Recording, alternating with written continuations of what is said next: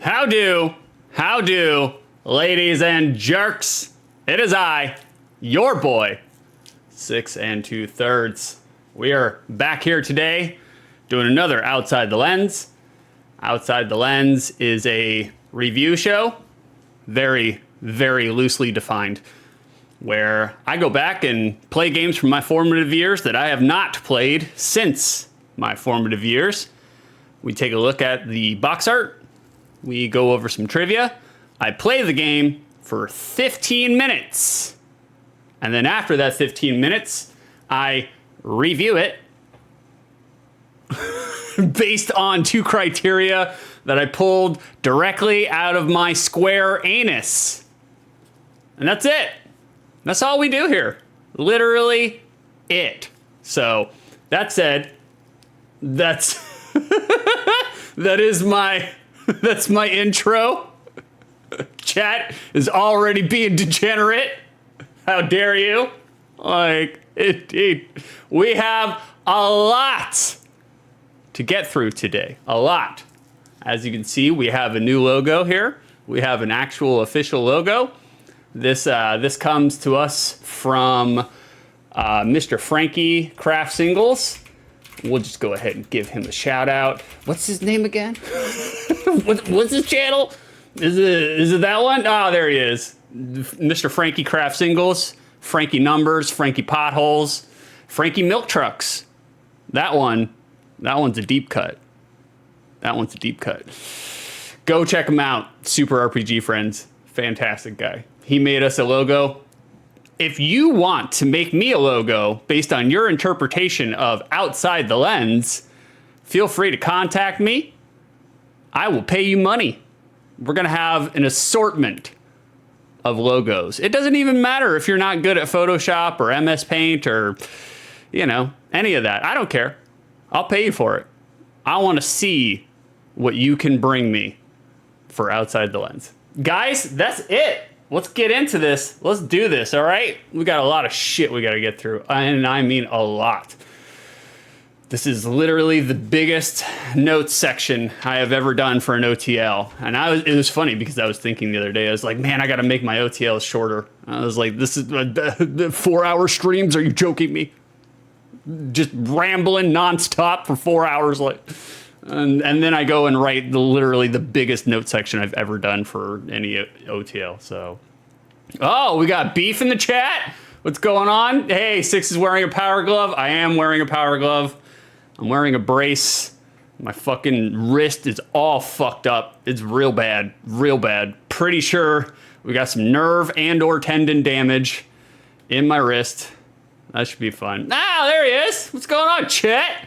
Nice to see you. Early riser this morning, Chet. Here for some hot 15-minute action. That's right. That's right. We're bringing it all the way back to 1997. What is it? Real media porn, where you got like 16 seconds of some foreplay. Literally took you half a day to download. Worth it. Worth it. That's what we are here for. And Stench is already here. Check him out. There he is. Woke up early just to see what's going on. And there he is. Frankie Potholes. Frankie Numbers. Frankie, can I get a heel for this party? There he is. We shouted you out, Frank. We showed the logo. He's already doing it. He's being Mr. Pennies. Oh, Frankie is the Penny King on this channel, by the way, guys. Frankie does have the crown. Oh, God. Oh, God, that hurt my wrist so bad. Oh, man. God. All right, guys, let's get into box art. Here we go. We'll start off with our first game. Our first game. Streets of Rage. Does this box art execute? Does it slap? Does it do the things that it's supposed to do as a box art? Now, on Outside the Lens, I review box art based on 2 criteria. The first criteria is, within this box art, is there action? Is there verbs? The second criteria is, with this box art, does it convey what the gameplay experience will be like? Looking at this box art, just the front of this box art, do you get an idea of what your gameplay experience, how it will unfold, what it will do, what it will be like? Because granted, yes, I know I've had other people tell me, oh, you could just look at the back of the box and that'll give you an idea of what genre it is. No. We want the front of the box. Because you need the front of the box to ensnare the eyes, to lure you in, to pick up the box, and then turn it over. If you don't have something on the front of it to hypnotize you in order to turn it over, then mission failed. You can't get there without the front. So you need it on the front. That's my argument. Again, I pulled this out of my ass. Don't take me seriously. So, is there verbs? Are there verbs on this box art? You know it. Holy shit, guys. There's so much action on Streets of Rage. So much action. We got Blaze kicking this man with her dainty little ballet feet. Like all throughout my childhood and a good amount of my adulthood as well. That's what I remember from this box art is Blaze kicking this man, kicking Jason Voorhees on anabolic steroids directly in the hockey mask. Like I always thought it was kind of like an exact, like Bruce Lee 1-inch punch. Like, because it doesn't look, I don't know, she got some pointy feet, who knows. Axel, he's also doing the same. He's getting the flat of the foot, the heel, right across the jaw. You got buildings on fire. You got people in the windows shooting. There's a lot of action to be found on this box art. Tremendous. You even got somebody peeking out of a manhole. That is crazy. Why is he peeking out of a manhole? I don't remember that from the game. Is there anybody who jumps out of the manhole? I don't remember that.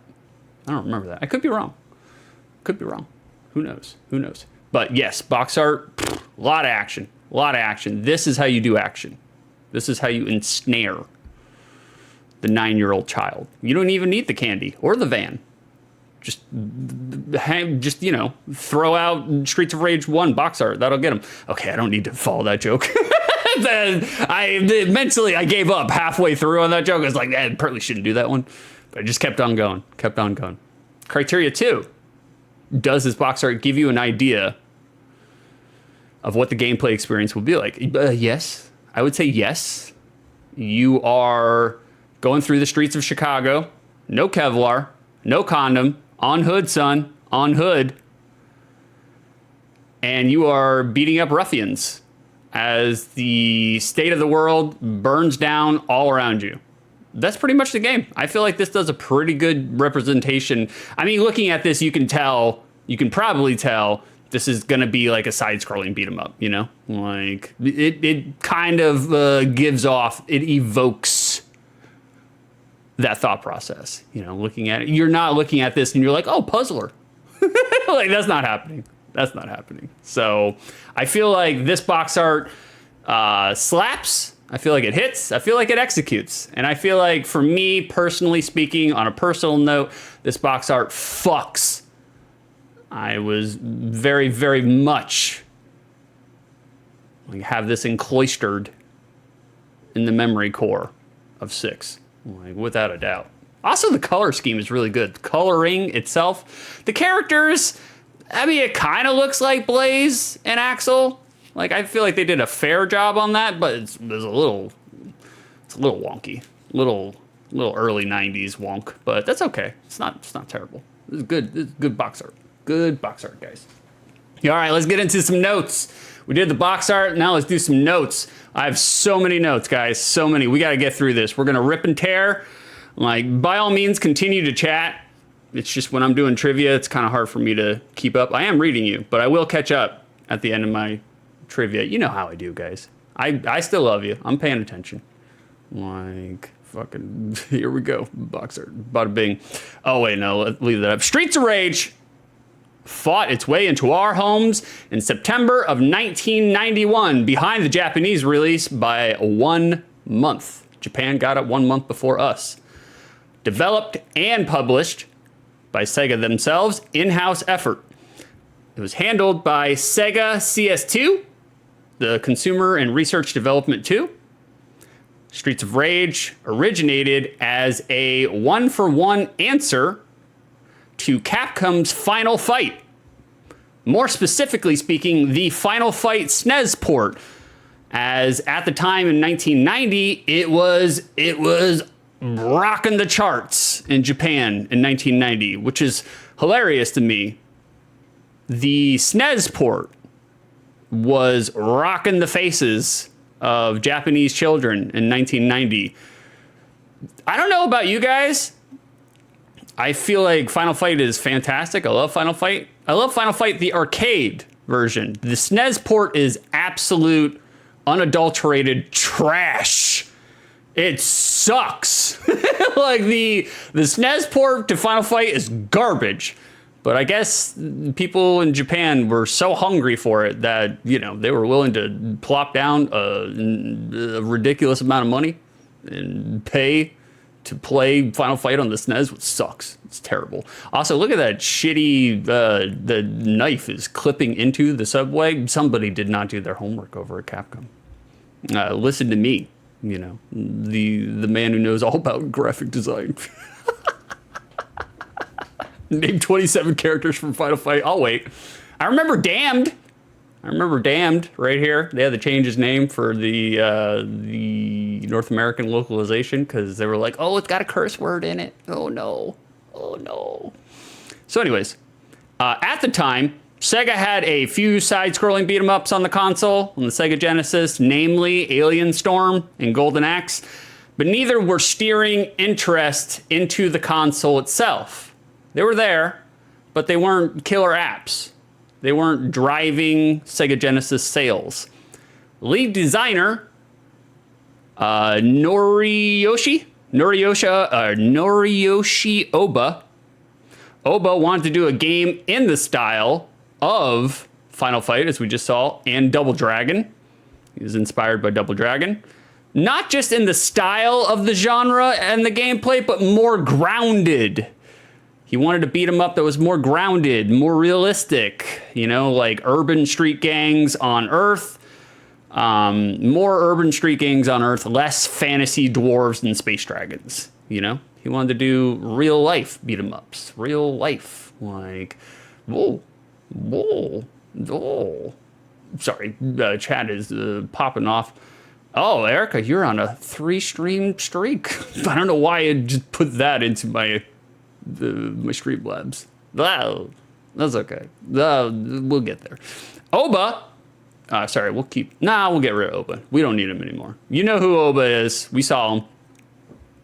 Oba took inspiration from action-centric TV shows like The A-Team and Starsky and Hutch.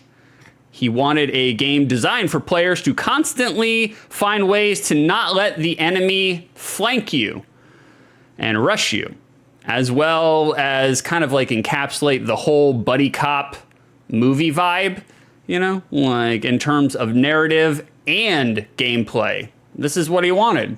He wanted to get down on that whole buddy cop feel.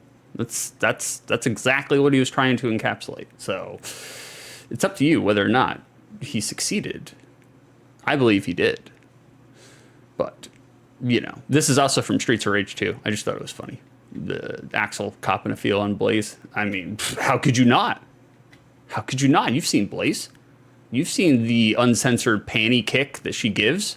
Her jumping kick. Fantastic. Cotton shots. Oba specifically wanted the boy.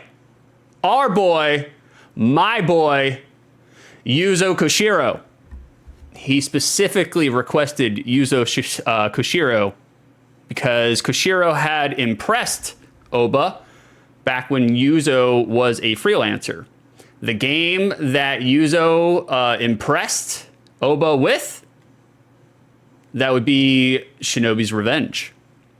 Revenge of Shinobi was an OST that incorporates a blend of modern, at the time, modern dance music with more traditional Japanese music. Your biwas, your shamisen, your folk lutes, that kind of shit, you know? That kind of shit. Yuzo Koshiro, for those uninitiated, is God tier composer. And he is our composer here for Streets of Rage, obviously. I don't want to bore you with 10 minutes of gushing about Yuzo's proficiency with Streets of Rage. It is an OST that deserves all of the accolades it gets.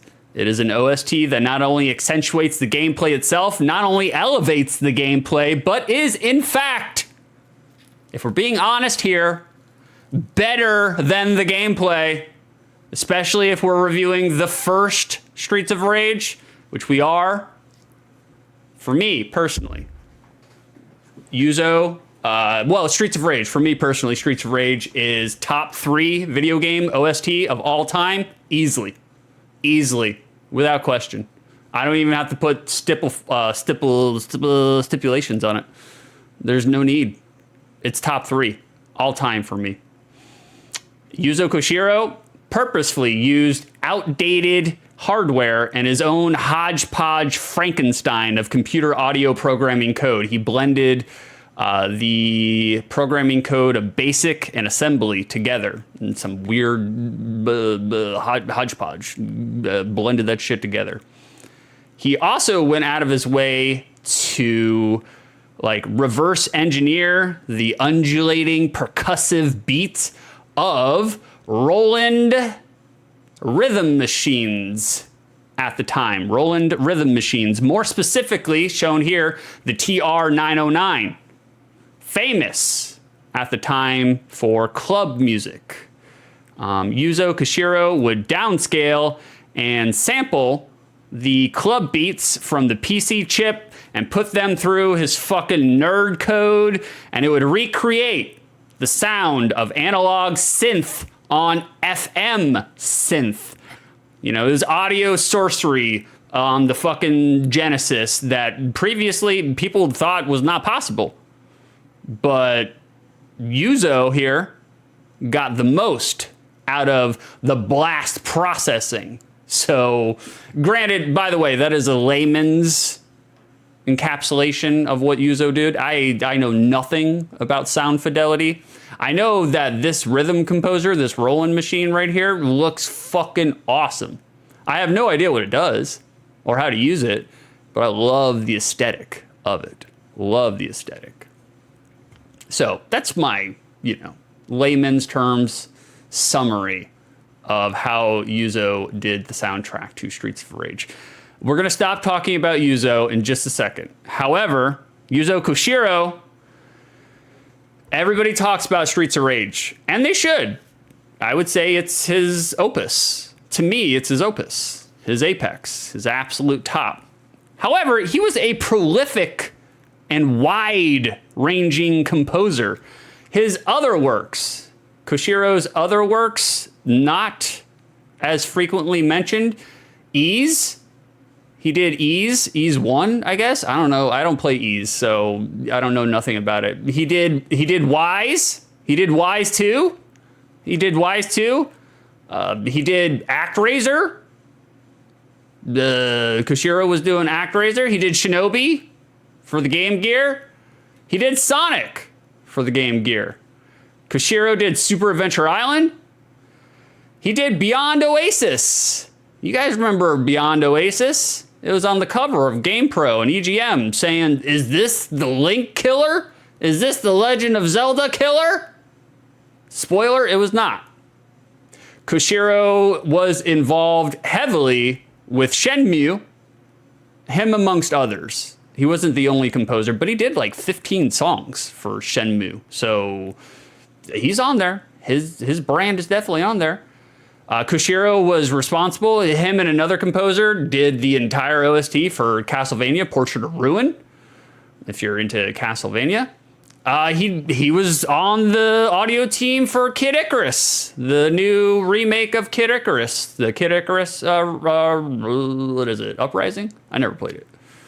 Koshiro did Etrian Odyssey. I had no idea that was Koshiro. That was a Koshiro joint. So this man, well traveled. His resume is stout, And bros, that's just a smattering of the games that Koshiro worked on, the audio and the sound. I left off a lot more. I just kind of took the ones that maybe you guys would know. Maybe, you know? Like... And that's all I got for the notes on Streets of Rage. I do have some supplementary material that did not fit into any other. If you look here, when you call your support in Streets of Rage, the support car, ignore this white block in the middle of this. I couldn't figure out how to Photoshop that. And by Photoshop, I mean use the Windows, the media editor that comes with Windows. This is the same police car from the game eSWAT. In the ending of eSWAT, the police car exits stage left, but it's the exact same car that you use for your support in Streets of Rage, which is neat. Like, and then we got here the pre-release. Before the game was made, they dropped out some preview shots, some early screens, and you can see here the difference between, you know, the pre-release, the beta, and the finalized product. Pine Pot, the club Pine Plot, was initially called Timeout, which I think I like Pine Pot better. And then this boss here, he was kind of like a Jason Voorhees ripoff, a Jason Voorhees at home, Friday the 13th, great value. Jason. He's got some weird elbow pads and knee pads that are yellow, some blue basketball shorts, and he's wearing an entire head encasing hockey mask. Obviously, they got rid of him and, you know, changed it over to here. Like, I would have liked to see this guy in the final game, you know? Like, he's kind of an interesting enough bad guy. Speaking of the pre-release, in the early beta, the names of the characters were different. They were completely different. For instance, Adam Hunter was named Wolf. Axel Stone was named Hawk. Blaze was still named Blaze. It says Blaze's hobby is lambada. Chat, look that up real quick. What the hell is lambada? I have no idea what lambada is. Is it dancing? I feel like it's dancing. Maybe it's dancing. Who knows? When they were doing mock-ups, this is the concept. This is the concept art that they were doing for the characters. Obviously, you can tell, for obvious reasons, they changed them before release. Made them a little less racist and sexist, you know? It's concept art. It's just there to give you a form, you know, and then you erase and you fill out the details later. You know, for instance, here, Axel is known as Godhand. Adam is known as Black Bird. Blaze is known as Pink Typhoon. Wouldn't mind getting washed up in that pink typhoon. I'm not saying, I'm just saying. So you can see, for obvious reasons, they changed some of this, which is it's fine for pre-release. For when you're just jotting down, rough drafting it, I feel like this is fine. Now, upon final release, if you release this like this, you did it to yourself. Guys, let's take a look on the secondhand market on what Streets of Rage 1 is going for. Obviously iconic, legendary, famous game. Would you think high? Would you think low? Let's find out. Streets of Rage 1 loose, going for about 18 bucks. Complete SIB, complete in box, about 56 bucks. New, brand new, sealed, 261, graded, 500. So not that bad. Like, I feel like new, I feel like that's fair. Like, that's kind of fair. Me personally, I would never pay $261 for a fucking video game, especially a Sega Genesis game. But I feel like new, sealed for an iconic series like Streets of Rage, I don't feel like $261 is really disgusting. You know, like, so, here, hold on. Let me blow this up a little bit. I think I cropped this a little too small. We'll just blow this up. Okay, so the last couple of Sibs, they were sold $61.99, $53, $51, $49.99. This was all within the last month. So I feel like that's a fair enough price. That's not bad. It's not bad. Like, not terrible. And that's all the notes I have for Streets of Rage. Streets of Rage, guys. I have so much to pop up on. I have so much to catch up on. You guys were a-chatting. You guys were a-chatting. I did take Joey's advice, and I'll get to that later. He said I need to put a chat box on the talk screen when I'm doing the notes. So I gave it a shot. So you guys can see yourselves talking while I'm talking, and I'm expressly ignoring you. Like, let's catch up on chat. Like, who has that much free time? No one could defeat my mastery of pennies. Nope. Frank is the only one. He's king of the ass pennies right now. He literally is king of the ass pennies. Well, especially right now, because Frank is the only one who has donated any ass pennies. Guys, are you going to let Frank take the crown with just 5 ass pennies? The crown is up for grabs, and you're going to let Frank steal it for 5 cents? I wouldn't do it. I wouldn't do it. Why is Adam Caucasian on the box? The first one, unless my eyes to see me. I think just color swap the wife beaters for Adam and Axel. Yeah, they did. They did. Beef wants me to talk more about manholes. Well, I feel like if you fell down in one, it would hurt like a son of a bitch. I mean, we've all seen like cartoon pop media and the Ninja Turtles show us, you know, falling down manholes. It's always comedic and funny, but I guarantee if you fell down a fucking manhole, oh God, it would hurt so fucking much. Because outside of landing in a stream of turds, because that's how I imagine every sewer system, it's just a stream of turds. Every Japanese role-playing game has taught me that sewers are filled with a lake of turds. Outside of falling into a lake of turds, like, you would probably fall wrong on the rungs of the manhole ladder, like, or the pavement underneath. It would be a bad time. It would not be a good time. Do not fall down manholes. Also, manhole covers are fucking heavy. Why are they so heavy? Like, I mean, I know why they're heavy for like metropolitan streets, because the steam, the air will blow them off if they're not heavy, but Lord.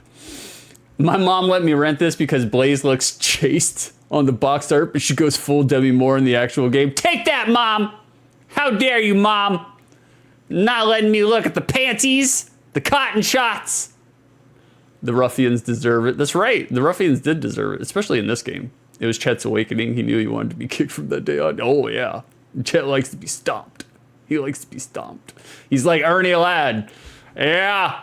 Get on there. Stomp me out. Streets of Rage over Final Fight. You were correct, Chet. You were correct. Just in terms of OST, fucking Streets of Rage all day long. All day long. Name 27 characters. Andor. Sodom. Damned. Belger.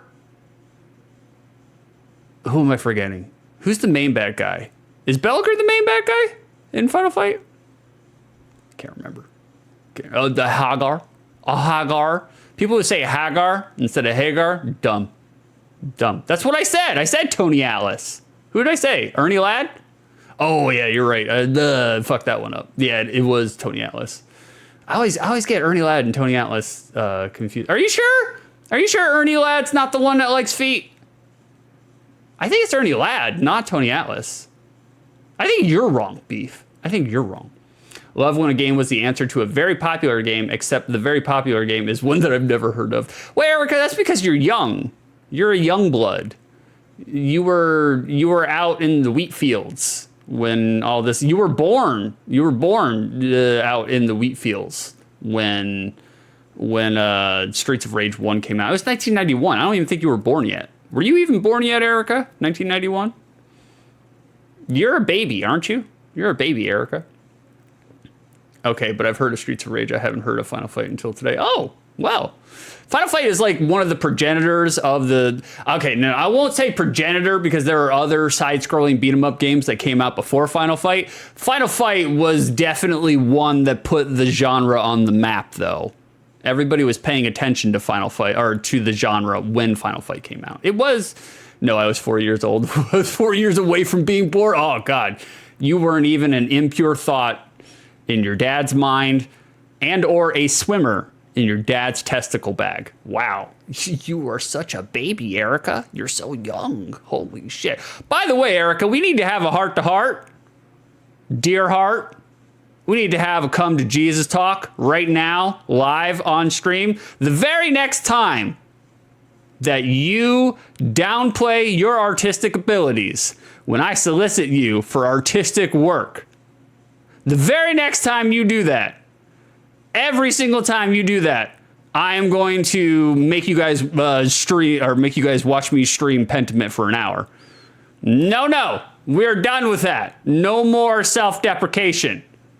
Once somebody pays you to do something, you are that thing. You have been paid to be a digital graphic artist. You are now a graphic artist, mama. Stop resisting. Oh, God. Look at that dude's teeth of rage. Oh, man. I'm 41 and I still listen to the Streets of Rage OST. You and me both, baby. You and me both, chat. I mostly listen to remixes, not so much like the original, just because I played the original out to death. Like, all right, guys, let me get rid of some of these sources. Let me get onto the supplementary material, and then we'll get into the actual game. I'm gonna try my hardest to not make the stream like 4 hours, but I think it's gonna end up being 4 hours. That's fine. All right, let me get rid of all those sources. We don't need them anymore. They're all done. All right, we'll keep that around. All right, let's go to some supplementary material. I got some commercials to show for you. Some commercials. You guys want to watch some commercials? Oh, and it was Tony Atlas? I could have swore it was Ernie Ladd. Huh. Okay. I was wrong. That's the first time that's ever happened. All right, guys, let's look at some commercials here. Let's see what we got. We got 2 commercials. The largest and hottest library of 16-bit games plays on Sega Genesis, featuring Streets of Rage, a fighting game that'll knock your socks off, with 40 individually controllable attack moves, and a neighborhood crawling with punks, muggers, and urban slime. Urban slime. Streets of Rage, only on the 16-bit Genesis system from Sega. Love it. Love it. I know the audio is like fucking deafeningly loud, but when I went back to watch the videos, a lot of the YouTube videos are low as fuck. So, all right, let's check out this Japanese commercial for Streets of Rage 2. It's only 14 seconds.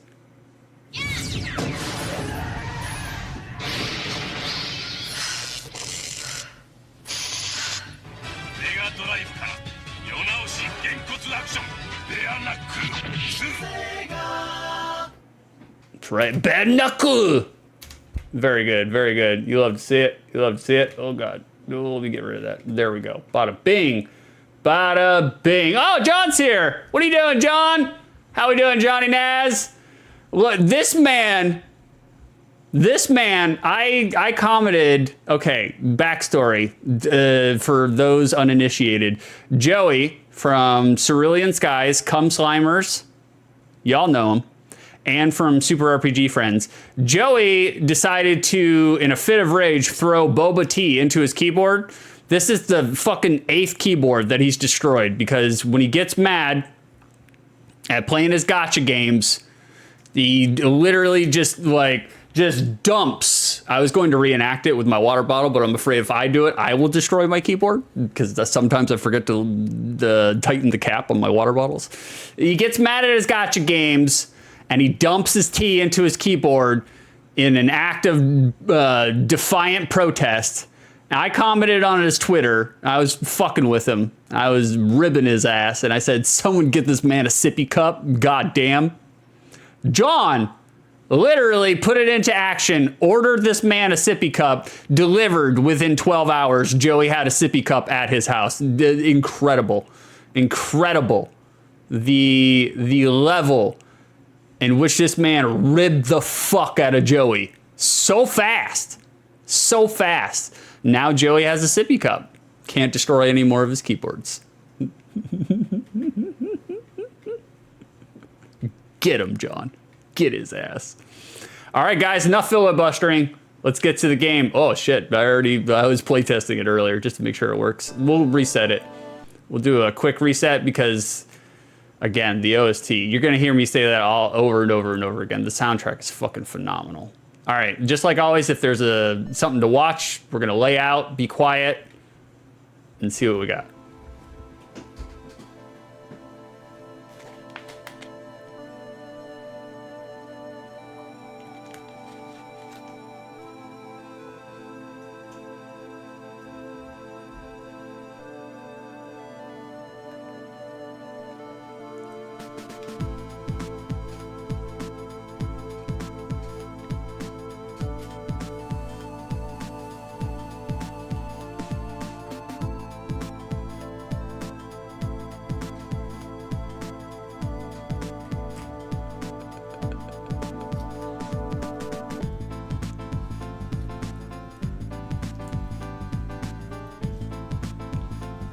Ah, so good.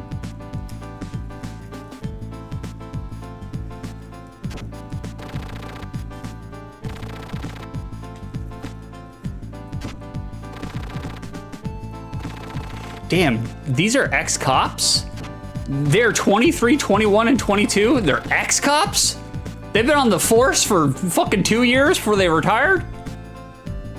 It's crazy, man. It's crazy. Streets of Rage. Very nice. Very nice. Good intro. Good intro. Good song. Everything was good there. Everything was good. I don't know why they gave us a little dossier right there. That's, I guess, character intro. All right, and then it goes into the demo. How about you guys, chat? What do you guys think? Do you guys like the Japanese name of the game, Bare Knuckle? Or do you guys like Streets of Rage? Which one do you prefer? I prefer Bare Knuckle, to be honest with you. I feel like that's a better... Come on, stop this. I feel like that's a better encapsulation. I think Streets of Rage is a little generic, you know? Little generic. Kind of reminds me of, like, some old Italian filmmaker movie. Let's check out our onions, see what we got for onions. We have nothing. We have nothing for onions. Bare Knuckle is a pretty rad name. I agree with you, Mama. I agree with you. Like, without a doubt. In Joey's defense, he was contemplating playing Final Fantasy XI with us. He might have destroyed the keyboard to save himself. Sounds like him. Sounds like him. If there's any sort of obligation to do with his friends, Joey, just like me, no shade, immediately tries to get out of it as soon as possible. Guys, let's put 15 minutes on the shot clock. Let's get started. Stop fucking around. Bada bing.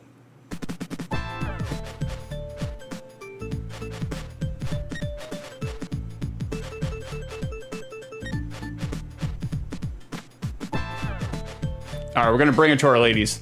I usually play as female characters in fighting games, or basically every video game, really. Yeah. Oh! That's good use of my special ability. And there's no enemies on the stage. That was wonderful. All right. Okay, so there's attack. And there's jump. And that's it. That's all you got. And we are bruising. We're bruising. All right, guys, we're gonna say some blasphemy. Here's the blasphemy. Are you ready? When I was a lad, a boy, loved Streets of Rage 1. However, I feel like Streets of Rage 1 kind of falls in the pit of early beat 'em ups, where it was important to the genre, made a bunch of ripples to the genre, but it just got outclassed. It's aged.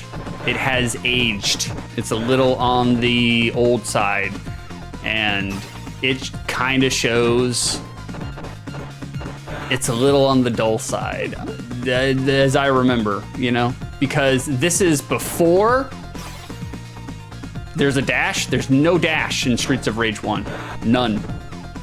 So it's a little, you do have a back attack because the enemies will, as soon as you turn, the AI is kind of programmed weird. I mean, it's not programmed weird, but it's programmed, if you face them, they usually kind of run away from you. You have to chase them down, which fucking sucks without a dash. But if you turn your back to them, they start to encroach on you. So, you know, you do have a back attack, which is just both of the buttons, attack and jump. All right. Oh God, it's giving me sweet chin music there. Jesus Christ. All right, we're gonna pick up that bat. Thank you very much. Ah, music, man. Music's so good. So good. Do you guys have any Streets of Rage memories? When did you guys get down with Streets of Rage? Were you a fan from Get? Who is your favorite character? When I was a child, I mean, Streets of Rage 2 is it's the quintessential Streets of Rage. It didn't get better than Streets of Rage 2. Of course, we're reviewing Streets of Rage 1, the not as good the iteration, but that's fine. As a child, I used to play at Skate all the time because he was the fastest. He was the fastest. I usually like the fast characters, even though they're not powerful. They're not as powerful. Damn, just threw Nora all the way over there. You can press jump, oh God, and get the shit beat out of you.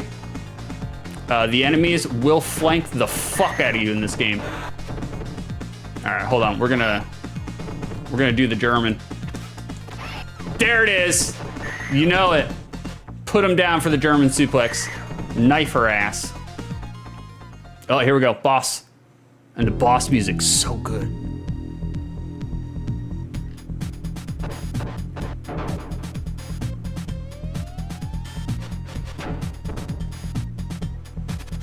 Can I hit that out of the sky? You're gonna hear me go silent a lot because I wanna hear the OST. I wanna hear the original soundtrack for a lot of these.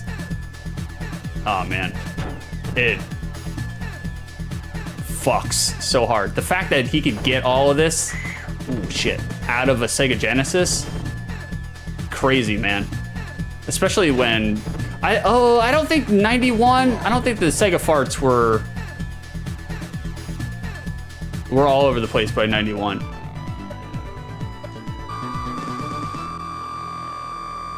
But the fact that he could get an OST, a really good soundtrack, without having to rely on the Sega farts, out of this world good.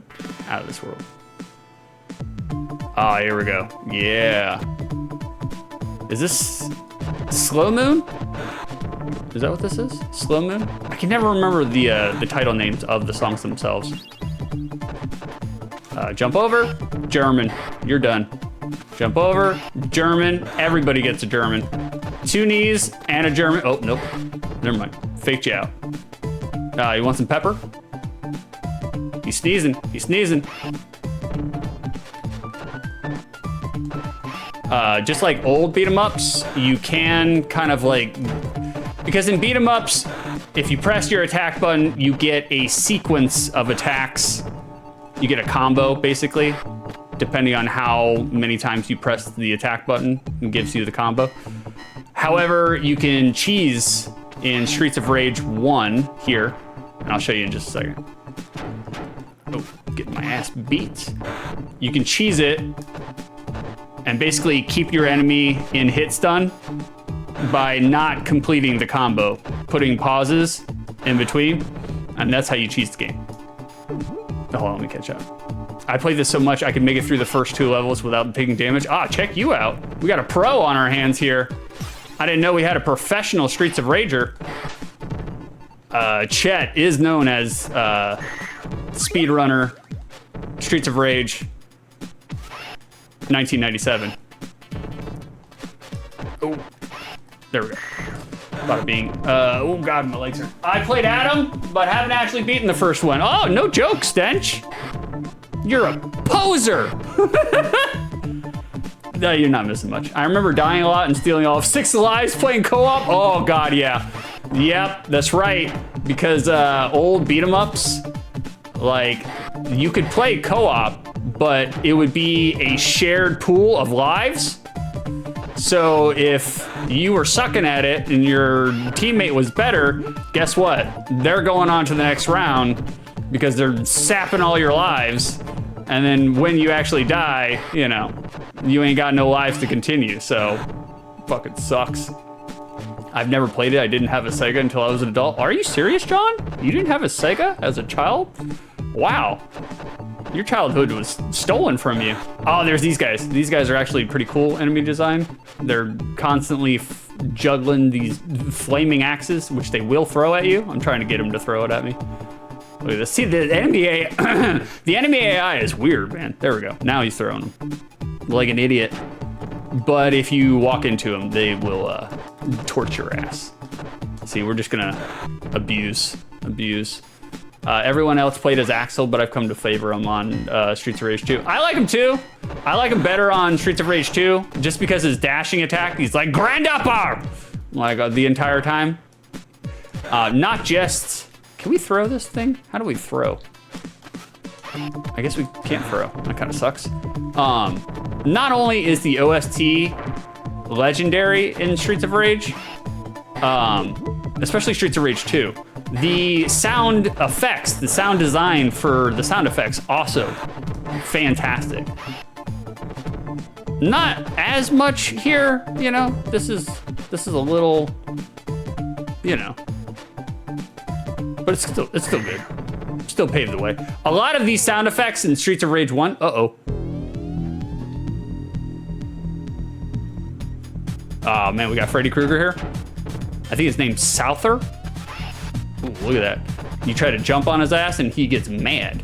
Well, fuck him. Nuke his ass.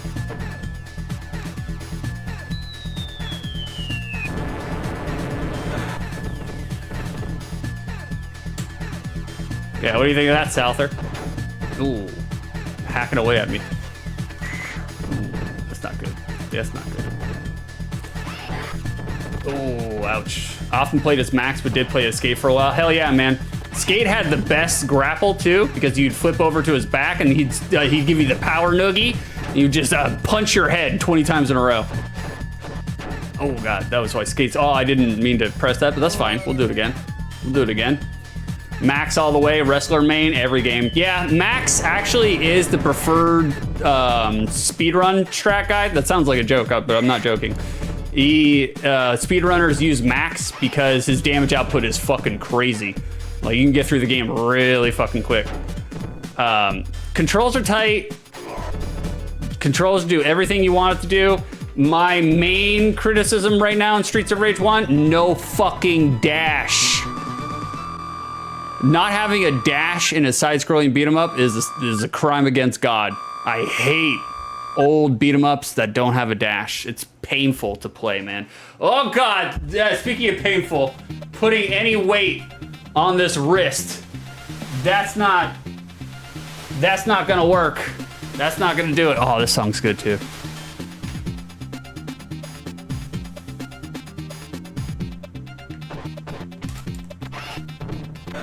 Sorry, I'm going silent just because I wanted the music to play just real quick. Here it comes. Yeah, get fucked. Get fucked. Oh, I was gonna say, a lot of the sound effects that you're hearing, the actual sound effects, they are recycled directly from Shinobi. Shinobi Revenge of the Ninja, whatever the fuck it is, Shinobi's Revenge. Yuzo just kind of lifted basically all the sound effects from Shinobi. He used his own. He made his own for Streets of Rage 2. But Streets of Rage 1, yeah, he already did it. He was done, you know? He made it with Shinobi, so there was no reason. They were good then, just reuse them. Ah, there he is. Mr. Moon Man himself. What's going on, Vicer? Good to see you, brother. Good to see you. Hold on one second. Ooh, we'll do a little pause. We'll pause the timer, in-game timer. Still got a little time left. We'll do a quick shout out for Mr. Moonboy here in the chat. Those watching, those paying attention, go to Vicer's channel, subscribe, follow, give him bits. Vicer has been playing No More Heroes 3, and it has been super entertaining. Super entertaining. Fantastic. Like, Vicer is knocking it out of the park with his streams lately. He's been doing a lot of really cool work on his overlays and his redeems. Big fan of everything Vicer does. Go check him out, follow him. All right, back into the game. Did I unpause the timer? I think I did. All right.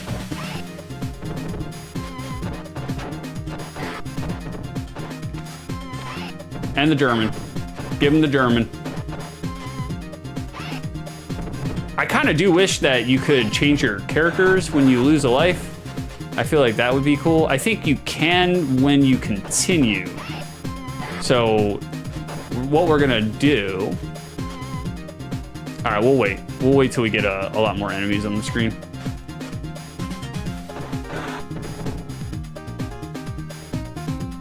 Is it Moon Beach? Moon Beach? Is that what this is? Hold on, we'll get all these enemies on the screen. And then we're gonna purposefully lose. We're just gonna, oh God, look at all these enemies on the fucking screen though. For a Sega game in 1991, holy shit, look at this. Wow.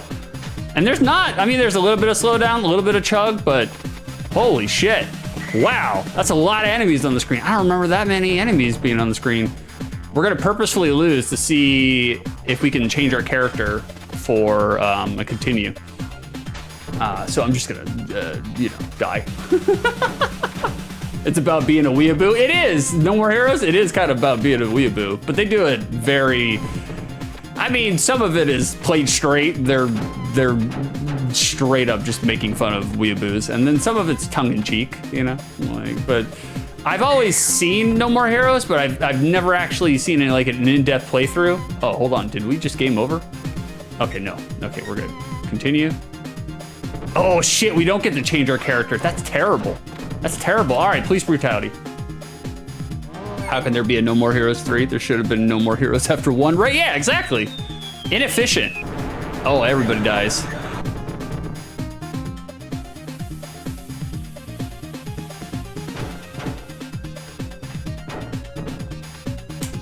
Sorry, let's catch up on chat. Vaping at the same time. Oh God. Guys, I cannot explain to you the shooting, rippling pain that is going from my wrist all the way down to my elbow. Like, holding this controller hurts. Like, right now, you see my face, plain face, but inside, internally, I'm screaming very loudly.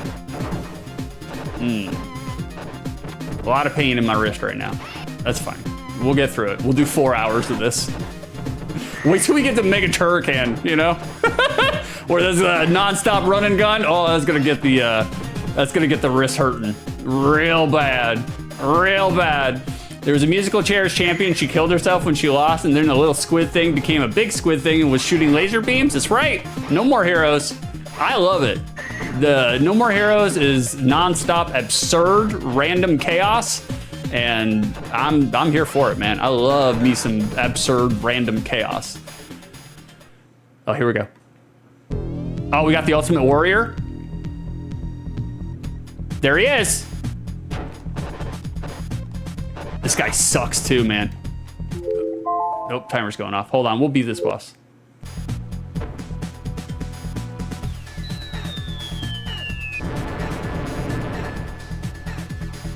There you go. Ah, that did no damage. This enemy, this boss in particular, is a son of a bitch because you can do a combo against him and he will knock you out of that fucking combo with his... Here, I'll show it if he'll do it. Oh, no, I killed him. I don't know how I killed him, where I killed him. Literally just Ultimate Warrior. Yep, exactly. That's exactly. He does kind of look like a dark-haired Texas tornado. You are correct, Stench. I could see that, for real. Some Carrie Von Erich. I always get all the Von Erichs confused. All right, we'll just take a quick glimpse of this level. Music again. Look how many enemies, man. I'm actually duly impressed by how many enemies are on the screen without there being a lot of slowdown. There's a little bit of chug, but not a lot. Not a lot. You need a controller for handicapped gamers. How did you hurt your wrist? Did you strain her a little too hard? No, I didn't strain her. What had happened is I believe that it's either one of two things. One of and or two things. One, I'm developing bad carpal tunnel in my wrists from when I hold a pool pole and I'm doing this movement because a pool pole has an interlocking internal cam, and you extend the pole by twisting it, and then you twist it again to lock it in place. And so I do this movement, interlocking clam. I do this movement 200 times a day, more actually, and I feel like that is giving me carpal tunnel. Or the back of my pool truck is 5 feet. It's pretty tall. I'm a tall dude. I'm 6'2", but it comes up to here on my chest. And I have a net that I use to carry everything. I have my test block, my preventative algicide, my clarifier, my chlorine tabs, my brush, and a spare net. I carry that to every pool. When it's heavy, when there's a lot of shit in it, I reach into the back of my truck. I'm not gonna do it with my left or my right hand because it fucking hurts. I reach into the back of my truck, grab the net by the handle. I'm trying to figure out how to do this. Grab the net by the handle, and then I pull up. But when I pull up, I do this motion, and then there's weight on my wrist when I pull up from 5 feet tall. So I think that movement alone is putting strain and stress on my wrists. I think that is what's doing it. And so I either have carpal tunnel, and then on top of that, I'm doing that and putting fucking strain and stress on my wrists. Both of my wrists. 2 weeks ago, I could put no weight whatsoever on this wrist at all. But now it is transferred over to this fucking wrist. And all week long, I've just been, every pool I go to, like especially the ones where nobody's there, nobody's home. The snowbirds have already gone back up north, and I'm cleaning the pool. I'm just like, ah! Just screaming the entire time. Fucking hurts, man. Fucking hurts. Masturbating hurt his wrist. I use my left hand for masturbating. Like I use my left hand for basically nothing other than jerking off. It's weird. I'm a right-handed guy, but I don't use my right. It's weird. Strange. Oh, hey, it's Streets of Rage. What's going on, Droobs? How we doing, Droobs? Drooby does your name, is it Drooby or Drubby? Which one is it? I think everybody's been calling you Drooby for too long, though. Have you tried not doing the thing that hurts you? No. Nah, you just keep on going, brother. You just smoke some menthols and walk it off and just hope that it stops hurting. You know, that's literally my left knee, Chet, for 3 months straight, from the top of my knee all the way down to like the middle of my calf. My left knee was numb, completely numb for 3 months straight. I just ignored it until it went away, until the feeling regained, until it came back. So, you know, master dexterous. Okay, so it is Droobs. Drooby. Okay. Drubby is the evil version. All right, guys, let's review this game. Criteria number 1. For the 15 minutes in which I played this game, was I entertained? Yes, I was entertained. I'm going to be harsh because I'm going to be realistic and I'm going to talk truth. Only marginally entertained. Streets of Rage 1 it's just old. It's aged. It's not. maybe with another person playing, it'd be more fun because you have someone to skip it with and talk. But it's a very, very elementary, basic side-scrolling beat 'em up. It's one of the progenitors, so it's got some age to it. There's some decay on this. I would say I was entertained, if nothing else, but by the fact that the OST just slaps your mama. It's so fucking good. It's so fucking good. Morning, fellas. Hey, what's going on, mommy? Haven't seen you in a while. How you been, brother? Good to see you, man. I'm glad you can hang out with us. You're always welcome in my chat, mommy. I love beating your ass savagely in fucking Guilty Gear Strive, you loser. Criteria number 2. Now that I have played this game, does my memory of it exist outside the lens of nostalgia? Yes and no. Yes and no. The things I remember Streets of Rage 1 for is the sound and the sound design, is the music and the music design. And that has very much held up, always will. I do not think there will be a day in which I am unimpressed by Streets of Rage's OST. I don't think it'll happen. I don't think it's possible. In terms of gameplay, though, I remember having a lot more fun with it as a child, as a kid. And a lot of that goes to the fact that at the time, I didn't really have a lot of reference points for side-scrolling beat-em-ups. So, you know, when you play it and you don't have a lot of reference points, it's like, wow, fantastic! I can shoot a bazooka, kill everybody! Wow! You don't even notice the fact that there's no dash, because if you don't have a reference point, you know, what does dash mean to you?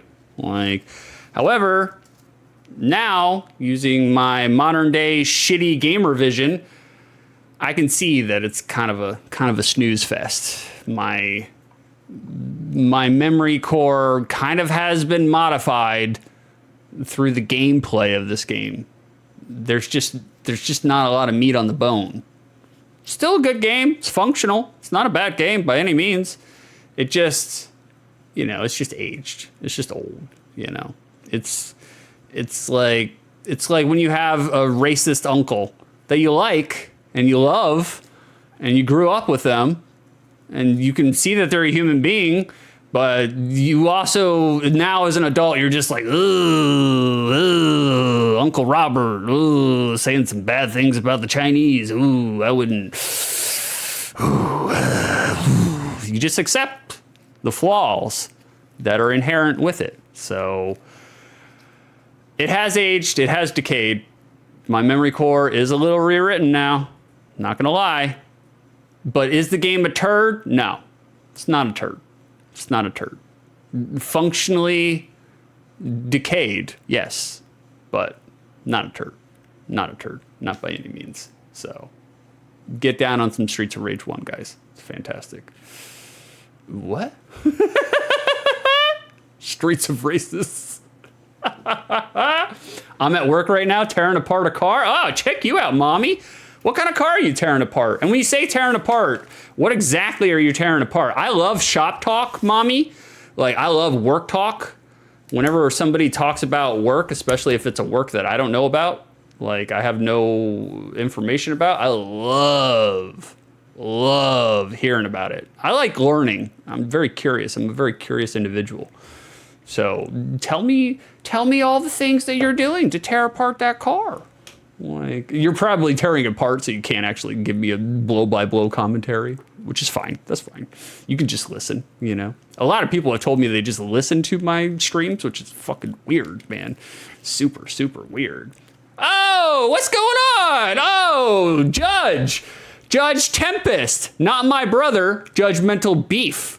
I see the difference this time around. I made sure to actually pay attention this time around. What's going on, Tempest? Glad you're here, brother. You redeemed a game? Judge Tempest has redeemed a game for OTL, Sega Genesis. He has redeemed Landstalker, The Treasures of King Noel. What the fuck is that game? I've never heard of that game, brother. I have never heard of that. I love, the Treasures of King Null. I love doing treatments on games that I have never played. Like, I'm a huge fan of that. I've never played it. It'd be super interesting to break it down. Yes, I started the day with a gallon of water and a hot bath. It's a game. I thank you, Tempest, Judge. I'm just going to call you Judge. I appreciate you for redeeming those Dino Nugs. By the way, chat, viewers, if you guys are signed into your Twitch and you're watching my channel or listening to my channel, you are accruing some Dino Nugs, feel free to go to my redeems area, my channel point redeems, redeem those Dino Nugs for a game of your choosing that you would like me to do a treatment on. Even if I haven't played it, doesn't matter. I'll do a treatment on it because that's what we're going to do with our next game, Mega Turrican. I have not played Mega Turrican. I did a treatment for it anyways. I learned a lot about Mega Turrican. And not only did I learn a lot about Mega Turrican, I get to go on a crazy tangent about one of my favorite video game companies for Mega Turrican. And we wouldn't have gotten there if Deadly York, that fish fuck, hadn't redeemed the Dino Nugs to make me do a treatment on it. Hi. This game comes to us from Deadly York in the chat. York redeemed this game in particular. I've never played it. It looks super interesting. Let me boot it up through RetroArch real quick. On my original native hardware that I have 3 copies of this game, Nintendo. Don't at me. Don't come at me. Streets of Rage is a functioning racist. Streets of Racists. That's unfortunate. That's unfortunate. Wow, is that the hero or the villain? Badass either way. I think that's the hero. The protagonist? I think. Not sure. I'm not sure. Judge, we're going to find out. We're going to find out right... Hold on, after this message. Oh, Landstalker, you're going to hate it? Oh, that's good. That's good. Can't wait. Have you done Rager X for OTL? No, chat. I have not, sir. I have not. I've never even heard of Ranger X. I don't even know what that is. If you got the points to redeem it, brother, redeem it. Like, all right, let's get into it, guys. Let's get into it. Enough filibustering. Box art. Mega Turrican. Box art. Does this box art hit? Does it slap? Does it do the things it is supposed to do? I vote yes. Oh, sorry. We got another redeem. Hold on. No problem. Don't worry about interrupting me. By all means, interrupt me. I'm totally cool with it. Like, I'm just going to, when I edit, I'm just going to chop out the interruptions. So feel free to redeem me. Oh, Chet Manley 405 redeemed his Dino Nugs to get me to play Ranger X for the SNES. Ah, thank you very much. Thank you very much, Chet. You love to see it.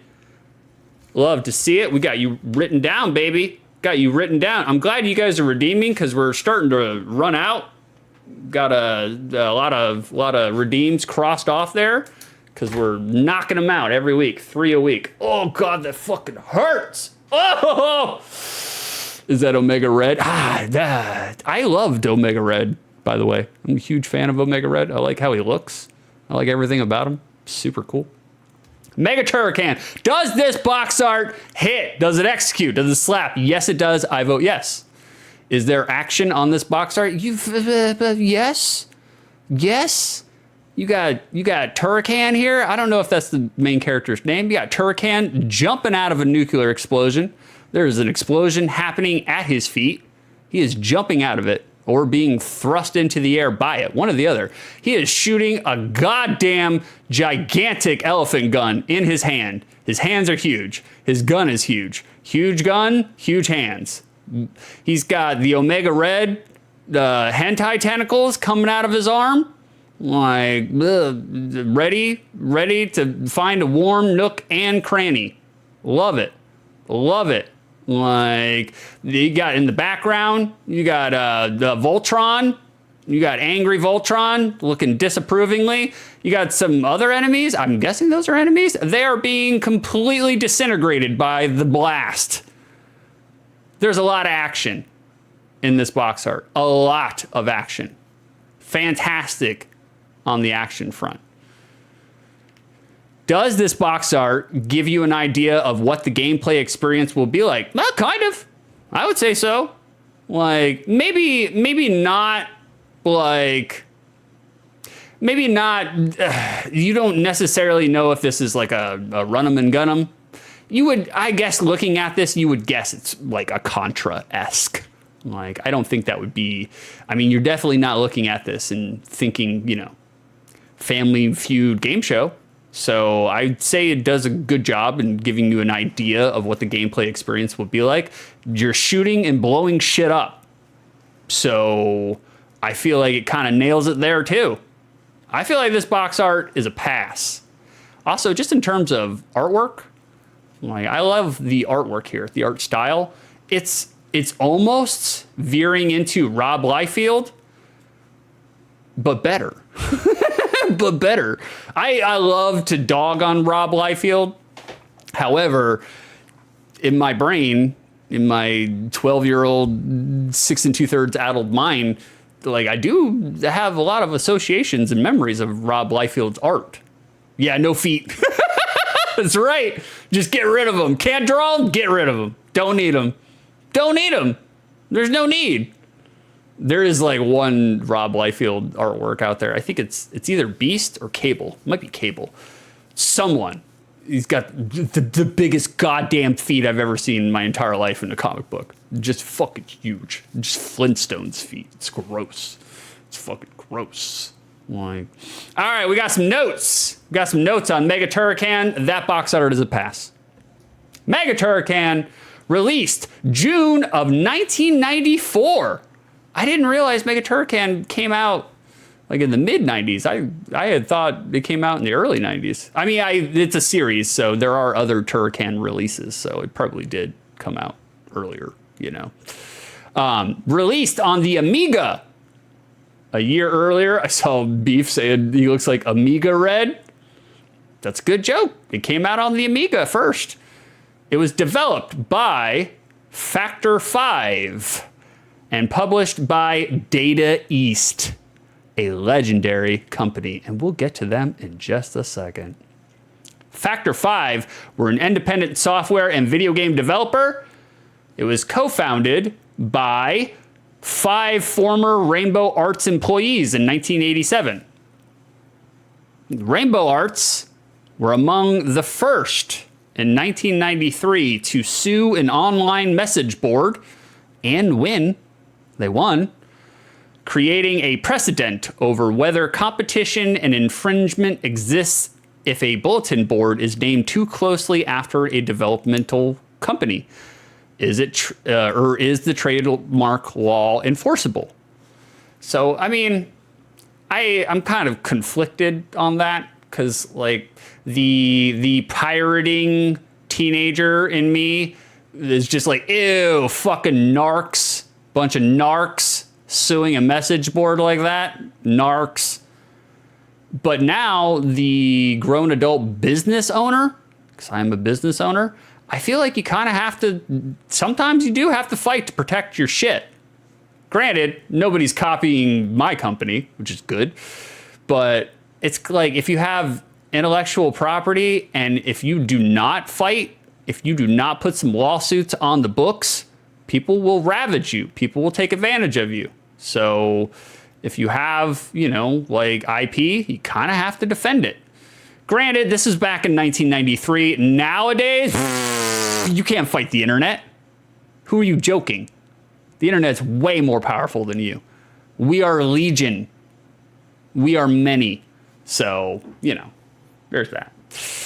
All right, guys, you ready for a tangent? Oop, that's the wrong one. We're going headlong into a tangent now. And the tangent for this episode of Outside the Lens. Data East, our publisher, were a veritable powerhouse in getting popular arcade titles published in the years of 1978 to 1986, especially when they entered the home console market. I love Data East. Love them. 1987 to 1994, they diversified themselves by making a bunch of high-profile IP-centric pinball machines, opting to get further in debt for a Back to the Future or a Simpsons licensed pinball coin-op instead of just making their own original content. Data East, one of their downfalls was they love to spend the money on original movie IP or TV IP or comic book IP. They wanted the rights. They wanted to be associated with that popular IP. However, it kind of put them in the red fiscally. More about that. Anyways, Data East divested their holdings in pinball and pinball-related manufacturing in 1994, selling everything they had in stock to Sega. Sega bought all their shit, all their pinball. At the time of the offload, Data East were the world's second largest pinball manufacturer, making up 25% of the market all by themselves. Just fucking crazy. Fucking crazy. Later, Data East would go on to produce image transmission equipment, namely electrocardiograms for ambulances. Kind of a pivot. They even made the world's first portable fax machine. Because if you need a fax on the go, Data East has you covered, boys.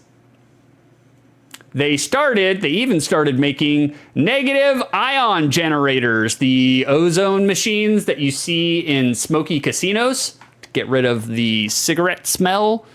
Data East started doing that too. They did everything before their bankruptcy. Basically, like, give or take, after 1994, quick clip the no image. After like 1994, they kind of got out of the video games market and just started spreading wherever they could. Data East still makes a lot of data or image transmission shit, but they're no longer called Data East. The same, I could be wrong, but the same president under Data East when they were an electronics video games publisher, developer, is still the same president. He just now makes hospital supplies, which is weird. It's kind of weird. Mega Turrican was the first and last Turrican title to be produced with Sega hardware in mind. The game, Mega Turrican, was originally going to be published through Konami, but Konami did not have enough room in their art house gulag that year, so the deal fell through. So no Turrican on Konami. So Mega Turrican got put on ice for over a year. It was a done-ass game, ready-made for consumption. But because they couldn't find a publisher willing to take the helm, it languished in development hell. Like, technically not even developmental hell, because it was already done.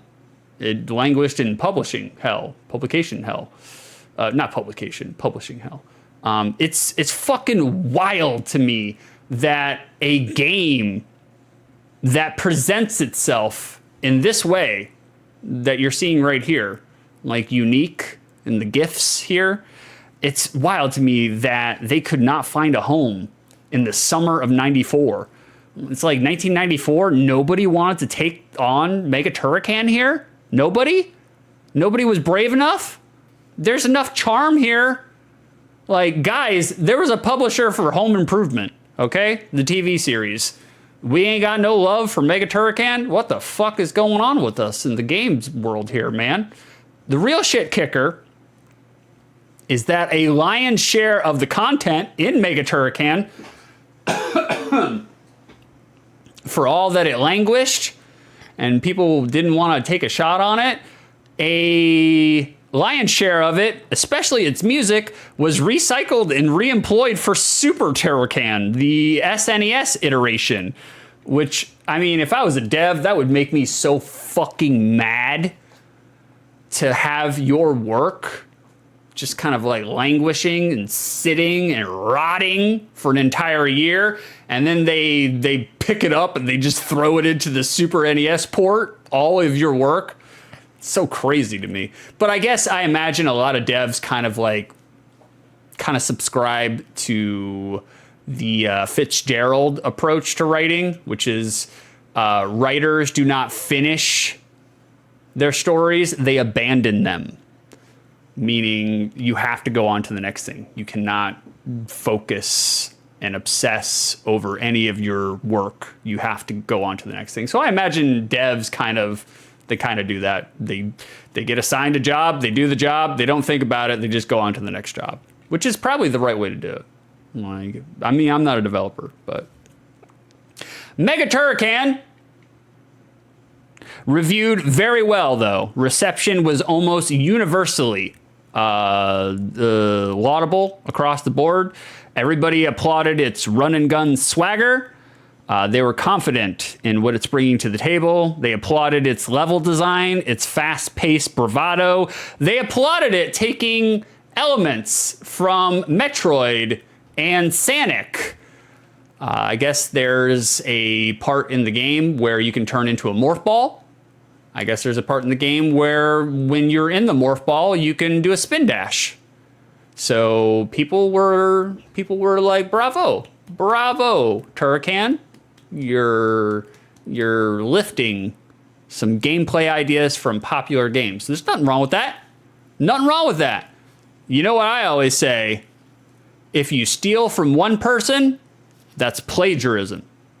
If you steal from multiple people, that's research.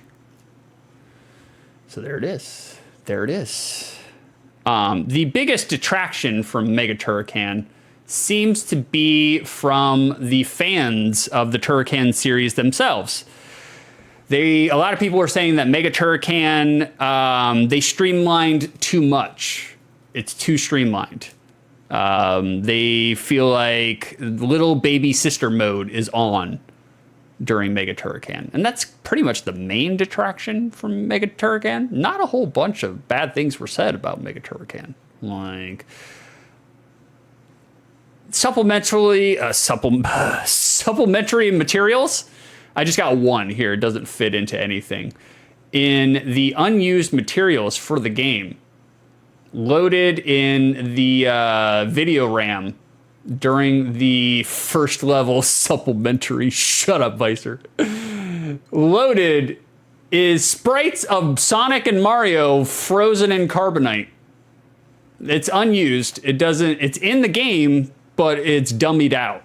You can't actually see it unless you get some Action Pro replay or some Game Genie, or you reverse engineer the game. So Turrican was being a little cheeky, you know, and they put Sonic and Mario frozen in carbonite. They were giving them the Han Solo treatment, which I love. I love when developers are kind of cheeky and shitty. I love it. Big fan. Big fan.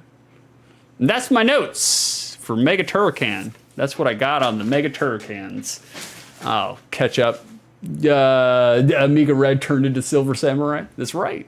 That's right. That is some really supplementary. Shut up, Beef. Shut up. Damn, I finished my morning shit at the perfect timing. Oh shit, Judge woke up. Yeah, Judge is already here. Judge is already here. Like, check you out, Frankie, taking your morning constitution. I'm the same way, though. Like, I literally shit at the same times every single day of my life. Every single time. Got this body trained. The minute I am finished with my morning coffee, it's time to take a shit. Like, you could set a clock to it. Set a clock to it. And that's the way to be. Let's get rid of these sources. And then let's check out some supplementary material. We got a commercial. It's not for Turrican because there's no Turrican commercials out there. Not in good shape. So it's just a random commercial. Just shut up and watch this.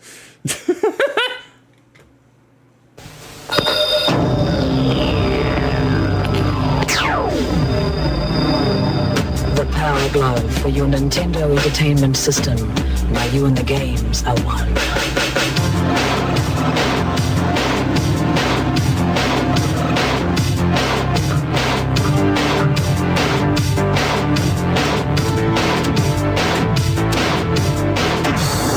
The Power Glove. Everything else is child's play. God, just imagine if the Power Glove was actually decent and worthwhile, you know? That would have been so cool. That would have been so cool. So cool, guys. Originally, behind the scenes, I'm giving you guys some behind the scenes. Originally, I had the footage of the 1986 Challenger explosion as my supplementary material. But I was like, you know what? I don't think I can get away with that. It's like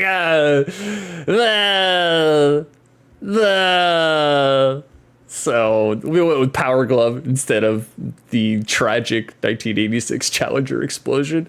I was watching some History Channel for the 1986. Is it 86 or is it 83? The 1980s Challenger explosion. And there was an astronaut or an expert, someone, a talking head that knew something. He knew a lot more than I know. And he was saying that the astronauts likely survived the explosion. They were alive on their way down. Can you imagine that? Just, you got toasted by your fuel tanks blowing up on you. And now you are free falling like 3 miles above the Earth's surface down to the Earth. Conceit, the conceit of man. We don't need to travel to other planets. We already junked up this one. We don't need to junk up other fucking planets. Anyways. Let's get into it. Let's get into the game. All right, guys. We'll pop it over here. We're going to bring up Mega Turrican. Just like always, there's something to watch. Data East.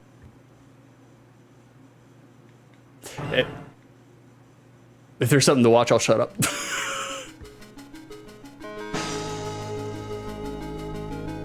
Oh, that's right, this intro. Oh, guys, you're gonna love this intro.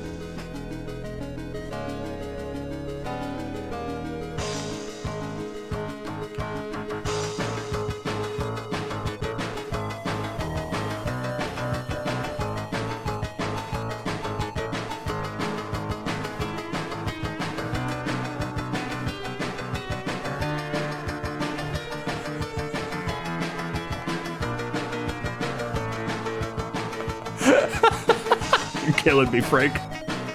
I'm trying to be quiet right now. There it is! Oh!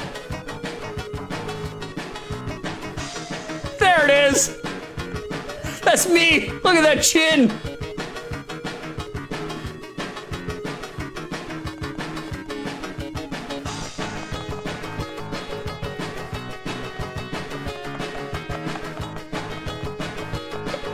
Oh, no, God. Thank you, York, for redeeming this. This is tremendous. Look at this. This is actually really good. I mean, I'm dogging on it and shitting on it and making fun of it, but this is actually really good.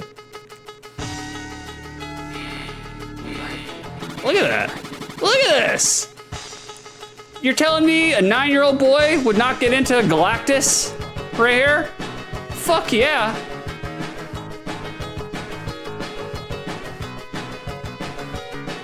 I wish I had played this as a kid. Tremendous intro. Really good, man. That was fantastic. And they even employed the Sega farts in a way that's not terrible. Like, there was some Sega farts there, but not not to the point where it was driving you nuts, man. All right, let's take a look at our onions. Yeah, let's put it on hard mode because that worked out so well for us for Dinosaurs for Hire. Rapid fire, we'll keep it on. We got a rope, fire, and a jump. That's all we need. That's all we need. All right, guys, let's put 15 minutes on the shot clock. 15 minutes is on the shot clock. Bada bing.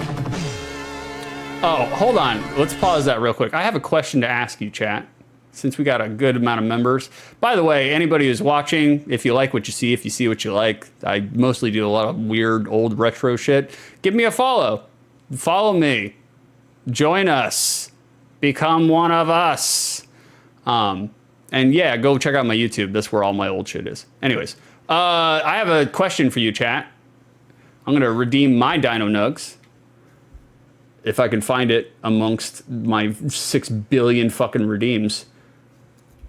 Chat, is there anything I should do to the OTL format? I posed that question to you guys. You guys watch this stuff. Do you guys have any feedback? Tips? Do you think I should change anything? Is that everything perfect? Joey gave me some feedback, and it was good feedback. It's not bad feedback. Like, so, you know, pausing to beg for followers is real as fuck. You know it, brother. That's what we're here for. That's what we're here for. I just saw that there's a lot of people in chat, and I was like, okay, yeah, well, it's funny because as a streamer, you have to say out loud. I know within streaming and YouTubers, it's like everybody complains that they're like, oh, like, follow, subscribe, blah, blah, blah, blah, blah. And everybody does that. But psychologically, you have to say that to remind people to do it. People will not do it on their own. Some people will, but you have to actually say it, like, repeatedly. And it's one of those things where if you don't put it out into the void, nobody does it. A closed mouth does not get fed, boys. So you have to kind of throw it out there. So, all right, we'll restart the timer. So I don't want to steal anything from you guys. And we'll get back into Mega Turrican. Oh. That's some... I would not expect that music. Holy shit. All right, so we got fire. We can just hold it down. Oh, we got tongue. We got the frog from Chrono Trigger using his tongue. Nice, love to see it. And we got a jump. And then if you press down, you turn into a morph ball. That is an attack. Wow, what the fuck? Bro, you cannot shoot up though. That's kind of strange. That's kind of weird. And you can't shoot down. You can't jump and shoot down. But other than that, you can't shoot diagonally. So it's directly, oh God, directly in front of your face or nothing. All right, you can't moonwalk. That's cool though. Bro, this fucks. This fucks. Controls are tight. Oh shit, bro. Look at our power-ups. Holy shit. Can we? No, that's a wall. Okay, that's a wall. Can we get? Oh wait, hold on. We could probably use our. Okay. Oh shit, we're dying. Never mind. Hold on. We're almost dead. Okay, we can duck and. Hold on, chat. I'm in the throes here. How do we? Oh, what? Bro, that's batical. I love that. Okay, no, he's in a shell. He's in a shell. Nice. Whoa, bro, look at all these power-ups we're getting. This is, oh God, we died. Ooh, all right, so we start pretty close to where we were. Damn, there's a lot of fucking power-ups in this game, bro. That's crazy. We should be, oh God, not like that. Turrican, what are you doing? All right, we lost our shield, but that's fine. It saved us. All right, we're just gonna, uh-oh. Boss mode? Boss time? Oh shit, yeah, we got boss time. Sorry, chat, I'm in the zone right now. I am enraptured with this game. This game is nutty as shit. Controls good. Controls are good. It's a little The player character, he's a little on the heavy side. He feels like he's got some weight to him. It's not bad though. It's not bad. It doesn't, you know, it's not gonna detract from your enjoyment of the game. Oh, it's a mini boss. It's not even a boss. Wow. Wow. This first stage music is good, but it's kind of weird. It's not the kind of music that I would expect from this game. Oh, down in the pit. The sixth tradition. It can happen no other way. All right, so we gotta go left. No, Jesus. I tell people not to follow. Oh, we fell into it. We did it again. All right, hold on. Let me get serious. I'm getting serious. Bro, this game fucks. I don't know what any of these power-ups are doing, but I like it. I definitely like it. Sound design is good. It's poppy, bright. Hold on, can we get... Oh, that's cool, man. Hold on. Can we get... Oh, we'll just do it from there. I don't know what I was doing. All right. Nice. Billiam and Quentin Reviews basically told me the same thing when I had dinner with them last summer. Told you what? I think you should do it shirtless more. You want to see a bird chest that you can eat into a bowl of soup out of? Like, very skinny guy. Not like super skinny, but not like anorexic, like Gwyneth Paltrow skinny, but I am a fairly thin dude. I can wear the same clothes that I wore in middle school, to give you an idea. We ain't gaining no weight, bro. None. Especially being a manual laborer, works outside. You get a lot of movement. Your movement diet, very full. Hold on, let me turn this down on my end. It's a little loud. I'm getting distracted by all the Sega farts. All right. Very cool. Sorry, chat. I'll get back to you in just a second.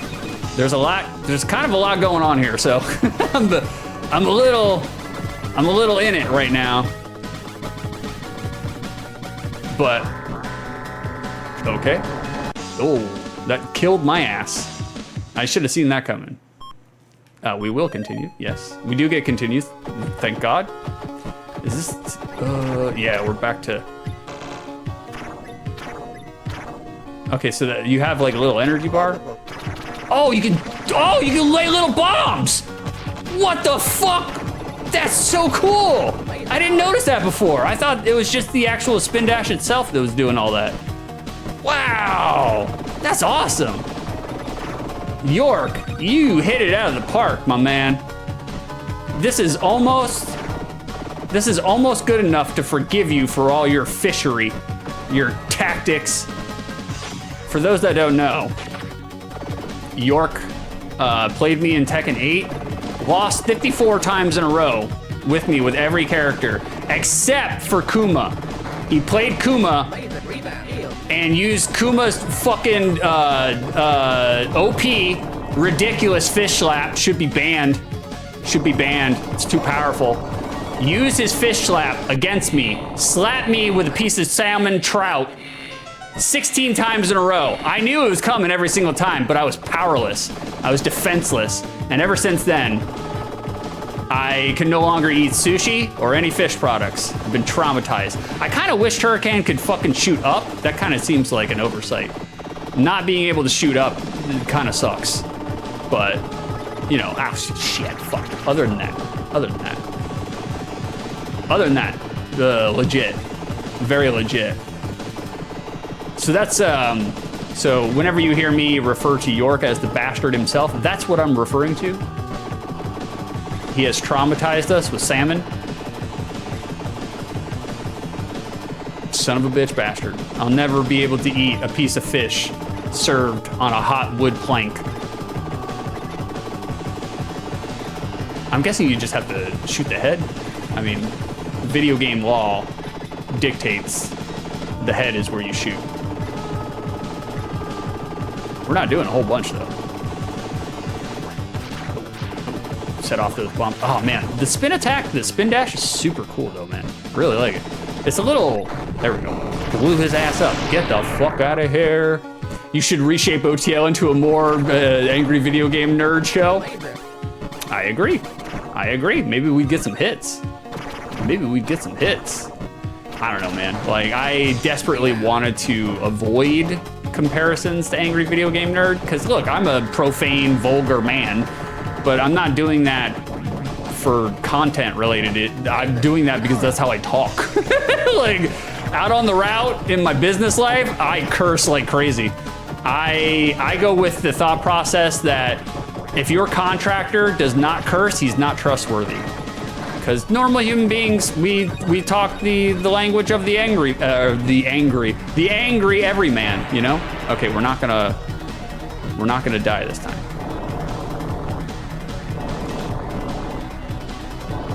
All right, we got it. Okay, we're not gonna get crushed with the ceiling this time. Not this time. Maybe another time. If you're not cursing, you're not being true to who you actually are. And I refuse to be fake for anybody, especially clients. Fuck that. No way, man. You sound like the chief from Falling Down.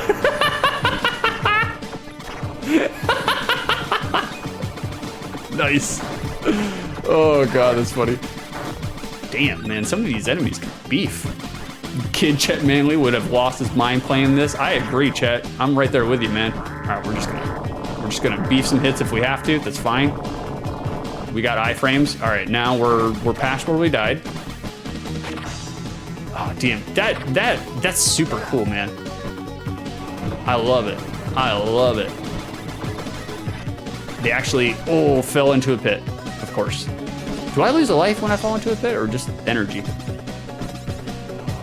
I don't know. I wasn't paying attention. Oh, just beefing it. Beefing it. Not like my brother beefing it. Uh-oh. Here we go. Oh, we got an elevator stage. Oh, the fact that you can't shoot up really hurts this, but cool, man. It's very cool.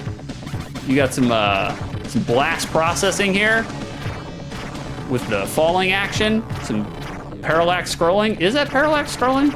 Oh shit, was I dying? Was I getting beat up?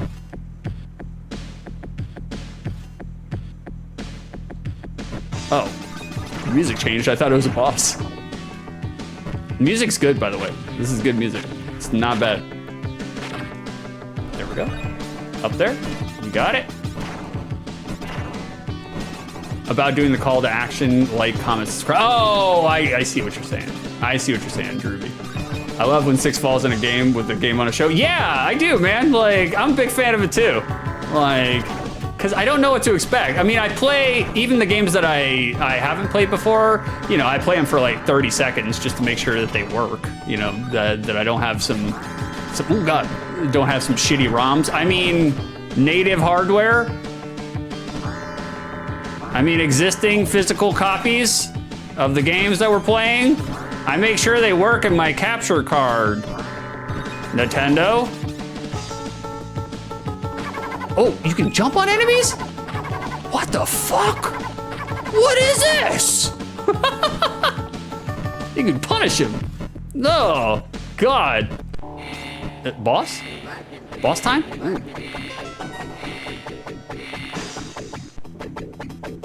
Oh, what is this?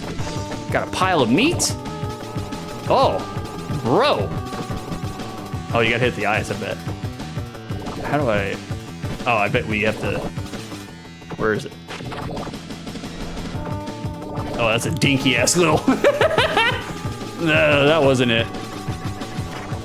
Okay, got it. Okay. All right, well, it got us there. There we go. There we go. Oh, you can move. Oh, you can aim the. Oh, I didn't notice that before.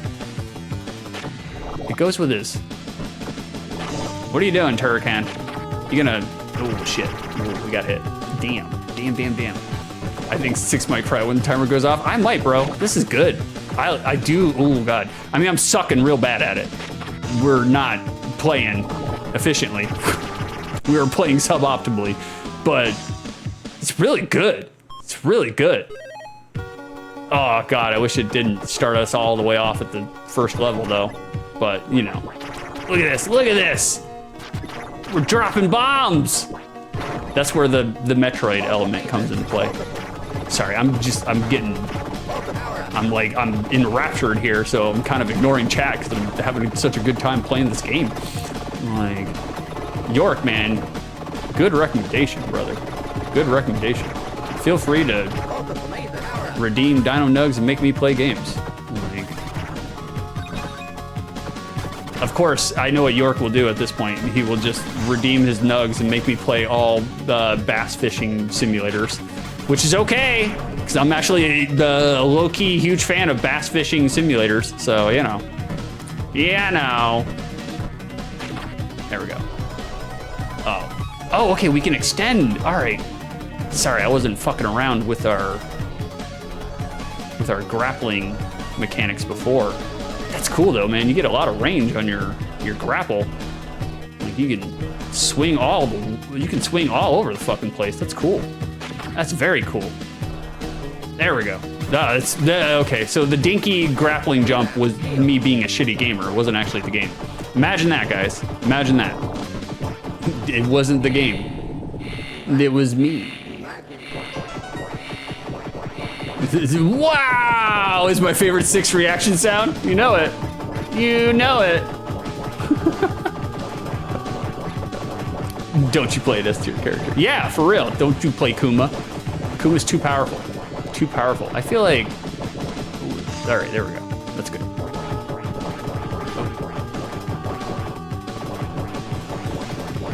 All right.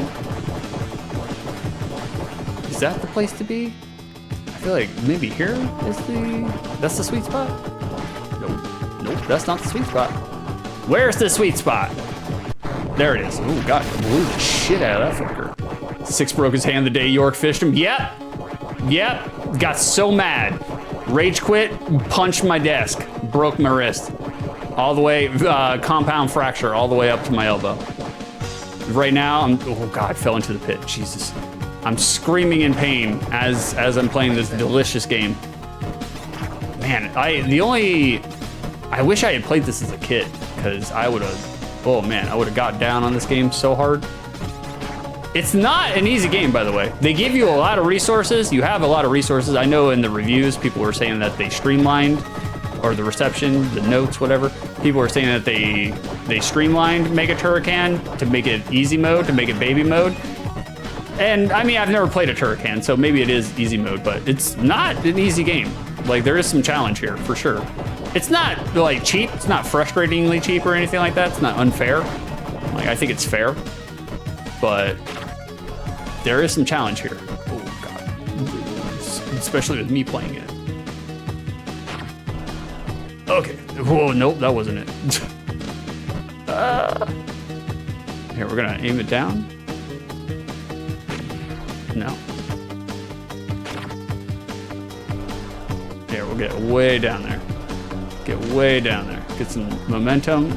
Get some momentum. Okay, it's gonna be 15 minutes of me doing this. We're just gonna... Oh, God. Can we just aim up now? All right. Can we do it from... What the fuck, bro? Can we do it from here? Can we just... Yeah, that would have been the easier method. Oh, now we're stuck.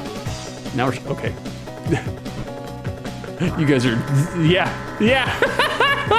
We got there in the end, York. We got there in the end. We have brain damage from the trout slapping. Like, so... Jesus Christ. Oh, man. I like jumping on the enemies. That's pretty funny, too. We probably can't jump on that guy, though. I feel like there would be a repercussion for jumping on that guy. Very nice. Get over there. Got it. Got it. York's still slapping us in the chat. Oh, man. York was so happy when I made the Kuma fish emote get fished. So happy. All right. Okay. Oh, no, that's not the way to do it.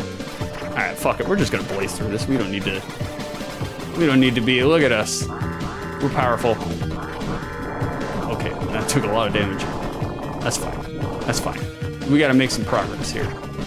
I feel like I've been dicking around in this first level for too long. We're doing Mega Man X3 all over again. Damn, that guy takes a lot of fucking bullets. Jesus. All right, elevator level.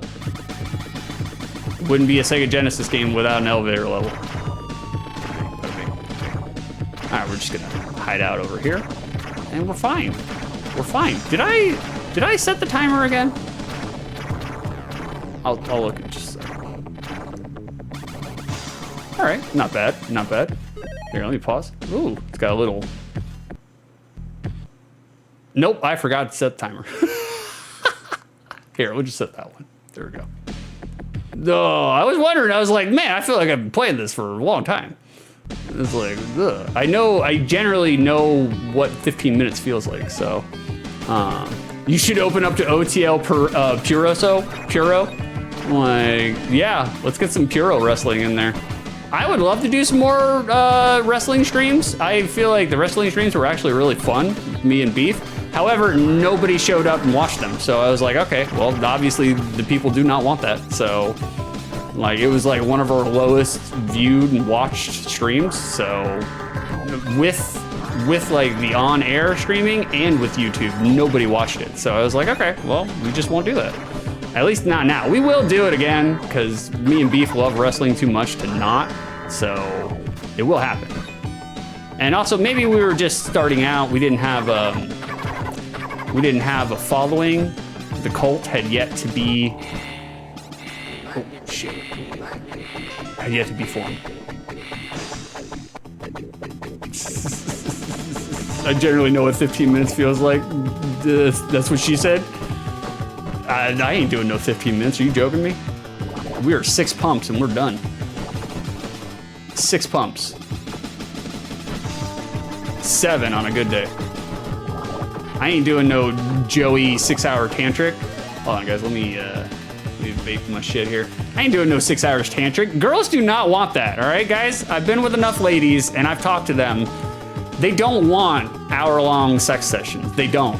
They want to get off one time and then they want to go watch Downton Abbey. All right? Don't fucking hold them up, jam them up for 6 hours long, you know?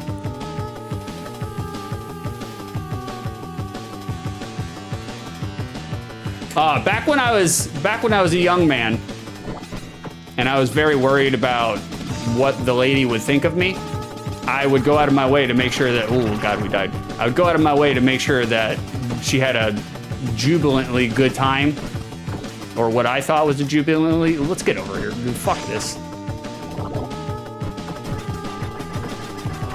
You know, I would spend 45 minutes on that shit, working it out. Oh God, that was not the way to do it. And come to find out, ladies are just like, we just want 1-0 and then we just want to do other things, you know? You don't need to prove anything with your sex. Oh, we beat it. We beat the boss. Unless this is the mini boss. No, this is the boss. Nice. Look at that. Great explosion. Love it. Very satisfying. Oh, we missed 85 diamonds. We missed a lot of fucking diamonds. Holy shit. Oh, my legs. Sega meat processing. All right, we'll dismiss that. Oh, God. Oh, knocking over my controller. Oh, God. Sudden actions killing my wrist. Oh, God. Can't put it down like that either. I can't do anything with this fucking hand. God. Oh. Oh, let's read about Sega Talk. Oh, man. Tremendous. That was so much fun. That was good. That was really good. Wow. I wanted to play more of it, but I am already 2 hours into the stream. I played 2 games. Holy fuck. Jesus Christ. God, Jesus. Take me. Take me now. Let me catch up on chat real quick. Is 6 stuck on Genesis games, or would he play Master System games? I'm not stuck on Sega games, Genesis games. There is a Dino Nug redeem in there. I think it's a little bit more expensive than Sega Super and NES redeems where, hold on, I'm looking. Yeah, it's like 2,500 where you can make me redeem any game, provided that the emulation is not hard. I'm a caveman, so I can't. Don't make me figure out Dreamcast emulation. I don't want to do that. I do want to do Dreamcast games at some point in time. We are going to do that. We are going to do that. Can confirm if we wanted an hour of multiple orgasms, that's way easier to achieve solo than with anyone else getting in the way. See? Erica knows. Erica, literally the biggest horn dog on the message boards. No one is hornier than Erica, all right? Erica knows. Erica gets it. Like, you don't need to DJ Scribbles that shit for 2.5 hours. You don't need to. Oh shit, could I make you play all the old Barbie computer games I used to play? Yes, you could. Yes, you could. You certainly can. I have played Barbie already for the NES for OTL. It wasn't that bad. It sucked, but not as bad as you would think. But yeah, I'll play them. I'll do a treatment on them. I don't care what game it is. I feel like I can get entertainment out of just about anything. So, just about anything. I could not get entertainment out of Mario is Missing. That game might possibly be the most boring game we've ever played on OTL. Literally the most boring game. God, fucking wrist's killing me, guys. I'm sorry.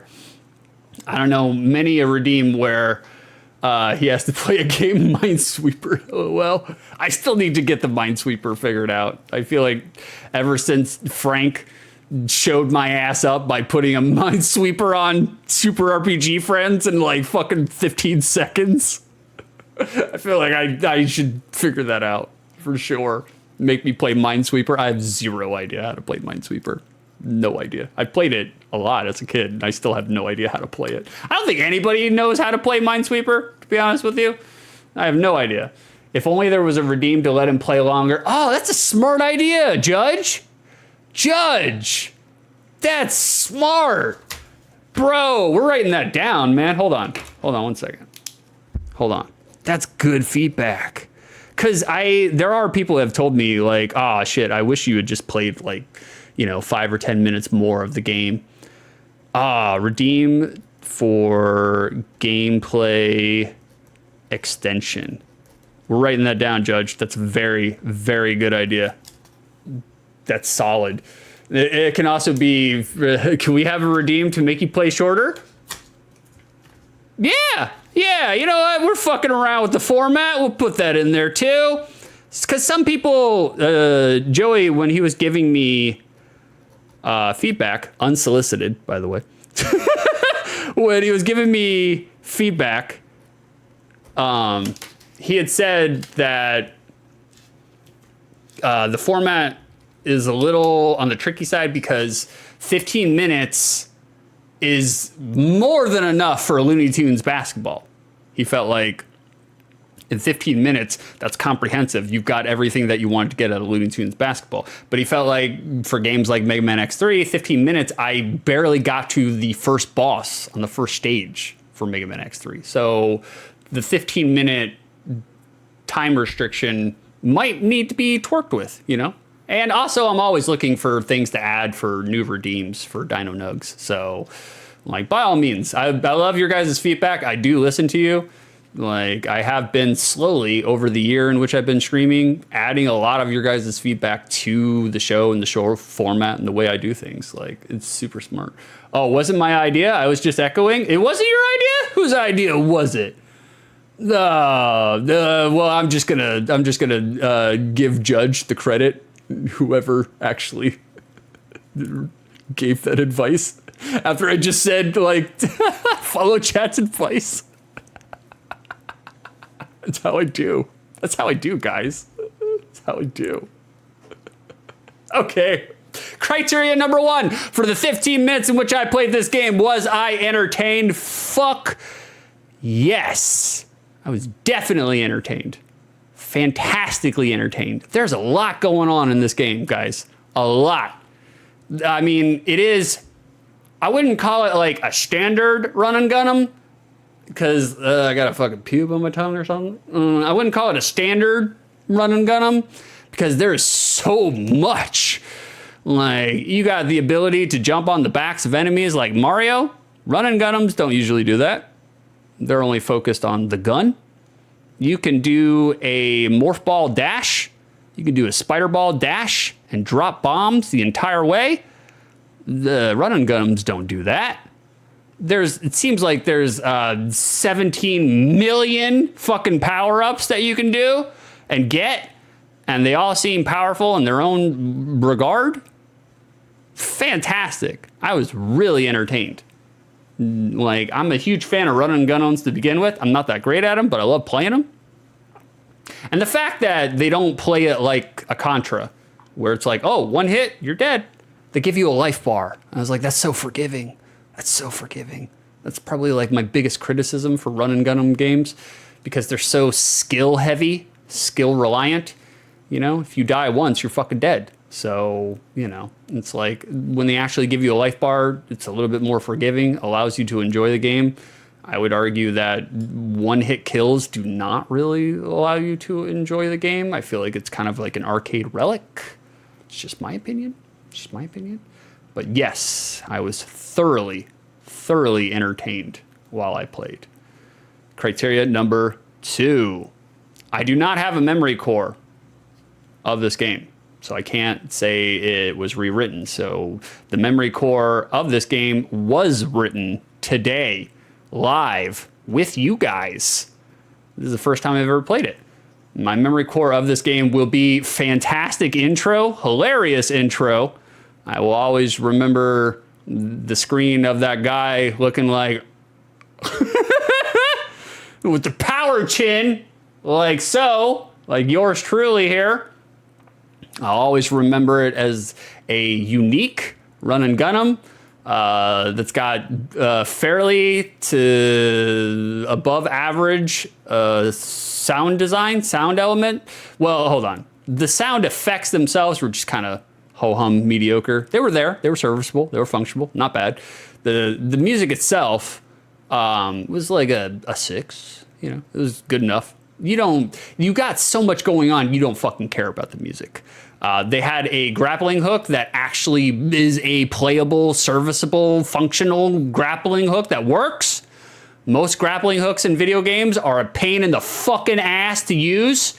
And this one, there's a little bit of a learning curve, but it's not steep. You can actually figure out, you know, and it's got a lot of versatility, or what's the word?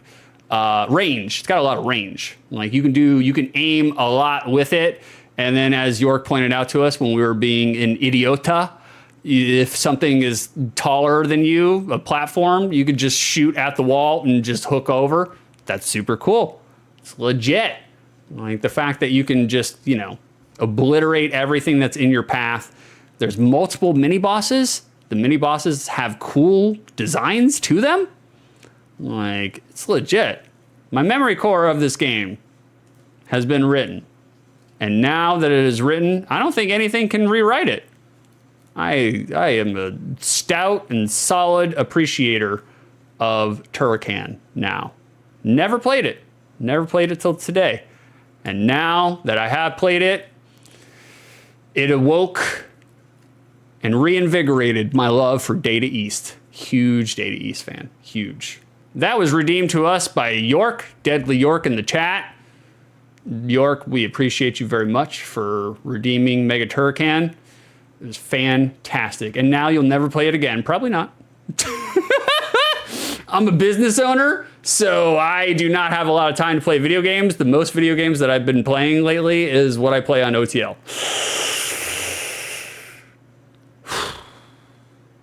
Thinking 500 Dino Nugs to add 5 minutes to the timer, but with a 30-minute cooldown, so it's only once per game, just so the show doesn't end up like 6 hours like this one's going to. I think that's good feedback, John. I am going to have to set some restrictions and stipulations. It's chat.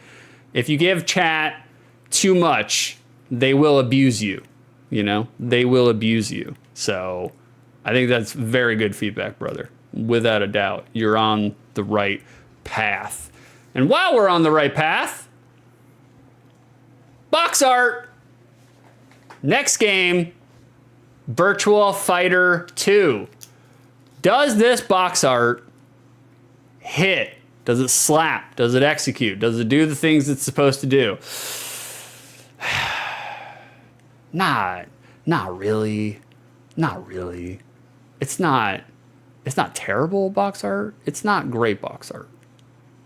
I hope this is the actual box art. I did go to like the Cover Project. That's where I go for all my box art. It's a really cool website. It's just like a historian website for box arts, the Cover Project.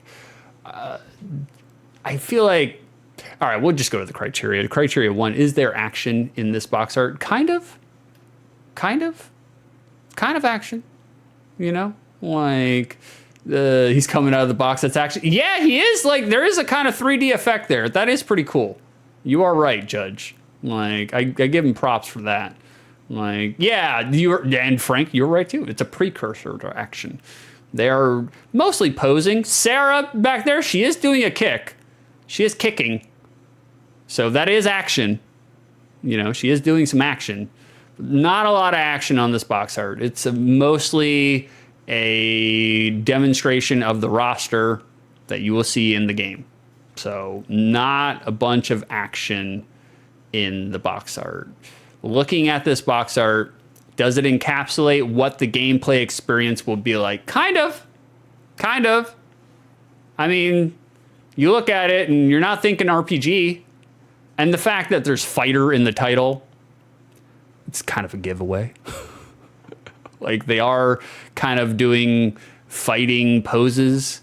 As Frank said, it's a precursor to action. So you kind of get the vibes of what the gameplay experience will be like. Looking at this, you kind of have an idea of how the gameplay, what genre it will fit into. You know, it's not the worst box art we've looked at. I don't necessarily think this is a pass, though. They are, granted, this is Virtua Fighter 2. Virtua Fighter 1 is already an established IP at this point. Virtua Fighter 1 blew the socks and pants off everybody. So, name brand recognition, you know, they have a lot there to draw from the well. So, I think it would sell just on name recognition alone, but we're not talking about name recognition. We're talking about box art. And I think this box art is kind of a fail. It's kind of a fail. It's not terrible. Have we talked about the Atari Lynx yet? No, we have not, Frank. No, we have not. We are, hold on. Is this the one where I talk about the Atari Lynx? Hold on. Let me look at my notes real quick. I talk about the Atari Lynx. I think it's Vectorman. Yeah, Vectorman. That's when I talk about the Atari Lynx. This is 100K Dino Nugs to have beefy guest hosts. I'll bring you on, Beef. I don't care. I prefer doing solo for OTL, but every now and then I'll mix it up and throw Beef in here. Beef and I had a really good time when we did OTL for Cerulean Skies. That was fucking fabulous. It was like the one stream that Joey actually showed up for. It was weird. He was only there for like half the stream so he could go fuck his girlfriend, but you know, that's fine. We'll take the half. I'm just dropping all these Joey jokes because now I know he's watching. So I'm definitely gonna fuck with him more. Same for Tonio. I heard through the grapevine that Tonio secretly watches these. So now I'm definitely gonna fuck with him. Even more. Like, oh God. Tonio, literally the best graphic artist I've ever encountered my entire life. He is fantastic. He has a partnership with AARP for seniors because that's what you will be when he is done. This man does brilliant, fantastic work. You just got to make sure that you have 23 years in between the time in which you hire him into the time in which he is done. But after that 23 years, oh boy, fantastic work. He's great. Tonio literally is the best graphic artist I've ever seen. Perfection takes time. It does. It takes 23 years exactly. Like, he is the best graphic artist I've ever seen. Like, I give him the shit because he's got a long lead time. But it's funny. Hold on. I'll read to you guys I sent Tonio a message earlier in the week. I haven't responded to him yet because I just read it this morning when I was waking up. But I just checked in with him and I was like, hey, bro, what's going on with the overlays? Because I hired Tonio to make me 2 overlays. He's making me a computer lab overlay so I can do OTL for computer DOS games. And he's making me an overlay for the Bro Down. He said, and I quote, I don't know why I decided Hollywood CGI would be the way to go for a computer lab Twitch overlay, but it's so over the top and funny and adds to the bit. This man is literally using the same program that they use for Hollywood CGI for District 9 and Chappie to make me an overlay so I can review shitty DOS computer games. Oh God, I love it. I love it. That's my favorite part about all of the hiring Tonio for the computer lab overlay is the level of work that he signed himself up for. He did it to himself. I just told him, just make me a projector, like those overhead projectors that you see in middle school, and have a blackboard. And have the Rugal, the Brazilian not allowed to choose Rugal motivational poster. That's all I wanted. And he's like, no. Let me build you a 3D computer lab from scratch. I was like, okay, all right, sure, Tonio, wild man. All right, guys, let me get back to the notes. We're gonna get into some notes here. Like Virtua Fighter 2 released Christmas season of 1996. One of the primary reasons that nobody saw Virtua Fighter 2 or played the Mega Drive version, not Virtua Fighter 2 in the arcade. Virtua Fighter 2 in the arcade did gangbusters. But the reason that nobody saw or played the Mega Drive version for the Sega, it's because 7 months after its release on the Sega Genesis, the Genesis is done. Bar your windows, lock your doors. Sega has clocked out of Genesis care 7 months after the release of Virtua Fighter 2. So by summer of 97, the Sega Genesis was discontinued. They were done. So that may be one of the reasons why not a lot of people picked up on Virtua Fighter 2 for the Sega Genesis. The arcade version was devved by Sega themselves. Just throw that back up there. But it was devved more specifically by AM2 R&D Development 2. And it was published by Sega as well. That was for the arcade. The Genesis port, however, was developed by Data East. There we are again. Time is a flat circle. Anyways, Virtua Fighter 2 for the Genesis is an obvious descale, a derez. They had to port down because Data East knew going into it, no fucking way is the Mega Drive gonna handle 3D fighting with texture mapped assets going at 60 frames per second. No way are they going to be able to do that and not have it come out like fucking Rise of the Robots. They knew from get they weren't going to be able to achieve that. So Data East chose function over form, which is smart. That's smart. You have to do that. There's no way around it. As a casualty of porting down, Virtua Fighter 2 had to scale down the move roster from 2,000 moves to 700, which is the exact same amount as Virtua Fighter 1. As a casualty of porting down, they had to trim 2 of the new characters from the game. One of the new characters is Shun Di, who is the old man that you see in this GIF. He was a newcomer to Virtua Fighter 2, but they had to axe him for the Genesis release. And the second new character that they had to axe was Leon, Raphael, Lion. He was a new character for Virtua Fighter 2. They had to get rid of him too.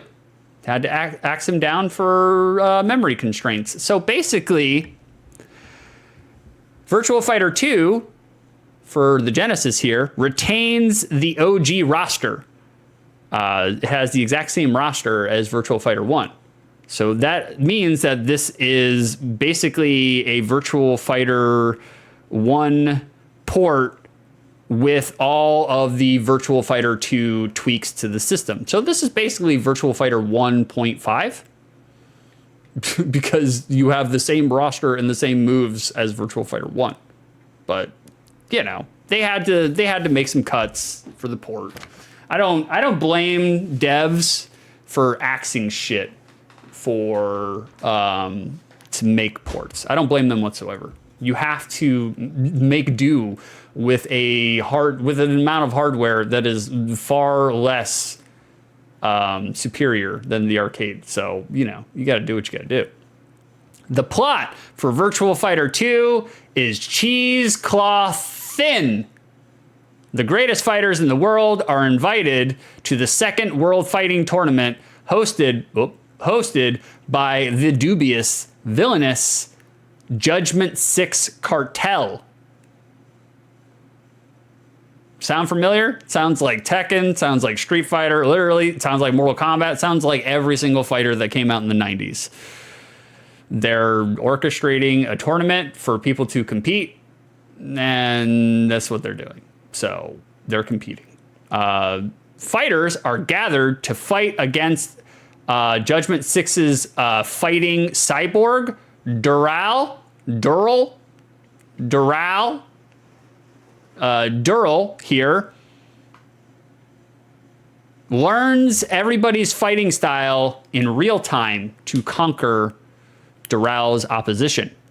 So in Virtua Fighter 1 and 2, Google AI is the final boss. Virtua Fighter, very, very known for favoring good, structured 3D fighting over plot or lore or character development. They don't care about story, they care about fighting. The story of the game occurs inside of the 3 rounds. So, you know, you're not going into it for all the plot and the lore. That's not what Virtua Fighter is about. Never has been, never will be. Like it's got more story and lore now with its current iterations, but even then it's pretty thin. It's pretty thin. Reception for Virtua Fighter 2, not very good. People shit on it. A lot of people couched this game firmly in the 5.5 to 6.5 score range. People bitched and moaned about how it wasn't the 3D original, how the tight 3D presentation of the original was the selling point of the game, which it pretty much was, because it essentially paved the way for 3D fighters from that point forward. I mean, Virtua Fighter basically revolutionized 3D fighting games. So, you know, so the expectations were pretty high. Were pretty high to have, apparently. The physical impossibility on a 16-bit system, though, you know. Were the reviewers justified in their expectations? Was it the right move to take a step back and to the side and release something functional rather than dysfunctional? That's for you to decide, America. You decide. I mean, I'll decide too while I'm playing this game, of course, you know. Oh, shit, hold on. We got to redeem. That's my notes. That's my notes for Virtua Fighter 2. We got to redeem here. To get my page and write it down for Erica. Erica, what did you redeem? No idea if the emulators I am seeing from a quick Google for this are legit, but here's hoping. Barbie and the Princess Bride? What? What? Are you recommending a hack, Erica? Are you going to make me play a hack? That sounds like a hack. But we'll play it. We'll write it down. We will write it down. Barbie and the Princess Bride. Okay. You're on there, mama. We will do it. Barbie and the Princess Bride. I will look it up. I'll do some research. And even if it is a hack, I'll play it. I don't care. Don't matter. Don't matter. Might not have a lot of notes for it. But that's fine, because I can just fill it up with all my random canker sword talk. I have the hopes of the Barbie game still being decent. I just want to see what 6 does to get ready for the charming Prince Groom. You know. I'll be ready. I'll be ready for his ass. I'll dress his ass down. I will talk to him like every Georgia Southern dad who has someone trying to court their daughter, because the groom here is trying to court Barbie. And what I'll do is I'll toss him a shotgun shell and he'll catch it. And then I'll tell him, you mess with my daughter, the second one's coming at you way faster. And then I'll walk out of the room. True story.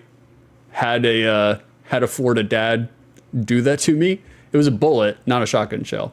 But I was like, okay. And then I broke up with his daughter like 3 weeks later, so. He never shot me. He can't get this. He can't get all of this. Nobody can. Nobody can. Golden Doral is my favorite video game-based restaurant. Beef is onto something right now. Beef is also, guys, Beef is making us a logo. Anyone in the chat, anyone watching, if you want to make your own interpretation on an Outside the Lens logo, it doesn't have to be about video games. It can be about whatever you want. It could be about inside jokes that we talk about here in chat. If you want to make a Outside the Lens interpretive logo, feel free. Get a hold of me. I will pay you money. I will pay you money, and we will highlight your work here on Outside the Lens. That's right. That's right. Bada bing. Bada bing. All right, let me get rid of these sources, and I'll catch up on chat, and then we're going to go to supplementary material, and then we're going to play the game. Just like that. Let me get rid of all this shit, and we're going to delete it. Remove. Bada bing. I'm doing this just because it's easier for me to do the recap at the end when I don't have... I literally... You guys can't see it. Well, hold on. I'll show you. I'll show you. You guys can't see it, but I literally have... I mean, not as much now because I got rid of them all. But when I started, I had 82 sources to go through. So, you know, that's a lot of sources. That's a lot of shit. So when you hear that sound, that's what I'm doing. I'm just deleting sources. So just giving you a peek behind the curtain. Peek behind the curtain. Like, yeah. Oh, not like the movie Princess Bride. Completely different story. Oh. Barbie took its own interpretation. I guarantee. I wonder, Erica, look it up if the Princess Bride came out before the Barbie game or if the Barbie game came out before the movie. Because if the movie came out before the game, I guarantee they were riding on the name recognition of the movie. Guarantee it. Guarantee it. I am Kenigo Montoya. You killed my father. Prepare to die. Oh man, that was me and Beef's like favorite movie quote for like years as kids. Outside of the lens. Whoa, spiffy logo. That's right. Outside of the lens. I forgot to get that. I forgot to save that. Because I was going to use that as my closing logo. Nah, we'll just let Frank have the spotlight. We'll use Vicer's logo next week. Vicer's his non-serious logo. He did say that he was going to work on a logo for me. I can't wait to see what Vicer comes up with. Cannot wait. Stench, are you still here? I forgot to message you earlier in the week. I'd like you to make me a logo. I'd like some something dark and scary and death metal-ish. I feel like you could knock that out of the park. I'll pay you. I'll pay you. Make me a logo outside the lens. This is what I do. I have money. I just throw it around. Beef is making us a logo. I'm not going to spoil it because I want it to be a secret. I'll see what I can do. Fantastic. I'll give you some more information later. Beef is making a logo. I'm not going to spoil it because I'm almost done with it. Are you serious? Wow. I made one stupid joke with Beef while I was talking to him about it when I propositioned him for the logo. Because at first, Beef was like, well, I don't know what to do. I don't know how to make it. I don't know what kind of logo you'd want. Beef's his initial impression on anything is confusion. Like, and then I said 2 words. I said 2 words as a joke. Instantly, Beef's like, got it. I know exactly what I'm gonna do. He's like, I'm not confused. He's like, I know exactly how we're gonna do it, what we're gonna do. He had everything mapped out literally before I came home from work. He was already working on it. He was already using his body cam footage, Photoshop skills to make the logo. I can't wait. I cannot wait. The movie came out in 1987. The game came out in 2000? Wow. I expected it to be older. I don't think it was right in the coattails of the movie. Yeah, probably not. Yeah, you're right. You're right. I was thinking like MS-DOS, like old 80s, like late 80s games. It's 2000. Wow. We're going to play like one of the most recent games on this. Urban Yeti is actually the most recent game that we played on Outside the Lens. So remember, I am young. Yeah, I know. You're just a little baby. You're just a tiny little young bean, you know? Like, I can't believe you're under 30 though. That's crazy. Ooh, that's crazy. God. I'll see what I can do. No, I'll have to ask questions later for detail. Oh, not a problem, Stench. I'll put you in the right path. I'll give you a heads up. I'll let you know what's going on. Like, you can only fail upward, bro. It's not going to be hard. Trust me. Like, you should see the instructions I gave Erica. It's just like, all right, guys, enough filibustering. Let's get to some supplementary material. I got 2 of them for you.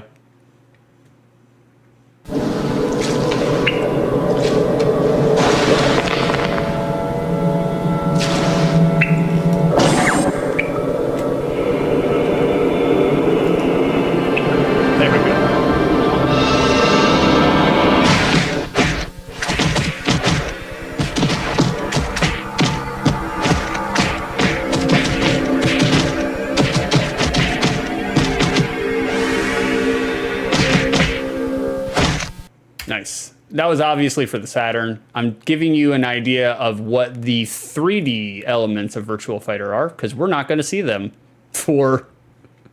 Well, Doc, I've been playing that new Virtua Fighter on my Genesis 32X, and it's so realistic, man, you know? Anyway, I've been getting pounded. I thought I should get my head checked out, make sure there's no damage, man. I mean, no more than usual, right, Doc? Anyway, it's got features you can't get on any other system. All the arcade characters, instant replay, 7-cam reviews, man, it works! What was I talking about? Virtua Fighter on 32X. Man, I'm a big fan of old video game commercials because I feel like they were actually doing, that was punchy, yeah. I feel like they were actually doing some pretty inventive ways to market and advertise their games. Like, I kind of wish video game commercials were like that again. Like, I don't see very many video game commercials nowadays. Like, all right, guys, there's that. Let's get into the game. Let's do it. Let's see what we got. I guarantee there's no intro movie because it's Virtua Fighter. They don't care about story. But we'll hang loose for a second, see if there's anything. It's probably just going to be a demo screen. Oh, we got dossiers. He's a kung fu teacher.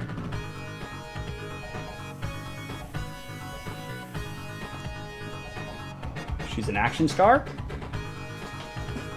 All right, so you guys saw... Oh, God. Oh, God, that hurt my fucking wrist. His hobby is Chinese poetry? Ah, there he is, Wolf. Wolf. So you guys saw the 3D action. So you know what to compare it to. Oh man, I hated going up against Jeffrey. He's a son of a bitch. So is Kage. I have zero idea how to play Mahjong. None.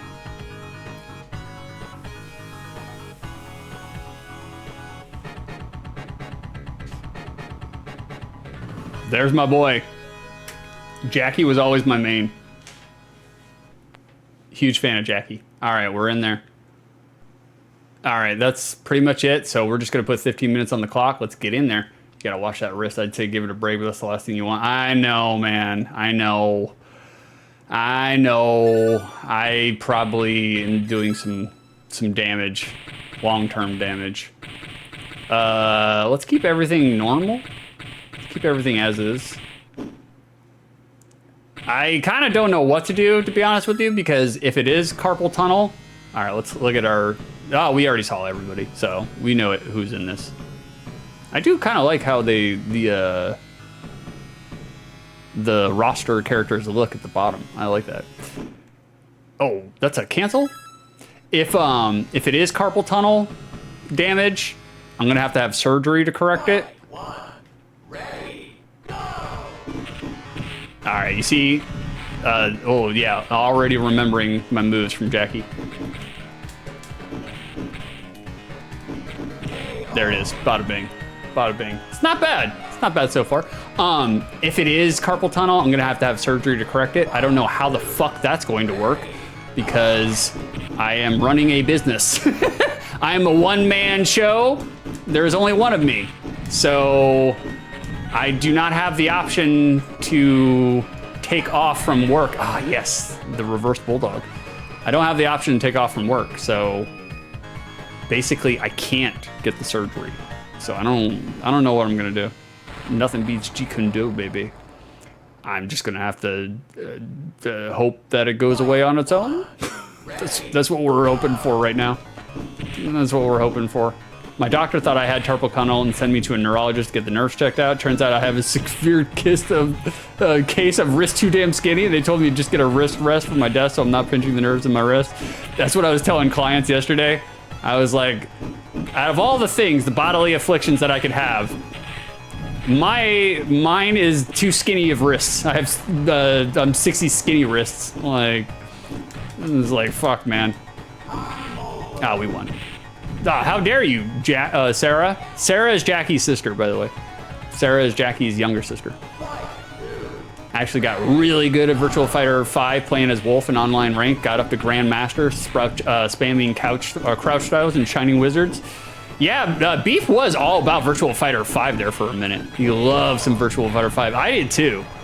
Like, it was one of the first fighters that I can think of where you were able to really, really, really customize how you look as a fighter in the game.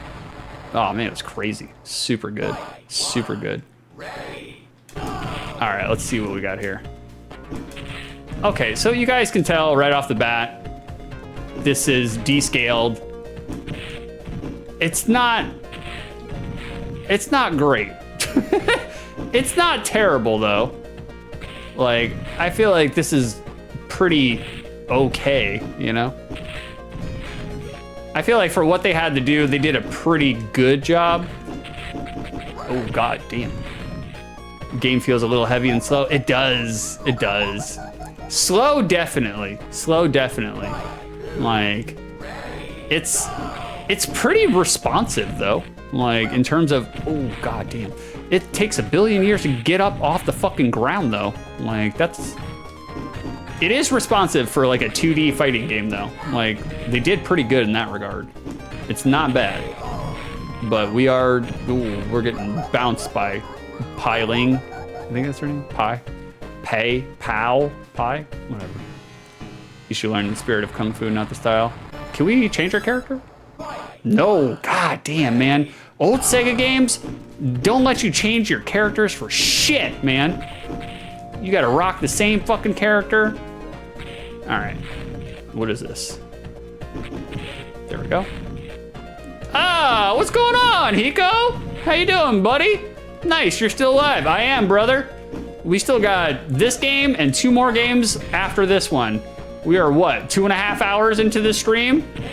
Fucking ridiculous, man. I tried to make the stream shorter, and every week it just gets longer and longer and longer. Fuck. Hiko, how you been, brother? What's been going on in your world, man? Like, I know you were kind of going through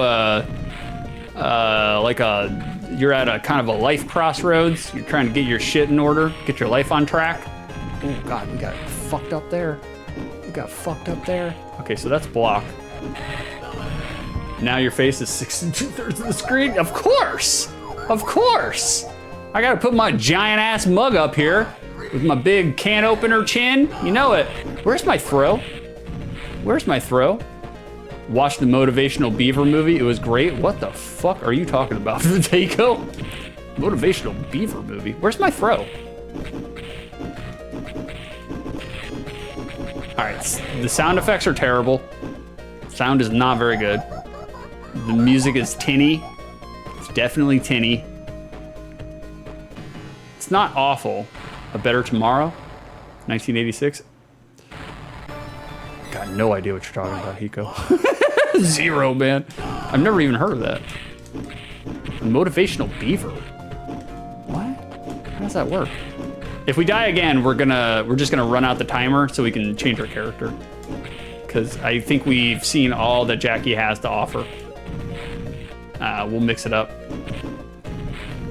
The controls themselves, not super complicated. There's a very small move list, so like, you know, it's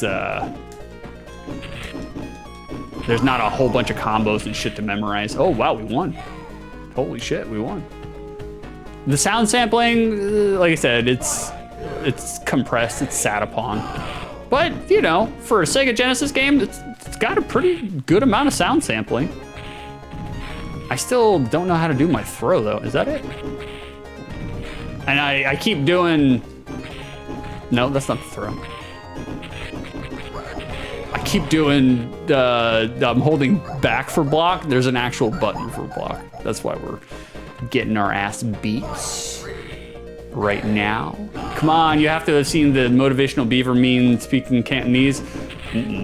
I don't know Zoomer humor, bro. Like, I'm too old, Hiko. I'm fucking 62 years old, man. Like, I don't know that shit. I do like Generation Z. Oh, she still came and kicked our ass outside. What the fuck? What the fuck? I do like Generation Z humor because it's actually just millennial humor with a different twist. Because Generation Z humor is very absurdist based. It's much more absurdist than millennials were. And I love absurdist humor. I'm a huge fan of absurdist humor. We're gonna bring it to Beef.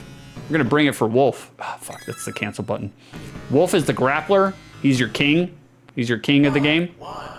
He plays like king. Let's see what we got. Now he should have a lot of throws because, you know, he's a wolf.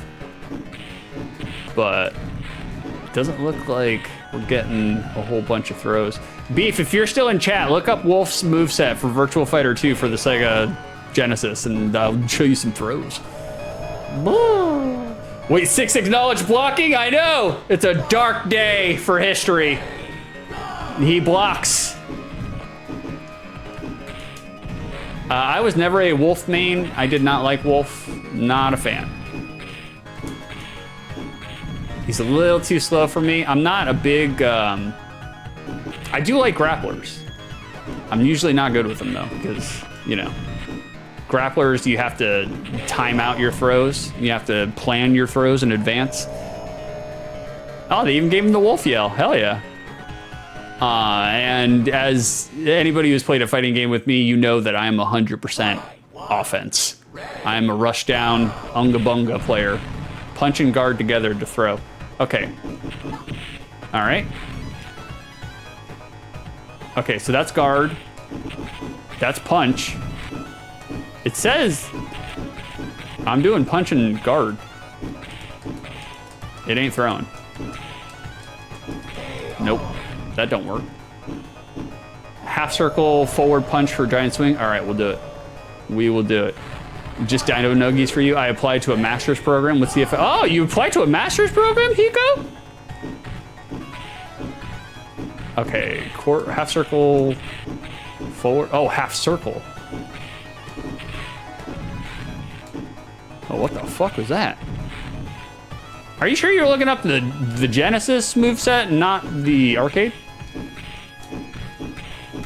Oh God, we're getting fucking rocked by Sarah. Nope, game just doesn't have throws. I guess not. I guess not. It has throws. It has to have throws because the computer's throwing my ass left and right. Oh, fuck. Okay. See, this would be a great time in which to have Dino Nug redeems to make the game shorter. Did I forget to set the timer? Hold on. No. We have 5 more minutes. Ooh. Man. We're doing some revision here on our memory because I remember this as a better game as a kid. I was much more enthused with this game as a child. Oh, to picture you winning. That's funny. All right, we're gonna beat Pie's ass. Oh God, she countered us. What the fuck? All right, I'm doing half circle Yeah, half circle. Half circle punch. Half circle punch just does whatever the fuck that thing is. I keep holding back for block. All right, let's do the other direction. Oh shit, we're getting fucked up. Oh God.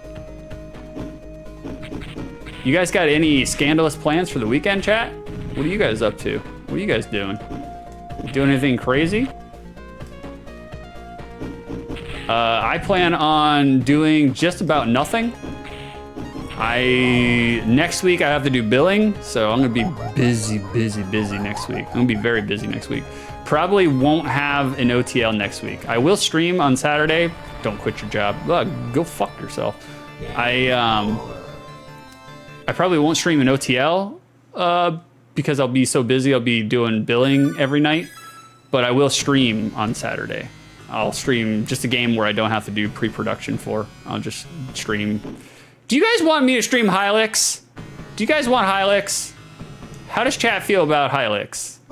Like, I feel like I have been wanting to play Hylix ever since me and Beef played Hylix for like 20 minutes on Joey's Cerulean Skies stream a year ago, and I never went back to revisit it. And I've been wanting to play Hylix for a while now. All right, let's just make it so. We're gonna play fucking Hylix next Saturday. It won't be an OTL, it'll just be Hylix. I'll play Hylix for like 3 or 4 hours. But yes, Hylix, yeah, for sure.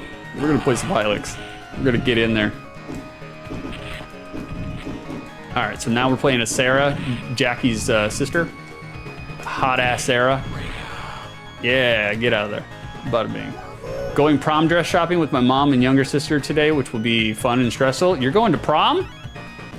Damn, America, even good guys blow it.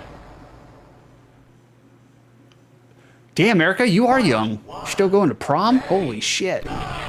My younger sister is. Oh, that's right. Your younger sister. Okay. I know. You're not fooling us, Erica.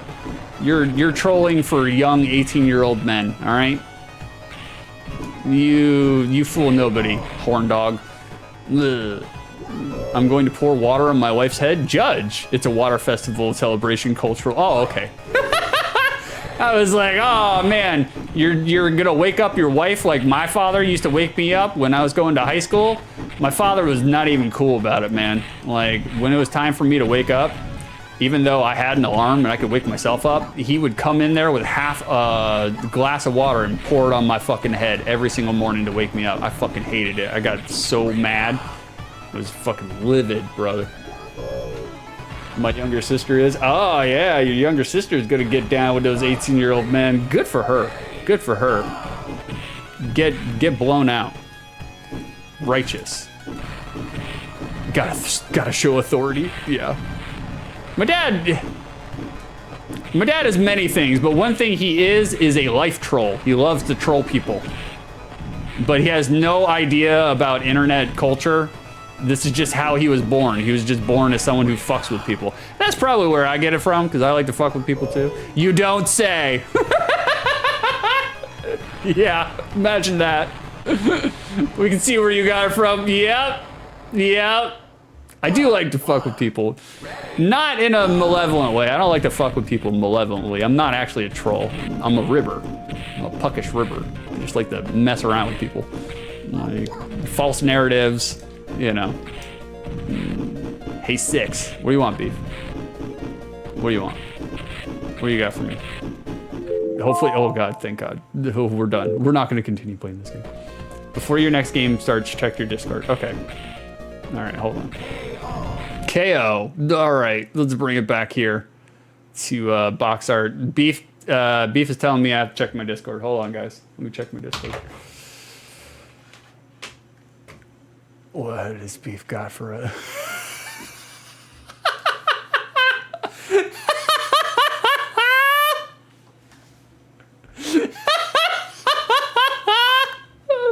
Beef has been working. He's been working hard, guys. Oh, God. Oh, he put it in the middle. Are you serious? Well, it's up to Beef. If Beef wants me to show it, I'll show it now. But if he wants me to keep it a surprise, I'll leave it. I'll leave it for when it's time to unveil it. It's up to Beef. Nah, show that shit? Okay. All right, here we go.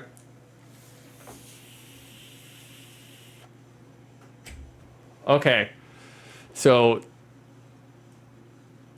it's so funny. That's good, Beef. That's really good. Like, I don't know anything about digital art, so maybe outside the lunch. I don't know anything about digital art, so maybe it sucks. I think, me personally looking at it, I think it's tremendous. I think it's fucking fantastic. And for those who want the background lore, the two words that I said to Beef as a joke, I said, make it look like Golden Corral. I don't give a fuck. So what did Beef do?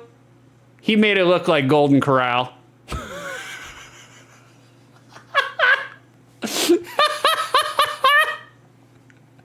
That's Beef's logo for outside the lens. I love Pizza Ranch. And do you see the level of detail this man put into the center plate here? He put Mario is missing. He put Mario is missing there. That son of a bitch. Oh, God. What an asshole.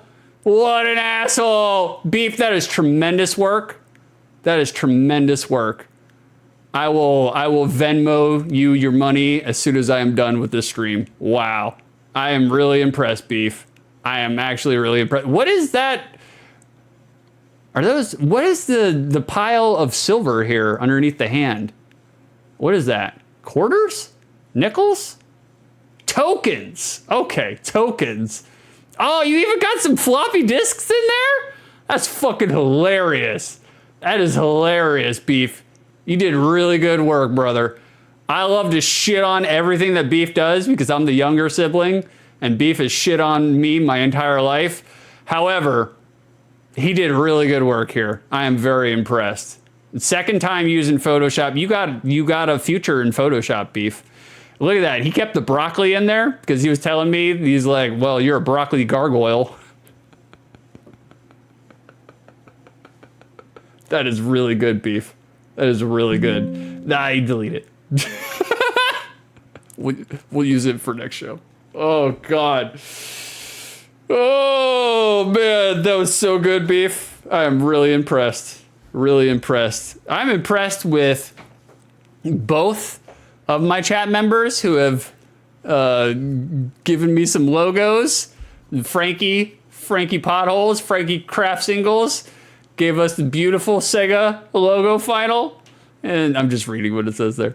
And right here. And Beef gave us Golden Corral. Oh, man. We are actually becoming semi-pro over here, guys. We are fucking around and stumbling into semi-pro streaming. That is so hilarious.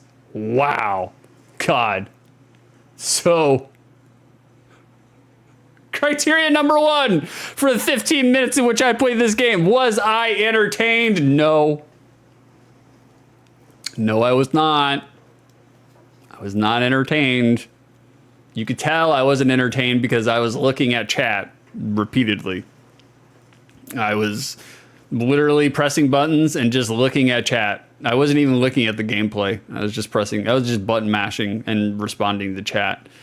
I was not entertained, guys. It's not It's not that good. It's not that good. It's not the worst fighting game I've ever played. Definitely not. Right now, Rise of the Robots has that fucking moniker. War Gods, also one of the worst fighting games I've ever played in my life. We will be playing War Gods once we get to N64, though. That's going to happen. So, once we're done with OTL, Sega, Super, and NES, we're going to go to N64, PlayStation, and I guess I'll try to figure out Dreamcast. I don't know. We'll go to the next generation, next gen. Like, because I definitely played more Dreamcast and PlayStation 1 than I ever did 32X or a Sega CD. I wanted a Sega CD so bad as a kid. Thankfully, I never had one because it's garbage. Anyways, I was not entertained for the 15 minutes in which I played. When that timer went off, I was like, thank God I could not abort out of this game faster. Criteria number 2. Now that I played this game, does my memory of it exist outside the lens of nostalgia? No, it does not. The memory core has been polluted and marred. Look, I give them all the credit in the world for descaling the game down from a 3D fighter. They were smart to make it a 2D fighter. They were smart.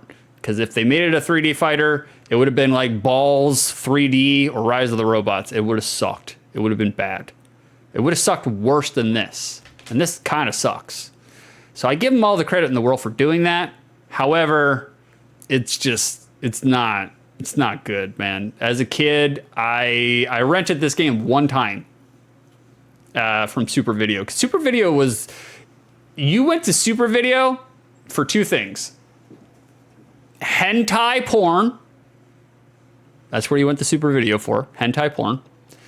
And games that were like kind of off the radar. They had some mainstream games, but a lot of the games they had were like Bobo weird ports that, didn't get a lot of coverage. Nobody heard of, nobody saw. So I got to play a lot of like weird, rare games that I never would have interacted with at Video Library, Blockbuster, Movie Gallery. I think Movie Gallery was like 2000, so could be lying. Southern Video. These are all local game stores, local popcorn fart mom and pop stores that were in our area. Man, I miss the days of video rental stores. I really do. Like, because I remember Redbox was doing Redbox games. They charged you like $6 a day to rent a game per day. And I was just like, that's obscene, bro. And then all the games that you get from a Redbox kiosk, they're all scratched and beat the fuck. They got fucking jelly residue on the fucking CD and shit. It's bad, man. It's bad. Speaking of bad, this has got jelly residue all over it. This game sucks. It's not that great. It's a turd. We got our first turd, boys. Our first turd of the day. Hopefully that will be our only turd. I don't know. The next 2 games are pretty stout. I don't think they're going to be turds. You never know. You never know. I have played some games on OTL that I thought were heavy hitters, and then we had to murder the nostalgia accordingly. Hopefully not here. Hopefully not here. Castle of Illusion. Box art. Does this box art execute? Does it hit? Does it slap? Does it do the things that it's supposed to do? I'm going to say no. I'm going to say no. It's not bad box art. It's not terrible. First criteria. Castlevania ass box art. You're right, Hiko. It is very Castlevania ass. First criteria, are there verbs? Do we have action on this box art? All right, we got Mickey doing some, he's practicing his karaoke without a microphone, or fellatio, one or the other. I don't know. You got a witch doing witch things. She's lifted directly off the line of Mortal Kombat 1, the pit level. Actually, this predates Mortal Kombat 1, but she's flying across the moon, making a silhouette that's kind of action. that's it. That's all we got for verbs. I mean, I'm not going to go so far as to say the tree growing, the branches. It's not. That's such an infinitesimal amount of molecular action. I'm not going to constitute that as action. So, not a lot of action on this box art. Not a lot of verbs. We don't have enough verbs. Like, they didn't need to try for the box art. It had Mickey on it, which they deemed enough, I bet. Yep. I think you're right, Frank. I think you're right. We're going to get into that in just a second. Like, that witch is almost as big as the moon. Holy shit. Yeah, I know. For real. For real. We have a moon on the box art and no Vicer in chat. Are you serious? Are you serious? Vicer dropping the ball. Dropping the ball. The moon boy is not here. Does this box art encapsulate what the gameplay experience will be like? Looking at this box art, can you get a good idea on what genre you're playing? How the game will play? No, not really. Not really. I mean, you look at it, and if you're a gamer, even if you're a 9-year-old gamer and you know Mickey Mouse games, Disney games, you know that they're going to be platformers. You know that. But say you were born on the compound like Erica, never seen the light of day until they were 13 years old. You know, maybe you won't know that this is a platformer. Like, I don't necessarily think this executes in terms of giving you an idea of what the gameplay will be like. I think this box art is a fail. Outside of it's iconic. There is nostalgia associated with this box art, simply because this game did make a big splash when it came out. So, you know, like, and as Frank said, this, in terms of style, in terms of artistic design, this box art is kind of a fail. But in terms of recognition, in terms of brand recognition, yeah, you're going to sell copies just because Mickey's on the front of it. Disney rule is in effect. Disney is the exemption to the rule. They can do whatever the fuck they want. So long as they have a Disney character on it, it will sell copies. Especially in 1990. Oh, yeah. Sold copies all day long. All day long. Mickey's on it with his giant yellow fucking shoes. Mickey's shoes are less like shoes and more like booties. He's just wearing little booties, you know? So I think stylistically, artistically, this box art is a fail. However, in terms of making money, pass. It'll pass all day long. It'll pass. So I do like the box art in the sense that it's quintessential Sega box art. 89, oh God, my wrist, oh God, 89, 90, 91, Sega box art. This is quintessential Sega box art. I love the look of this, you know. I mean, that's why I had Tonio make me this. My webcam is the exact same box art as the box art we see here. So he spruced it up a little bit, made it more shiny. So box art is a fail. Released November of 1990. Guys, chat, what is the #1 song in America in November of 1990? If you guessed Vanilla Ice, Ice Ice Baby, you were right. You were right. Proof to the world that white guys can, in fact, rap. Very badly, but rap. Vanilla Ice, Ice Ice Baby. Vanilla Ice's apex, his creative apex for me was Go Ninja, Go Ninja, Go. Teenage Mutant Ninja Turtles. Everything after that, downhill. Downhill. Castle of Illusion here was developed and published by Sega. All in-house work, all hands on deck for the Disney IP.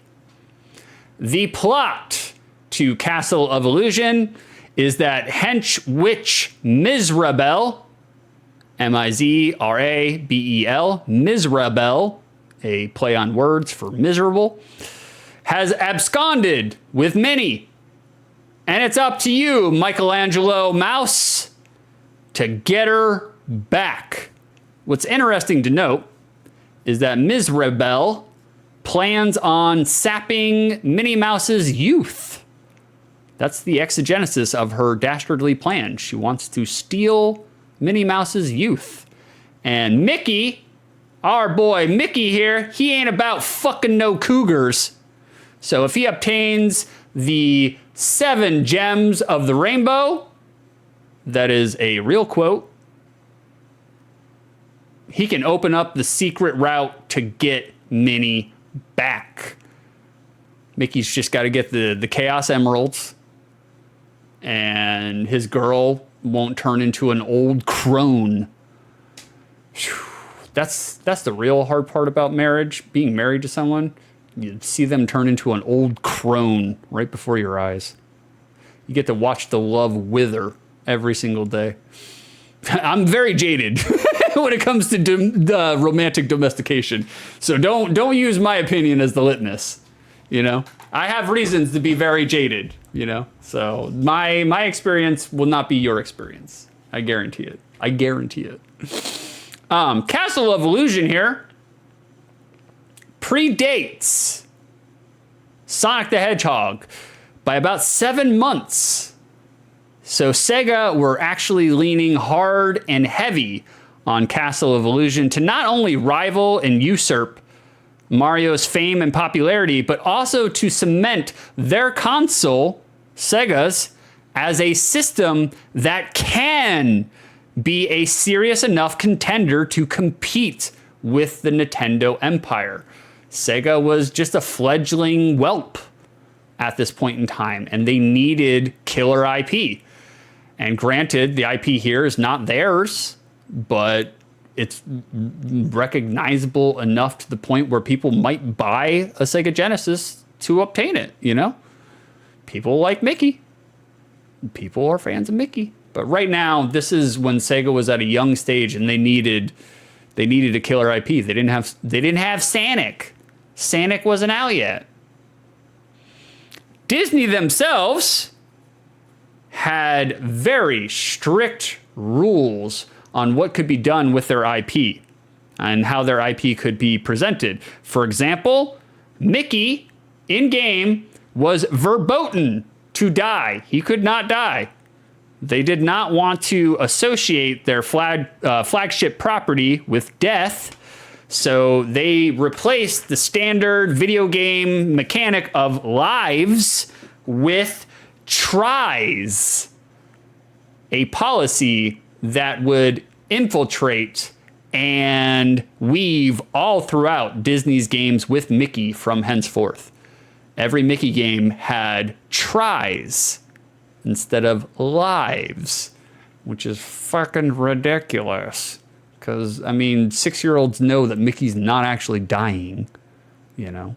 It's just popular nomenclature. It's just popular association with video games. Your character dies, but they don't actually die, you know?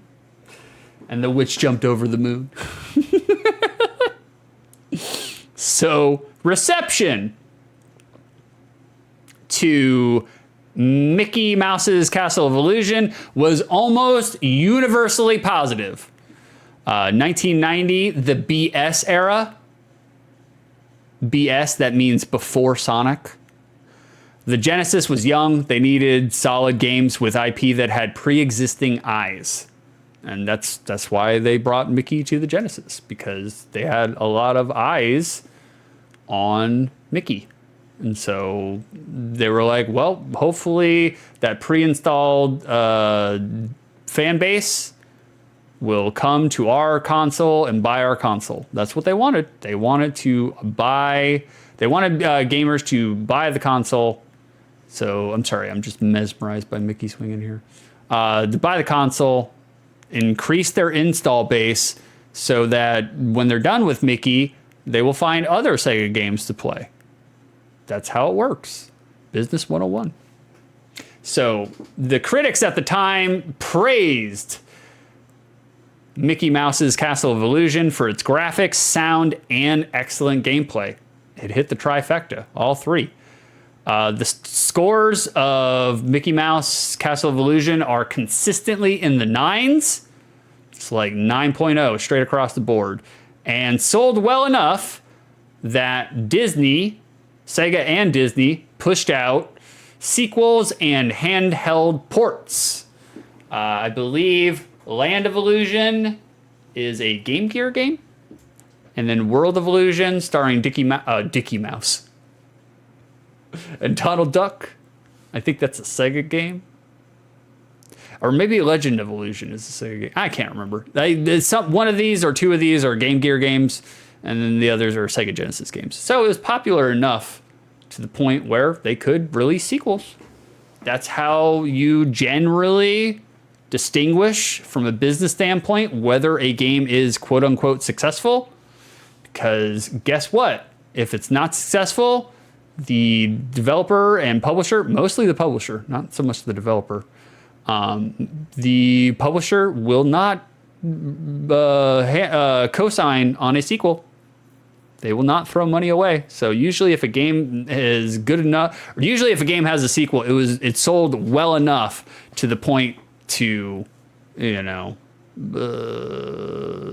dictate having a sequel. So not all the time. There were some studios that it was all vanity press, and they were ready to push out whatever shovelware they had just to appease some sort of corporate benefactor in some regard or shape or way. Oh God, my fucking hand is killing me. It's funny because it's not just my wrist, it's my wrist here, and then it shoots all the way up my elbow. So it's like, oh God, it's my hand too. But anyways, we've talked enough about my wrist. That's what I got on Mickey. That's all the Mickeys we got here for notes for Mickey. I do have some supplementary material. Got some videos, some commercials I want to show ya. Let me just delete these sources like so. Get rid of Ice Ice Baby. We don't need that. Bada bing. Take it over to the primary monitor. Man, they paid him off. Oh, yeah. Swinging in games is usually coded terribly. You are correct, Hiko. You are very correct. It was coded very well in Mega Turrican, though. The second game we played today, the swinging mechanic is very good in Mega Turrican. Granted, Mega Turrican was 1994. Mickey is 1990. So they had 4 years to perfect it. So, oh God. Oh, never mind. I got to put this fucking wrist guard back on. Even moving my wrist around is fucking killing it. All right. Okay. The supplementary material is right here. Bada bing. We got 2 commercials. I think they're both for Game Gear. Yeah, they're both for Game Gear, but it's fine.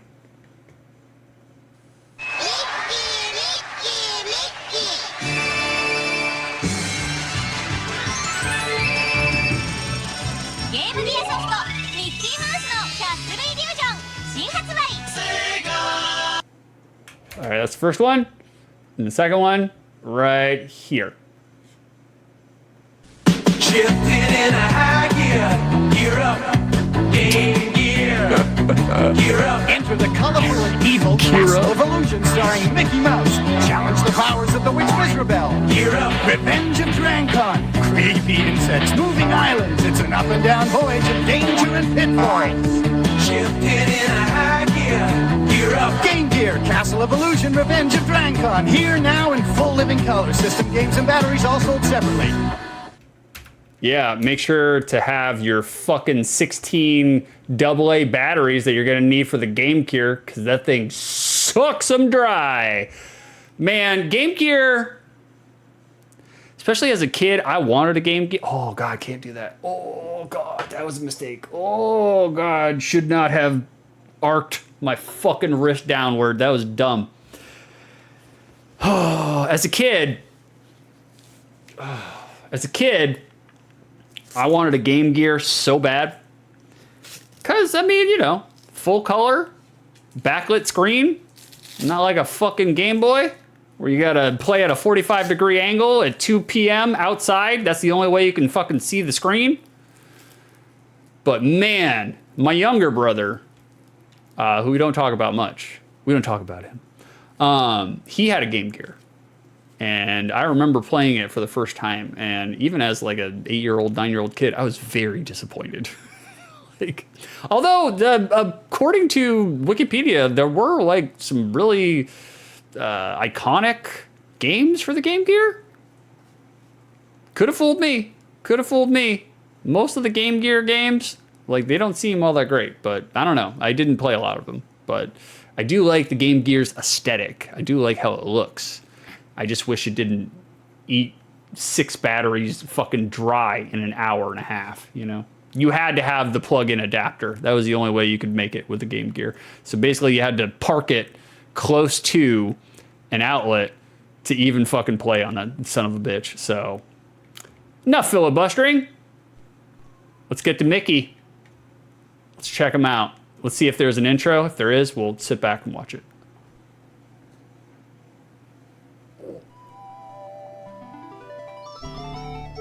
Oh, look at that. Minnie showing some cotton shots. What a slut.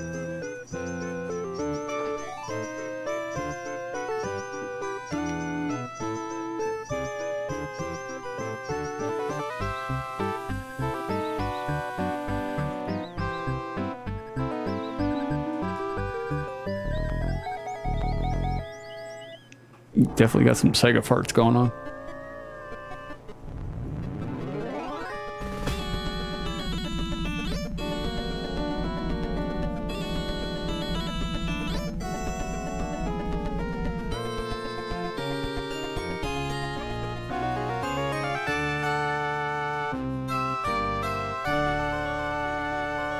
Nice, nice,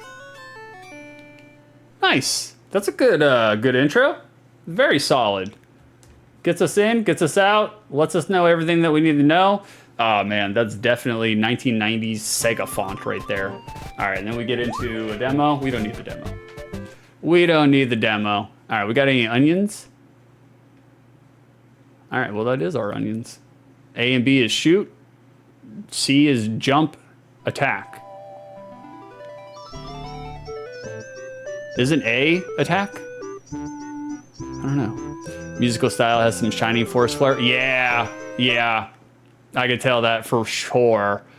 Let's put it on. Oh, look, see, Mickey. Oh, they do a little animation for that. That's cool. I like that. Small little details. I like small little details. We'll keep it on normal. We have seen me play hard games. We don't need to do that. We don't need to do that.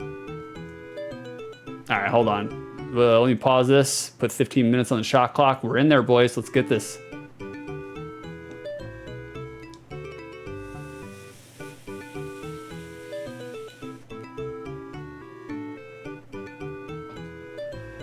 I'd like to see a hot Ms. Rebel, to be honest with you. I'd be down with that.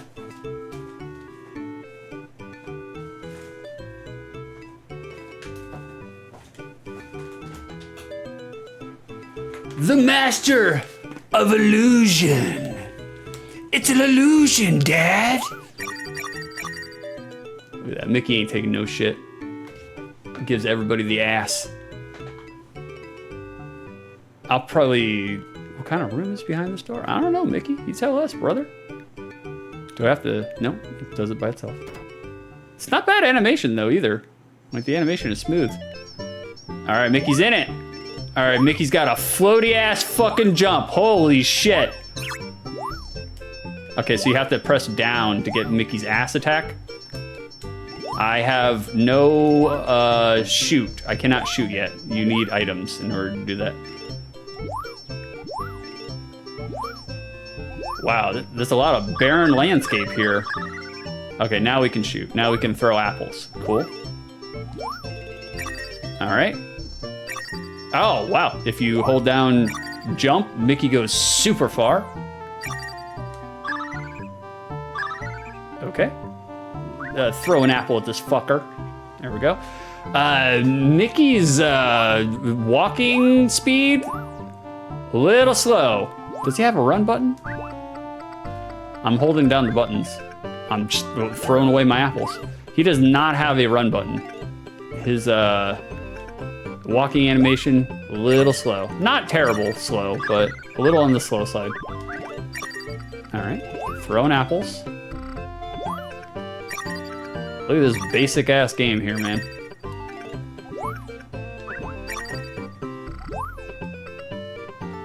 Okay.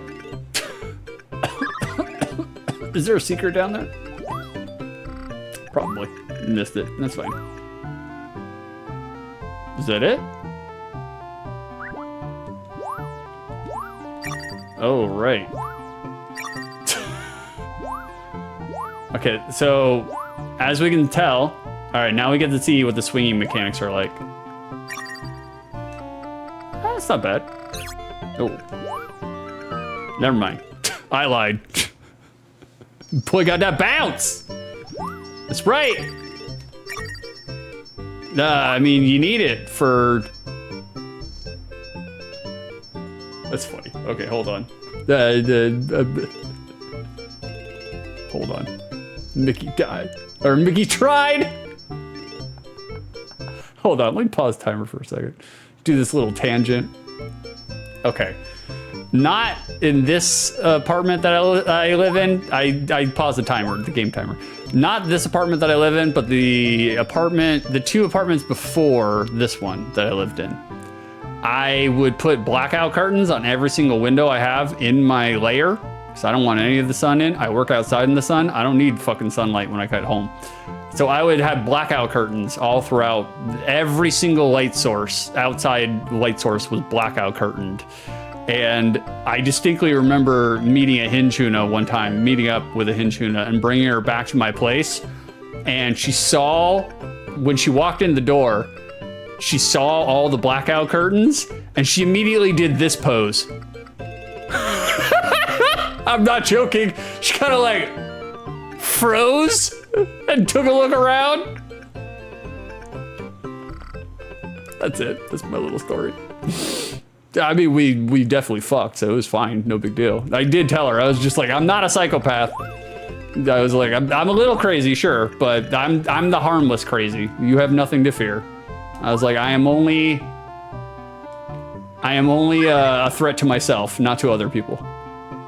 And I'm not even like a threat to myself, you know, like I don't do anything to, I don't want to hurt myself or anything of that nature. Oh God, oh, Mickey's running now. He's got some speed to him. Oh, fuck that apple. Hold on.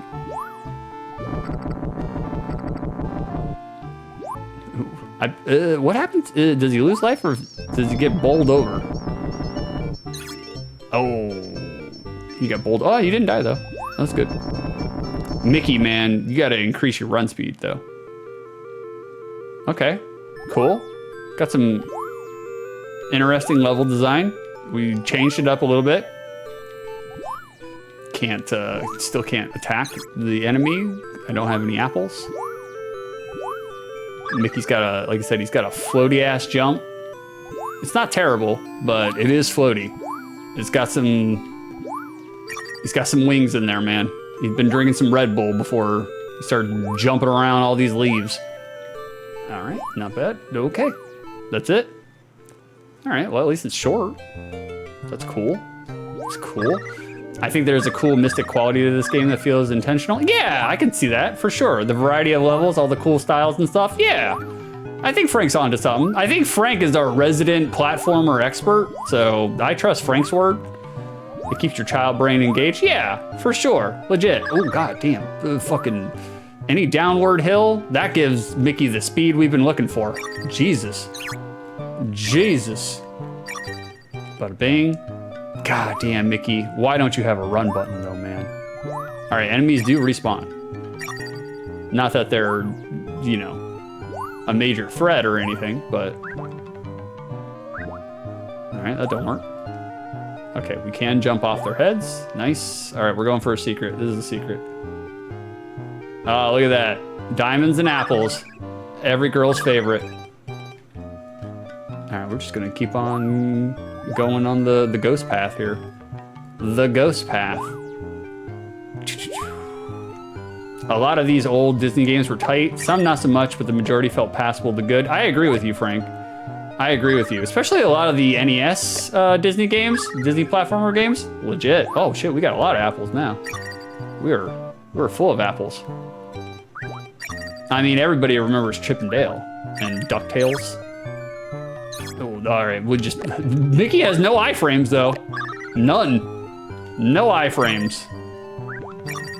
Okay, he can throw down, that's good. Mickey can throw down whenever he needs to. Ooh, good, okay, sucker. Okay, those are life power-ups, all right, that's good to know. I miss good like movie show character games. Remember the first Sam Raimi Spider-Man movie game on PlayStation 2 and such? Yep. Shit was so good, it blew my mind as a goop kid. You were all about that goop. Like, for real, man. Like one of the first games I ever had for the GameCube was, I think it was Spider-Man 2? And I was like, this is way better than it should be. Like, way better. Oh shit, boss time, boys. Nope, can't jump on that. All right, acorns. Throwing my apples at this gnarly looking California redwood. All right.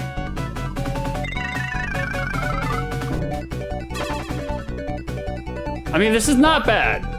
This is not terrible, guys. Right now, I would list this as like a notch above mediocre. Just slightly above mediocre. It's funny that the reviewers went gaga for this game though. Like 9s? 9 out of 10? It's very generous. Very generous. Can we hit him more than once? Nope. Just once. Disney money, yep. Mm-hmm. Disney money. Oh shit, man. Lord. Chat, you're gonna have to help me out. I'm leaning on you heavily right now, chat. There's not much I can do with this. All right, we got a Chaos Emerald. Nice. Nice.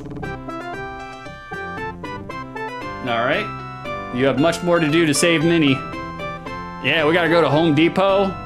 We gotta go to Michael's. We gotta pay our power bill. Fuck. We got so much. Turn into Super Mickey when you get 6 more. Yeah! Give him the Sonic Super Saiyan mode. Like, what does Mickey do then? Does he fart when he ass bounces? Another door. What could be inside? I don't know, Mickey. You should be knocking on these fucking doors first, bro. People could be nude in there.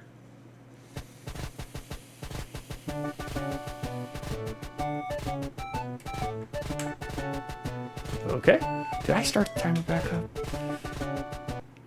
I did. Oh my god. I'm not gonna tell you how much more time we have on this game. I don't want to terrorize you guys. Oh. Just watching the viewer count drop. Okay, here's the exit. Ah, we're done. All right. We gotta find something to make that door materialize. We got no blue orbs. We went from apples to orbs. Okay. Damn, Mickey. Oh. Do you go back in? Yeah, you go back in. There we go. There we go. Oh, Lord. Okie dokie. What are you guys playing right now? Chat, what video games are you guys into right now? What are you playing? I know some of y'all are definitely adding Castle of Illusion to your playlist after seeing this riveting game footage. Again, not bad. It's not a dysfunctional game by any means. It's just, Lord. This is Final Fantasy 11, Helldivers 2, and Unicorn Overload for the most part. Nice! Unicorn Overload, that's basically Tactics Ogre, right? Tactics Ogre, but less annoying? Or more annoying, which one? I'm getting the growing urge to replace 11 with 14 now that we're getting closer to the new expansion. There's another expansion to Final Fantasy 14? Are you serious? Wow, they still have support for that game? No shit. How old is Final Fantasy 14? When did it come out? Like what, 2010? It's an old ass game, isn't it? Like super old? Huh. Oh God, Mickey. All right, we got the blue balls now. We got the blue balls. Minnie has not been showing us the proper amount of affection. She is edging us. So we got 9 blue balls. 9 blue balls. Yeah, it's like Ogre Battle, but a little more streamlined with some Fire Emblem influence, more prominent. I'm loving it. Sounds good to me. Oh shit, Mickey's on the run. Oh fuck, we're running everywhere. All right, well this is cool. Finally added some speed to the game.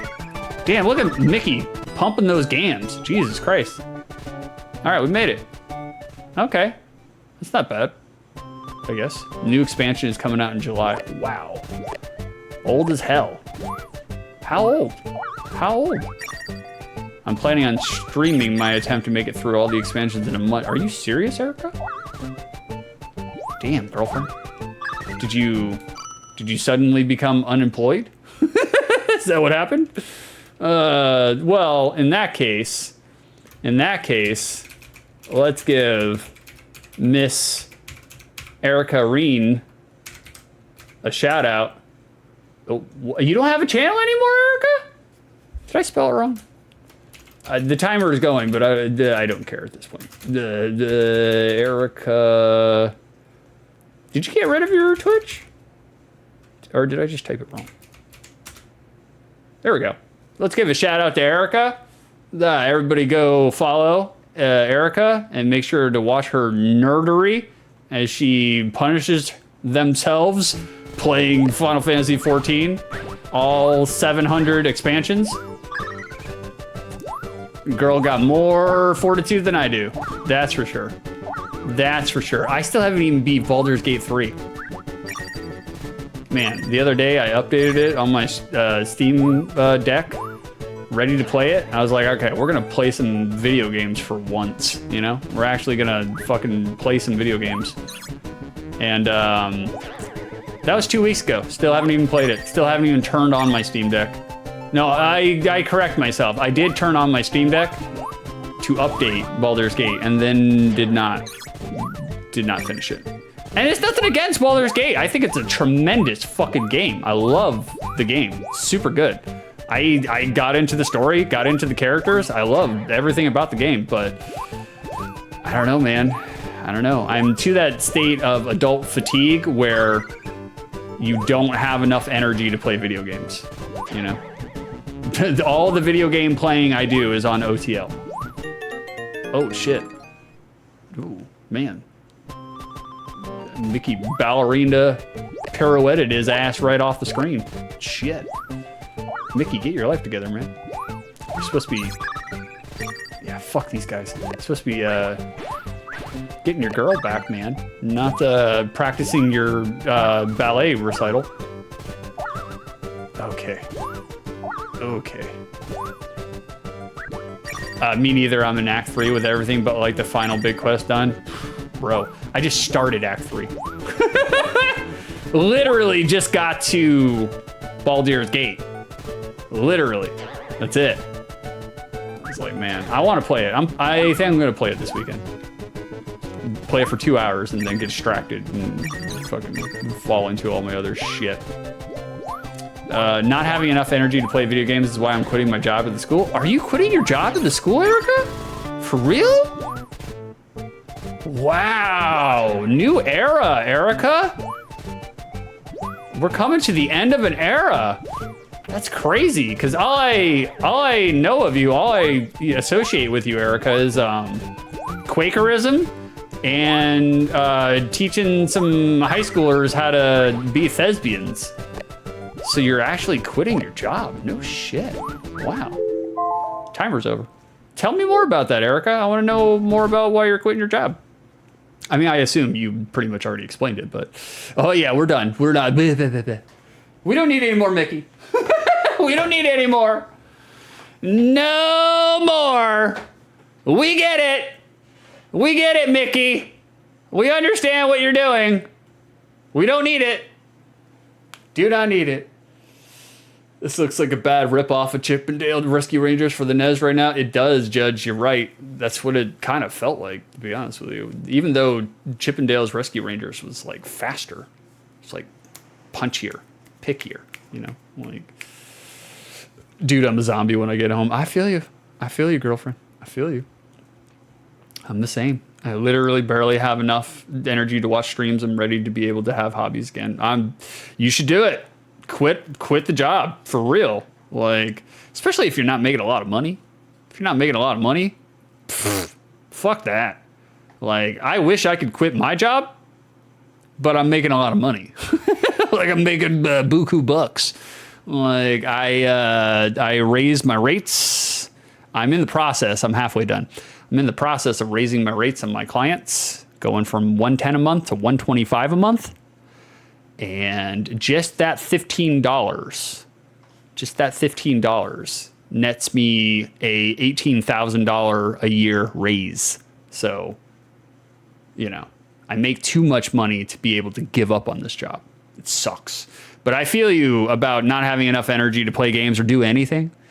Because, like, sometimes I'm like John when I get home. I just fucking sit in this chair and look at the wall for 4 hours. And I'm like, okay, it's time to get ready for bed. Or I try to watch the same gold refining video that I've been trying to watch for 2 weeks straight. And then I fall asleep 10 minutes into it because I'm fucking exhausted. And whenever I get into my bed, I fucking fall asleep. So yes, dear heart, you should quit that fucking job so you have some more time for yourself. Also, money is... I can't talk too much about money because, you know, I'm not a poro anymore.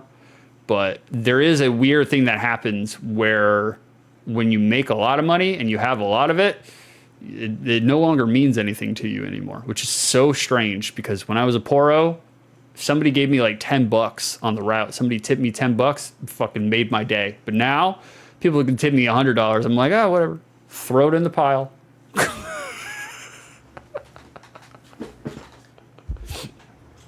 Criteria number 1 for the 15 minutes in which I played this game. Was I entertained? No. No. I was not. It was funny because when I was putting this all together, putting up the show order and the games that I was going to review and play, I was like, oh no, I have Castle of Illusion and Mega Turrican. I think they're probably too similar. I probably should take them off. Castle of Illusion, too similar to Mega Turrican. No. I was not entertained, guys. No. It's not. Yeah, pretty much the same. Yeah, I agree with you, York. Yeah, you know. Turrican definitely borrowed everything from Mickey. You could tell. I was not entertained. I was so bored playing this. This is definitely a game no different than Streets of Rage. It's not a bad game. It's not dysfunctional. It's just aged so much that the standard for entertainment, the litmus for entertainment, is much, much higher. And also, I mean, you could make the argument that this is not a game for my demo. It's not a game for adult men. It's a game for children. It's probably marketed towards kids. And so, no different than The Little Mermaid that we played like 2 weeks ago or last week or whenever. Like, not a game for nerdy, shitty gamers like myself. Probably a game for children. However, I'm an arbitrary god, and this is my show. I make the rules. Castle of Illusion sucked shit. Not entertained at all. Criteria number 2. Now that I played this game, does my memory of it exist outside the lens of nostalgia? No, it does not. At all. We have taken the industrial strength magnet and we've just wiped that memory clean. It's false. That nostalgic memory is a lie. It's not as good as I remember it. It's not as good as you remember it either. I guarantee. Guarantee. Subpar.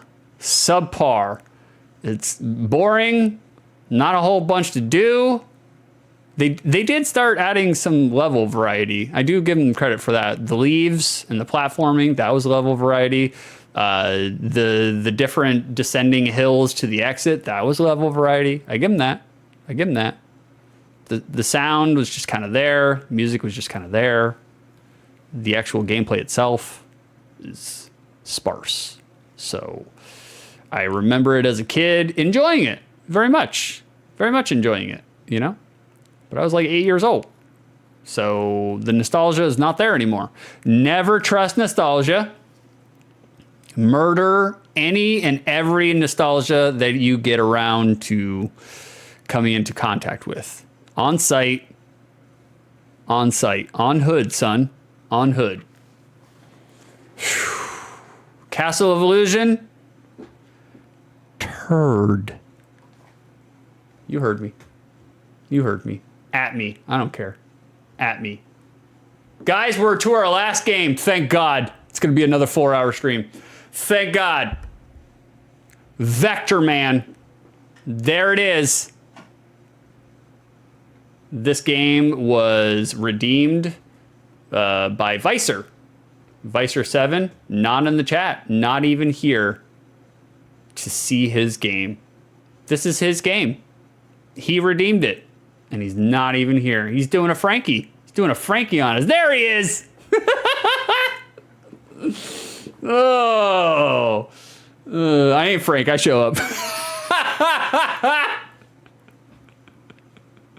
Is Vectorman's nemesis Rasterman? Actually, that's funny, Erica. I know you're making like a little nerdy computer joke, but his enemy actually is Rasta. Yes.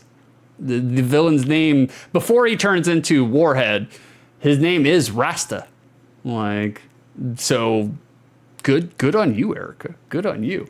This game here was redeemed to us by Vicer7 in the chat. He redeemed his Dino Nugs to make us play it, and we're going to play it. I had it on the list, but he bumped it up in the order. I loved some fucking Vectorman. When I was a kid, me and my dad thought this game was pinnacle graphics. You and your dad were right. I was right there in the same camp with you, brother. We were in the same Walmart video game aisle. Because it was. Yeah, actually it was. Yeah, we'll get to it. We will get to it, for sure. Like, we have much to say about Vectorman. But first, Vectorman. Box art. Does this box art hit? Does it execute? Does it do the things that it's supposed to do? I vote yes. I vote yes. Do we have action?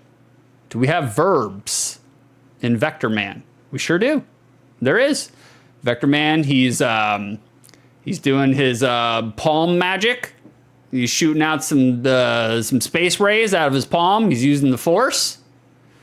He's got the Arthur fist. Ow, fuck. He's using the Arthur fist with his other hand, violently shaking the Arthur fist. He's shaking it so hard, he has made the Genesis logo on the side get all jumbly. It is fearful of Vectorman's Arthur fist. And so you could make the argument that even the Genesis on the side is jumbled and moving. That's action. He's got jet thrusters coming out of his Nikes, his futuristic Nikes. That's action. So he's either flying or levitating or propulsion burst. He's doing one of those things. That's action. The bug, the insect, strange. Out of all the enemies that they would put on the box art, that's the one they chose. Just one little metal ass hornet. Strange choice. But the bug is flying. His wings are flapping. They are moving. Like, and then technically the flags are even moving. So that's a verb. That's a verb. Swaying with the wind. The flags are moving. He's kicking a toaster too.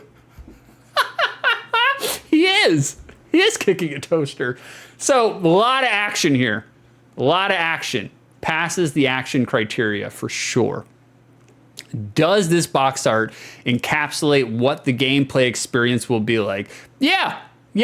I think it does a pretty good job of encapsulating what the gameplay experience is going to be like.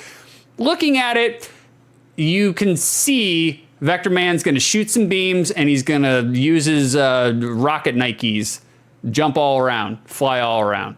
And not only that, but technically, I mean, he's on rafters, which look like steel rafters. I don't know if he's in the sky. I'm assuming he's in the sky because there are clouds in the background. So I'm assuming he's pretty close to the sky. He's at a high altitude. And all of these scaffolding, all these wire frames or whatever, those are platforms. Literal platforms. So the game, the box art is encapsulating to you that this is probably a platformer.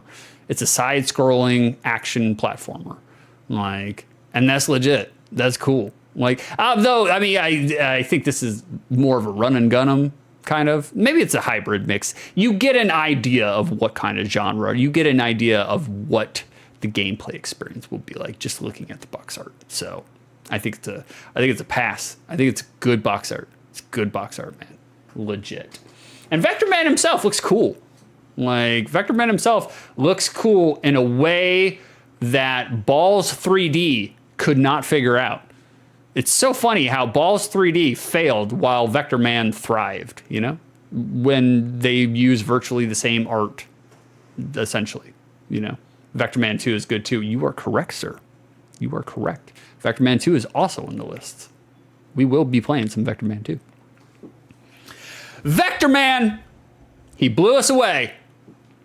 For the first time, October of 1995. October of 1995. My birth month. Our developer here is Blue Sky Software. And they are a US-based development studio. Most known for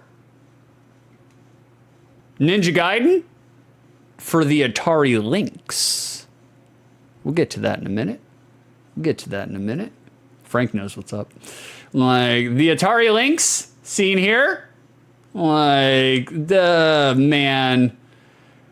I never had an Atari Lynx. I wanted one so bad. I wanted one more than the Game Gear. That button placement is fucking weird though, man. It has 4 buttons, which is cool. That's good.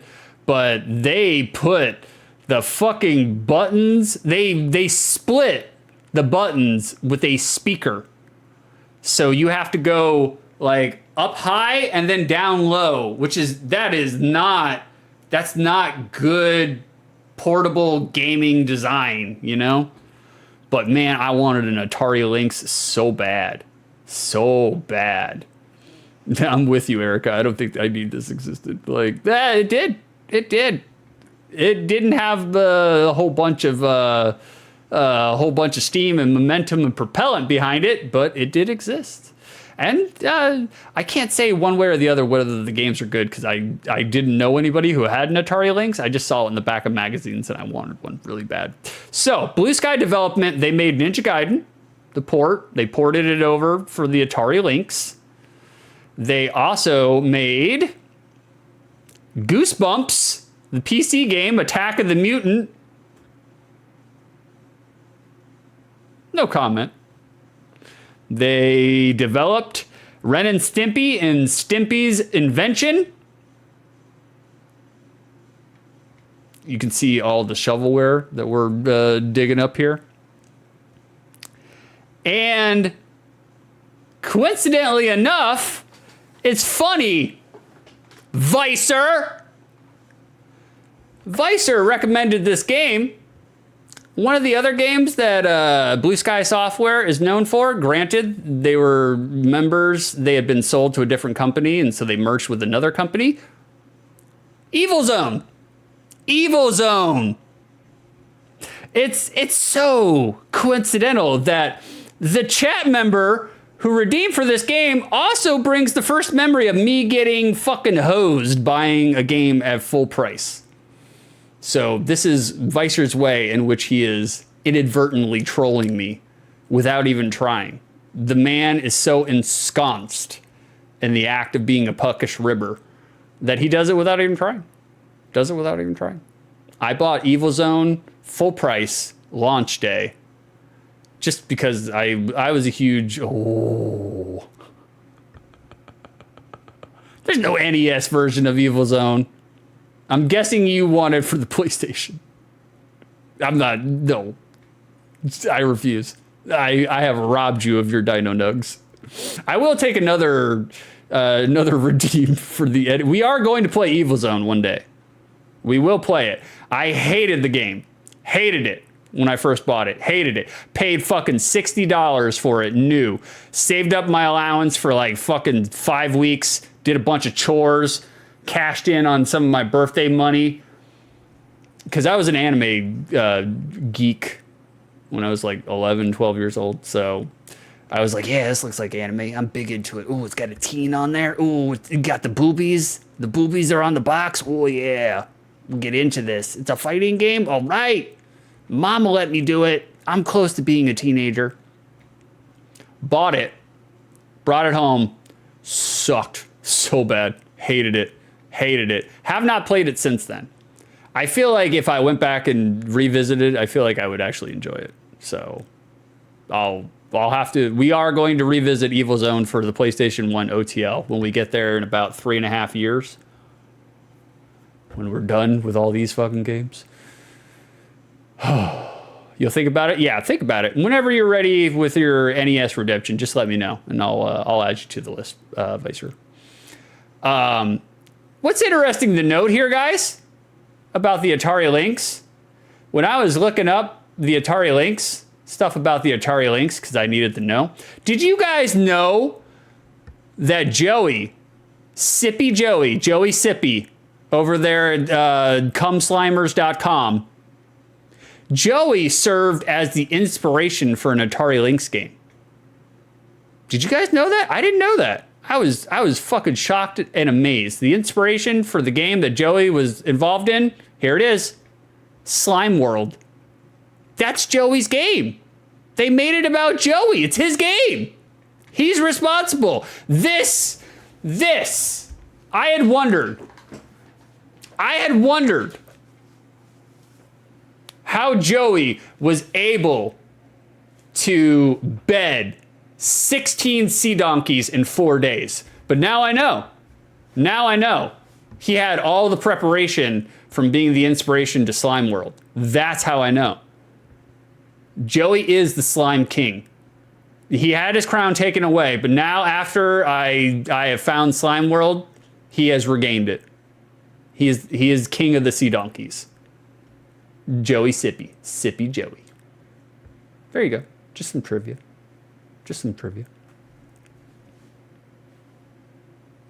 Donkey Kong Country is to blame for gifting us this generous bounty for Vectorman.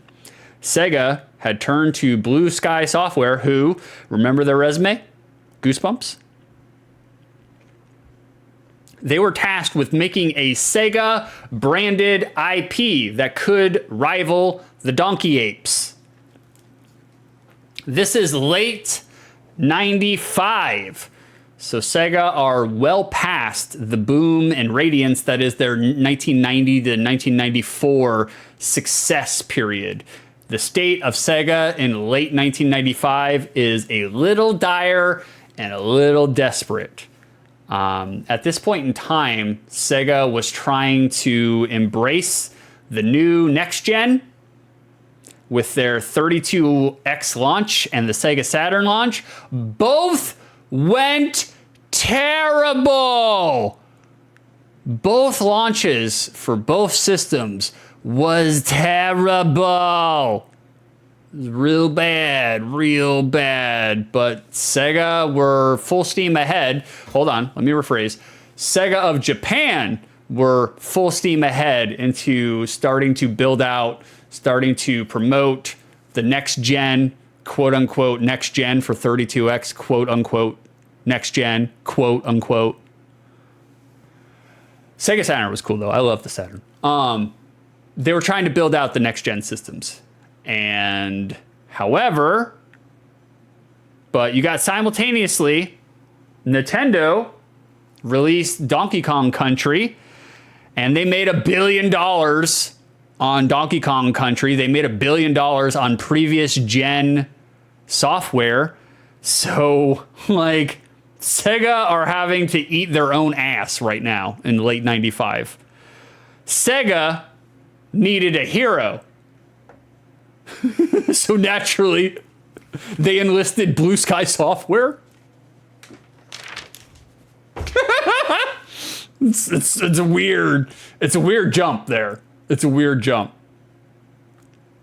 Interesting to note that this is one of the few times in which America was the voice of fiscal temperance, because Vectorman here was devved and pubbed with virtually no help from Sega of Japan, none. Because as I said, Sega of Japan, they were blinded by the prospect of new greed. Japan went full gear tally-ho expedition into the Saturn. But America said, hold on, this corpse ain't done yet. This corpse ain't dead. She's still fresh. She's still fun to be around. The install base of Americans with a Genesis was still really large. A lot of people had a Genesis at home, just sitting around. And so Donkey Kong Country, while putting a beating on Sega's ass, it clarified to Sega that there's still gold in them thar hills when it comes to the Sega Genesis. There's no reason to abandon ship yet. So Sega of America, they wanted to continue to promote the Sega Genesis, which is smart.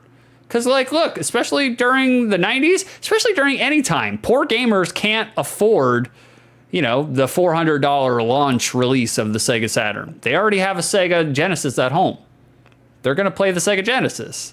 They're going to wait until the Sega Saturn comes down to like $289, and then their meemaw and their dad and mom are all going to collectively pool their money together and give it to them for Christmas. But until then, you're stuck with the Genesis, man. That's all you got. The game itself, Vectorman, never actually released in Japan by itself. Never released in Japan by itself, ever. And only showed up in J-Land 5 years later when released on the PC version of the Sega Smash Pack. It's funny that that's how Japan first got Vectorman, especially considering how good of a game it is. But that gives you an idea of when Sega of Japan are on a different playing field as Sega of America. Sega's kind of the Sega of Japan. They were kind of weird with some of their decision making. You can go back and review Sega's history and be like, what the fuck were you guys thinking? Jesus Christ. Granted, Sega of America, at times, not much better. Not much better. But Sega of Japan, they were out there. They were out there. They were out there just as much as Nintendo of Japan was out there. Nintendo of Japan notoriously made some goofy-ass, dumb decisions. Sega of Japan, no different. No different. Japan not cool enough for Vectorman, guys. Sorry. Not cool enough. The plot to Vectorman. It's 2049. Earth has lost the war to pollution. So naturally, they migrate across the solar system. They leave behind some cleaning bots on Earth to fix up their mess while they go and terrafuck some other marble. Rasta, seen here. Rasta is one of the boss maids who accidentally hacked into a nuclear warhead, naturally, as one does. And that corrupts his personality into a tiny little robo-Hitler. And he unites all of the cleaning bots against the humans. So it's up to you, V-Man. That's his name in the game, by the way. It's not Vectorman, it's V-Man. It's up to you, V-Man, who is, by the way, off on another planet cleaning up the roller coaster tycoon puke. So he's unaffected by Warhead Rasta's virus, his brain control. So it's up to you, V-Man, to save the humans? Are we the baddies here? Why are we saving humankind? Especially when it's established inside the game plot that they have trashed all of the planet with pollution. Why are we saving the humans? I contend that Vectorman is the villain. Warhead had it right. Warhead did nothing wrong. All right? He has fake abs. He does. He does. Look at him. He's not skipping ab day. Nah. Yeah, even as a robot tyrant, he still finds the time. Still finds the time to hit LA Fitness. You know?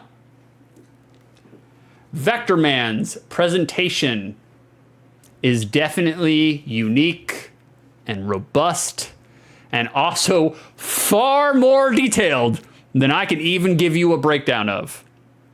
So I'll just reiterate the one YouTube fact that everyone regurgitates on the internet.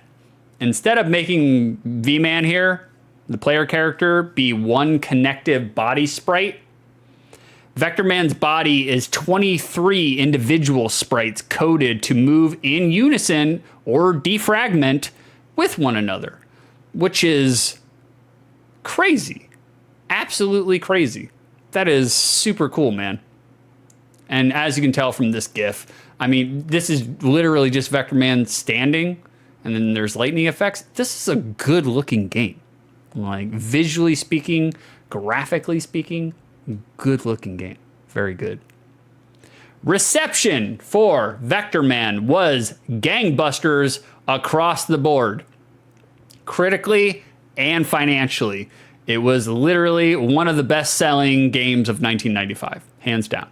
It sold 500,000 copies in 2 months, which is pretty stout for late era Genesis. That's pretty remarkable.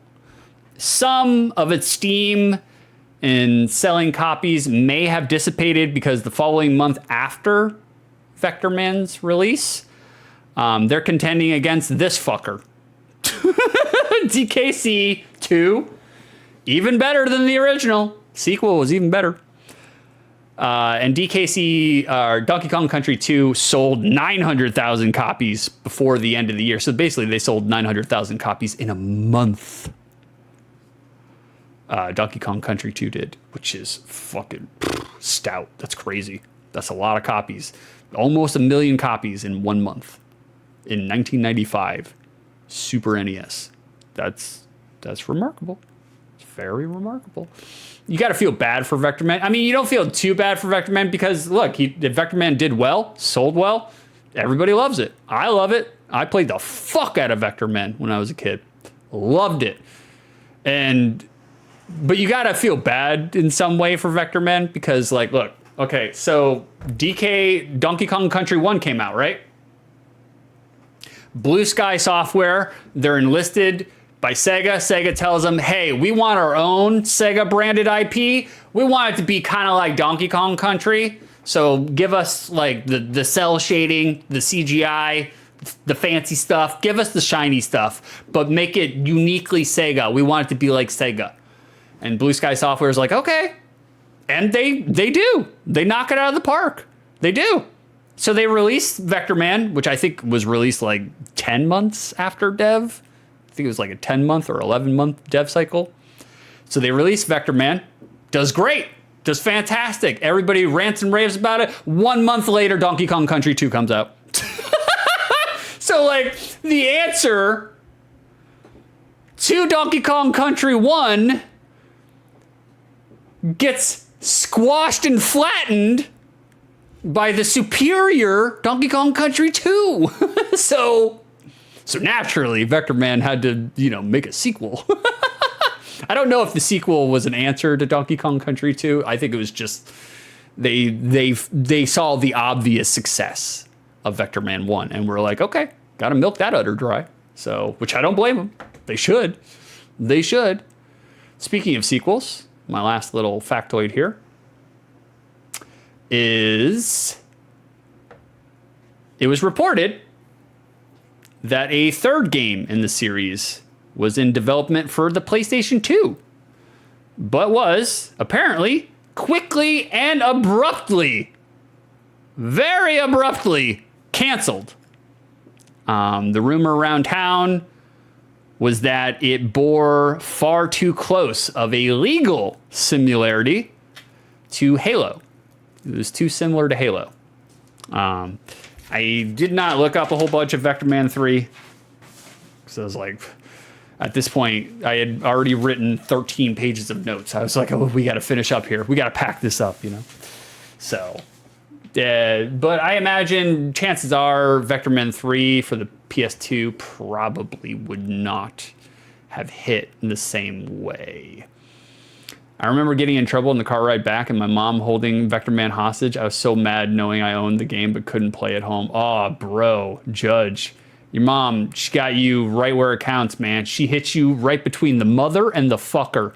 Like, she got you good. Bro. My memory of Vectorman, I'll talk about my memory real quick. It kind of echoes what Vicer was talking about. I went to Walmart. I was doing my normal Walmart strats, looking at all the strategy guides and all the EGMs and all the game pros. Me and Beef, we lived about like 1.5 miles, 2 miles away from Walmart. So we would either walk or bike ride up to Walmart if we were playing a game. And Walmart used to have the strategy guide for Chrono Trigger, strategy guide for Final Fantasy VI, strategy guide for Super Mario RPG. They had an entire like little magazine rack of strategy guides. And so what me and Beef would do is when we would get stumped on a game, we would go up and we would read all the magazines in the magazine aisle. We would be there for like 2 or 3 hours just sitting in the middle of the magazine aisle. And Beef didn't do it because he's got a better memory than me, but I would bring little notepads and I would write down my strats. Yeah, 6 would Google things by walking a mile. Yeah, I did. I would bring my little legal stenopad and I would write down all the strategies and all the things that I needed to know for the game because I didn't want to have to walk another fucking mile back up there to fucking see it. So I would try to write down as much shit as I could so I'd be good for like a week of gaming. And I remember I was like, okay, been here for 3 hours. My brain is full of all the strategies that I need for the games. Let's go check out the video game aisle. Let's just see if there's anything new, see if anything looks good. I don't have any money, but we're just window shopping. And they used to have those like kiosks, not kiosks. They would have the game controller down here, the game display case, the cage, the solid glass that you'd have to move to the side, right here. So controller would be right here. Game case would be right here. And then up here at an angle, oh God, can't do it with that hand. Up here at an angle, tilted down, would be some fucking shitty Zenith CRT TV. And you could play a demo of the game. And I remember watching, there was this crowd of like 3 teenagers playing Vectorman. And I remember looking up at the screen and I was just like, I distinctly said to myself, like, well, I didn't say to myself, but I thought to myself, I was just like, video game technology is never going to get better than this. This is the best. I think this is the high mark. It can't look better than this. And then eventually, it was like maybe a month later, I would rent Vectorman and I was right. We never got better from Vectorman, guys. It was all downhill from Vectorman. We have never beat the graphical superiority that is Vectorman. Final Fantasy has tried. They cannot. They just can't. Can't deal with it. You can't compare to blast processing. Get the fuck out of here. So that's Vectorman. That's my story. That's my nostalgia associated with Vectorman. All right, guys, we have some supplementary materials. Yep, we got 2 of them. And then we're going to get into our last game. And then I'm going to literally piss so much I'm going to fill the toilet. Oh, God. My teeth are floating. I got to piss so bad. Hey, kid. Down here. It's Vectorman. Hey, open up. Now I'm in Oscar Mayer Lunchables, lunch combinations, and hot dogs. Huh? To give you a chance to win prizes from Sega, like Vectorman for Genesis. Many will enter. You will win. Billy, what's all that racket? Nothing, Mom. details on specially marked packs. Hey, all this yakkin's making me hungry. Yeah, man. Vectorman, he loves those Oscar Mayer wieners. All right, we got an ad from Canada. Let's check this out. Enter the future. Vectorman, the revolutionary game for Sega Genesis. Surrender to severe gameplay, burning speed, and apocalyptic weapons. Only on Sega Genesis. And play to win for a chance at a $25,000 grand prize. Oh! System and game sold separately. Vectorman. Resistance is futile. Sega. Nice. Love it. I cheated you guys. I forgot. I had two things to talk about with Vectorman. Hold on. One, let's just check out what Vectorman is going for on the secondhand market. Surprising. Really surprising. Loose. You could buy loose. $9. That's crazy, man.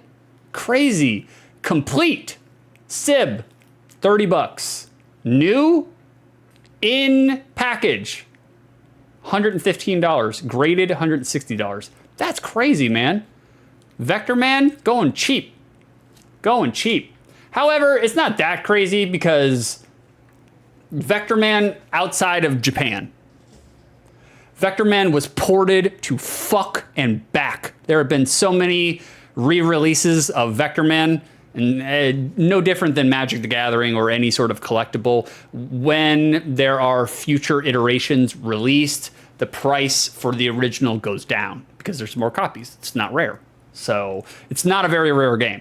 It's on every single Sega compilation that ever existed.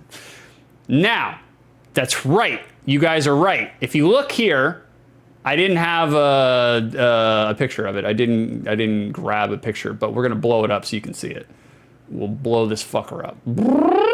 We're getting it big, big, big, big. All right, you see there? It's not on the box art that I showed you before, but in the bottom left-hand corner here, you guys are talking about it in chat. Play to win, pay to win. Yes, the grand prize. That's what I was thinking about. Couldn't remember the deets. Well, I'm gonna give them to you. I'm gonna give them to you. Right here in the lower left-hand corner, some copies of Vectorman had play to win, $25,000 on there. Now, what that corresponds to, you can't see this because it's fucking Wikipedia and it's too small, so I'm just gonna read it to you. In North America, special randomly distributed copies of Vectorman have a special You Win screen at the end of the game, along with a phone number that could be called and an address.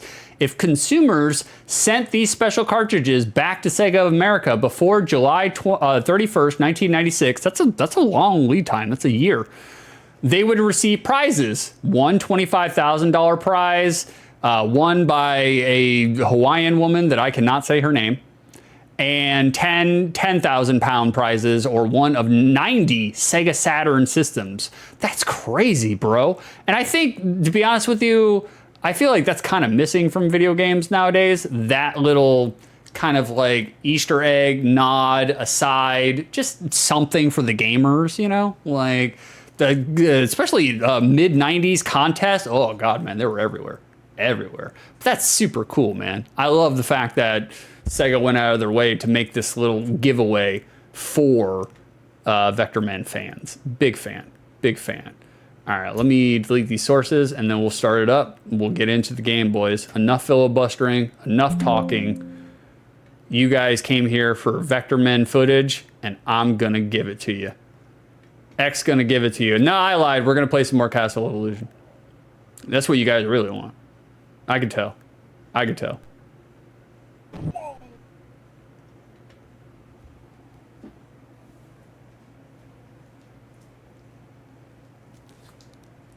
Oh, God. Even opening a fucking bottle of water is killing me, man.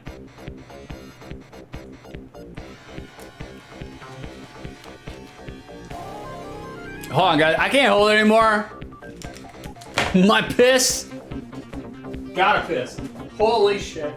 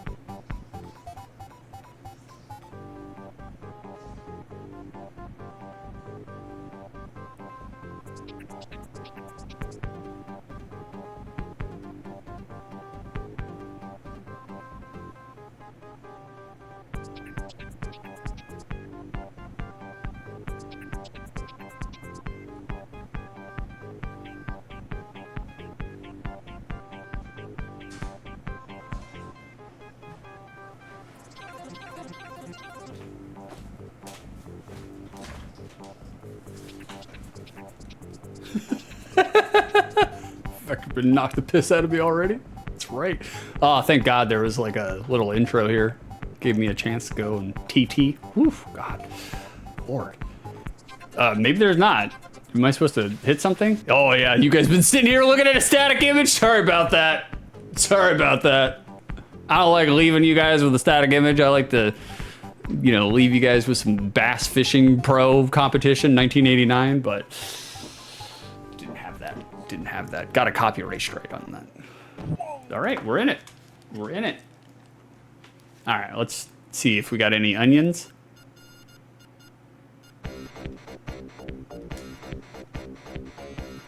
Good music. Good music. Nice. We're in there. We do have some onions. Oh man, Sega farts. Yeah, there they are. You know, let's just turn sound effects and music off. We don't need that. It's still on. Difficulty, wicked, insane, lame. All right, we'll do it at wicked. We don't need cake boy mode. Our buttons, C is jump, A and B is shoot. That's all you need. That's all you need. What's the information? Oh, it gives you a little tutorial on... That's pretty cool though. Wow, this is...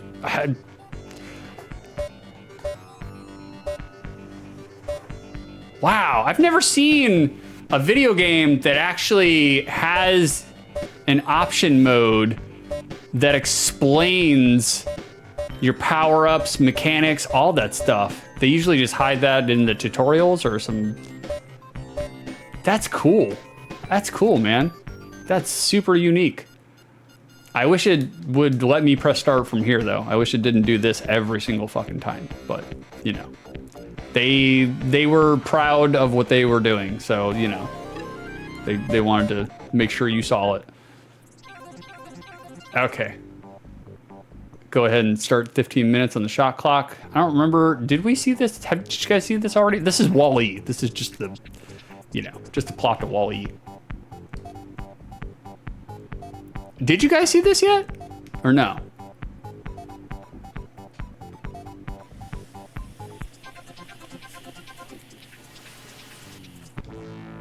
Okay, thanks, Fighter.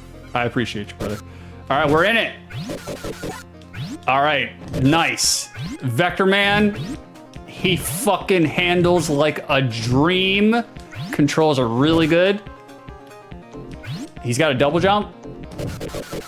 He can crouch and jump. He can shoot in all directions. Nice, very nice. Why are you still streaming? I don't know, bro. This one went a little long.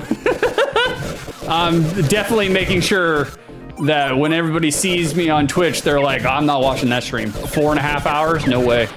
No way.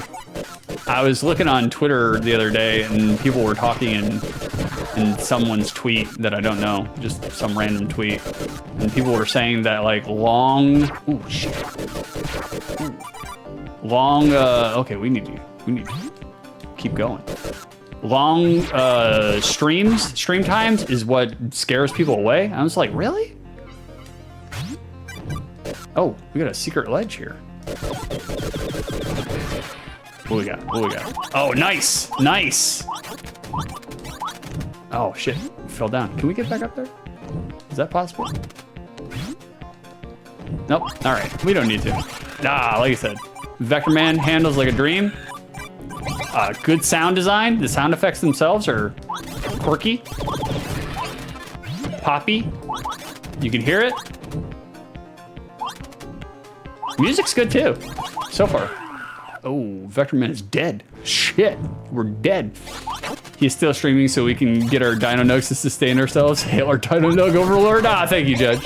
Thank you. I want to make sure you guys get as many stegos as you can, you know? I don't want to rob you of your stegos. Like, people gotta save up to watch me recite slam poetry. Like, I know that's what everybody wants. Nobody will ever cash that in, thank God. Y'all are too busy. I distracted you. Y'all are too busy redeeming for games to play. So I was like, oh, thank God. I'll never have to recite poetry on stream. It'll never happen. It'll never happen. Does Vectorman have a run? No, doesn't look like it. But he moves fast enough that you don't really need a run. Oh, God damn. Keep dying, though. Jesus Christ. This is why YouTube Shorts are the most popular format? That's true. It's very true. Oh, man. What do these do again? Is it just score? Just score? Yeah, Shorts have been slowly taking over since Vine a decade ago. Now it's just so it does. I think it'll come back around. I think long form videos will come back around. Oh shit! Oh shit! What happened? Oh, we were a fucking jackhammer? Oh, it's awesome. V-Man can turn into shit. Super cool, man. Nice, double jump gets us there. Good level design so far. Like, it's different. You're not just going left or right. There are inclines and slopes, and you can backtrack. All sorts of different shit to do. You got your little Castlevania lanterns here that you can... Oh, shit. Oh, wow. Vector brought out the AR-15 fucking upgrade. Wow. It's only for hunting, guys. It's only for hunting. That's all you need it for. How am I supposed to hunt rabbits without a semi-automatic fucking weapon?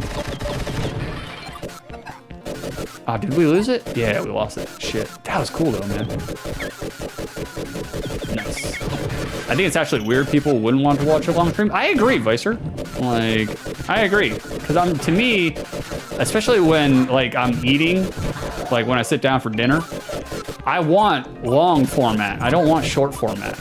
I want something where I can just sit and like, you know, eat my falafel for fucking 40 minutes straight. That's what I want. Oh shit, we went all the way down. Oh, boss time? Boss time? Yeah, boss time. Oh god.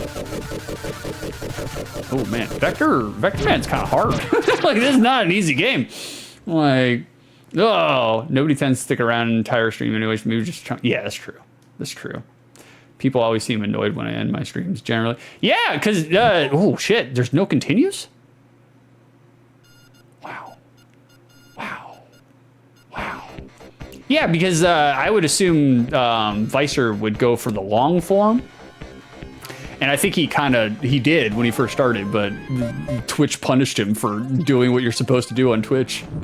So he was just like, 2 hours is all you get now. That's it. You gotta keep him wanting more. Might need to hit up that lame difficulty. Yeah, maybe. Yeah, well, we'll see. I was rusty. I was figuring out my buttons. The sun was in my eyes, guys. The sun was in my eyes. That's why I lost. All right, we're just gonna speed run. Oh god damn. Oh well, you only get 2 hours. That's it. Oh fuck. Damn, Jesus Christ. Yeah, man, we might have to do some Cake Boy difficulty just to see the rest of the level. I don't want to cheat you guys of level 2. This falls into Joey's unsolicited advice, which is 15 minutes is not a good showcase for games that are actually good. So, and he's right. 15 minutes is not enough. It's not enough time.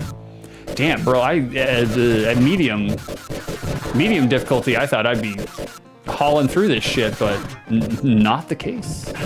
Not the case. Oh, God. All right, yeah, we're gonna, ooh, okay. Jesus Christ. That was quick. That was so quick. All right, Cake Boy it is. I'm not doing Cake Boy because I am not a good gamer. I'm doing Cake Boy to show you guys the game. I want you guys to see the game. I don't need Cake Boy difficulty. I'm a Vectorman Pro, 1996 Guinness World Champion. So I'm only doing this for you guys, not for me. I don't need it. I'm just throwing for content right now. This is throwing for content. So you learn it as you become a streamer. As you become a popular, famous streamer like myself, you throw for content. You add suspense. All right, so now we get 4 lives and 5 5 energy. I wish games still insulted you for playing easy mode. Yeah, for real. Like, although, oh man, I have gotten mad at some fucking video games because like I'd play it on easy mode and I'd beat it, or I would think I would beat it, but it would really be locked. Like, they would be like, now you have to finish it on medium mode, and you didn't actually see any, like, the entire game. Like, you just saw the first 3 levels. I felt like that was kind of unfair. I felt like that was pretty mean. You shouldn't do that to a gamer. Like, but I understand. Oh shit, now we're a jackhammer? Nice, nice. All right, that's fine. Let's get to the boss. This is all cool and great, but let's see level 2. You know? Okay, so, oh god, no, oh man. This little fucking jerk off here beating the piss out of me. Wow, Jesus. God damn, even on Cake Boy mode, I'm getting my ass handed to me. So what about you, chat? Do you guys have any special resonant memories of Vectorman? What do you remember? What do you think of when you think of Vectorman?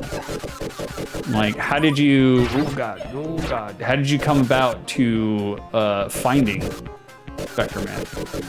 Oh, cool, you can shoot. This is a real game, a Sega game. Okay, we're gonna take it slow. Nice. Oh God, these fucking wasps, man. It's a little rough. A little rough. This is a real game, a Sega game. That's right.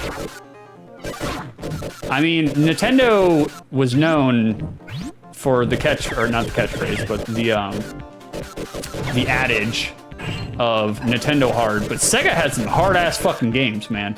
Especially because Sega was doing a lot of their shit was arcade ports. So you know.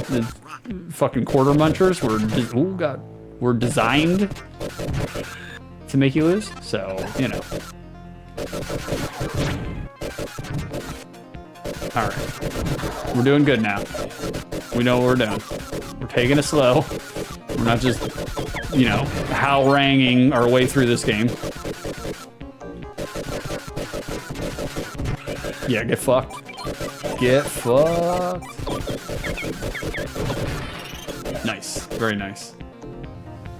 Oh shit, there's some other stuff there. All right, now we're gonna beat this boss. We're getting into serious streamer mode. I'm done losing. All right, never mind. We're still losing. Oh shit, oh shit.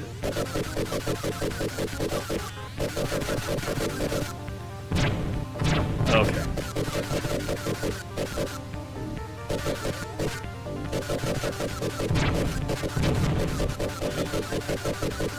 Oh god. Alright, bombs are getting me.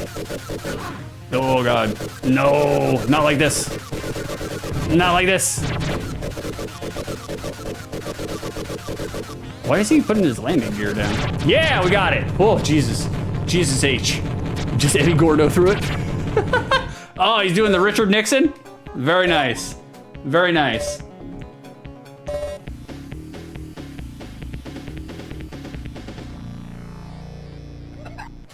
Love it. Love to see it. Oh, what is this? What is this? Oh, whoa. Whoa. Wow, don't remember this. I totally forgot about this. Holy shit. Wow, this is quite a departure. Should I get ahead of him? Like, how do we... Damn, bro, he is fucking us up here, man. Okay, so you just gotta shoot his hands.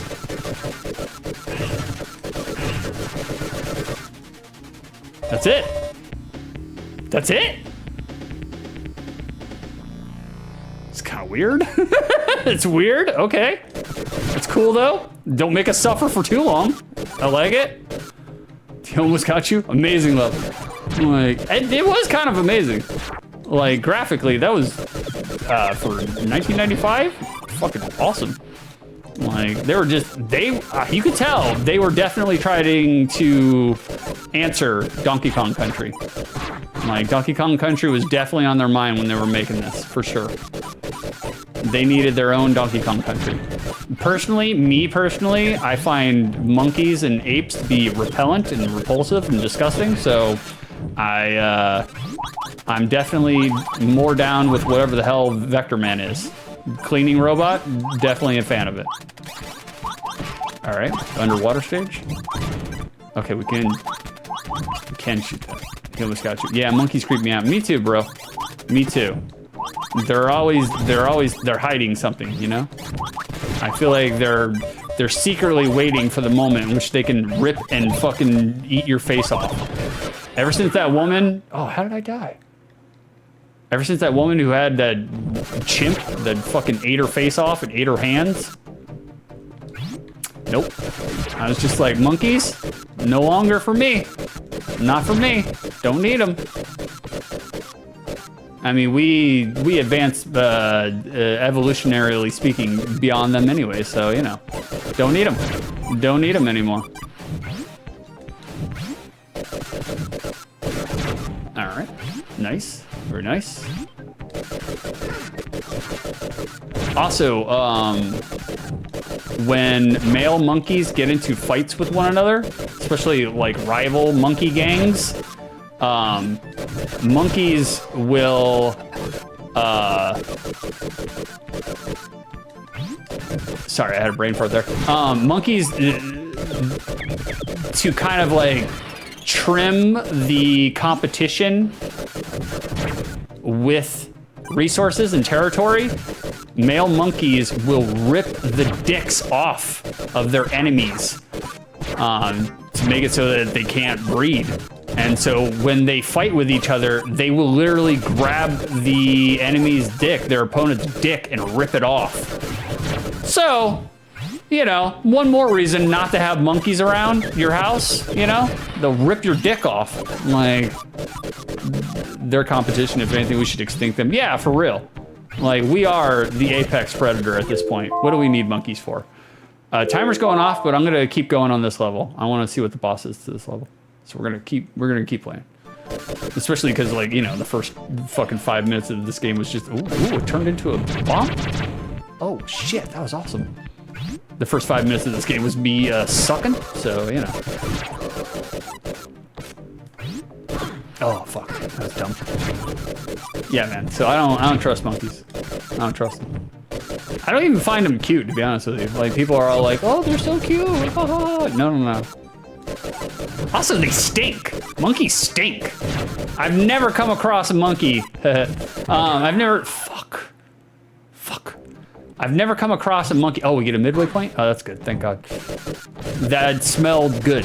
They all stink. Every single one of them smell like shit. And it's just like, who wants to be around that? I don't want to be around that. At least, you know, if you got a stanky ass dog, because I got some stanky ass dogs on my route. But at least if you got a stanky ass dog, you can pet a dog, you know? It's not going to try to rip your dick off, eat your face. Some of them might. Some of them might try to eat your face, but, you know, most of them, not so much. All right. We got it.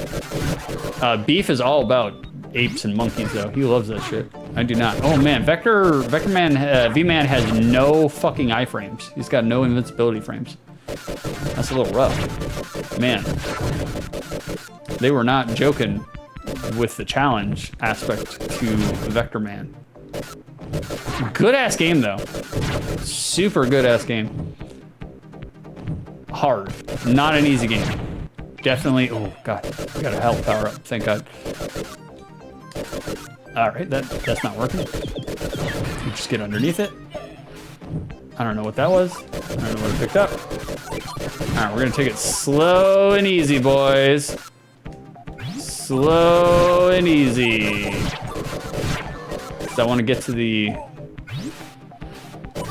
boss. I want to see what the boss is about. See if I can beat it. Oh, okay. No boss. Just ended the level. All right. That's fine. Let's see what the next level is. Are they going to give us another weird mega warhead mining cart melancholy level? Nope.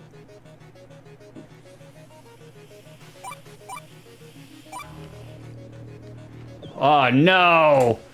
We're on an ice level.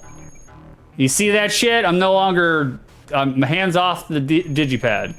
We got ice physics. Oh, we're underwater ice physics. Weird. Weird. Well, hold on. We're gonna keep playing. We'll keep playing until we game over. And if I beat the game on 1 life, then I beat the game on 1 life, guys. Oh shit! The double jump does damage? That's not the way to test it. Oh, that's cool. Double jump does damage. Yeah, it does. Wow. That's awesome. Episode title for this OTL, Monkeys. They'll rip your dick off! They will! It's fucking absurd. Don't rip my dick off, man. I need that. Not really. Like, I had a vasectomy, so procreation is no longer on the table, you know. I do not. My brother will carry on the bloodline, not me, which is fine. It was funny too because when he first met his wife, he told everybody in the family that him and his wife were gonna have 7 kids, and we were all looking at him like. We were all looking at him like this. This is what we were looking at him. Hold on.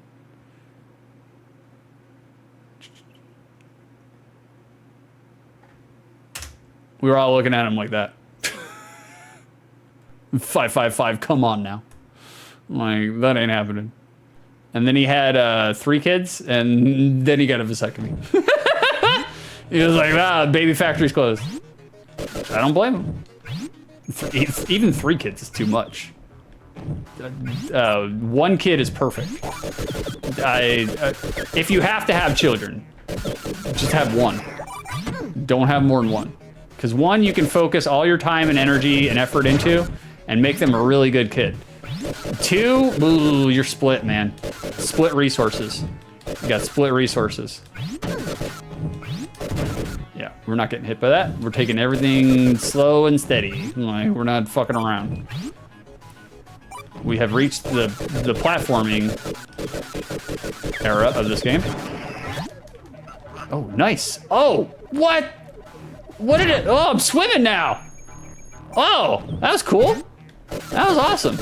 Didn't see that coming. Oh, fuck. Still got hit. Jesus.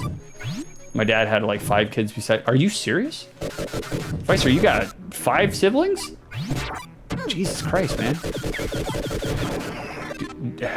Did your dad never hear of a condom? Like, or just pulling out?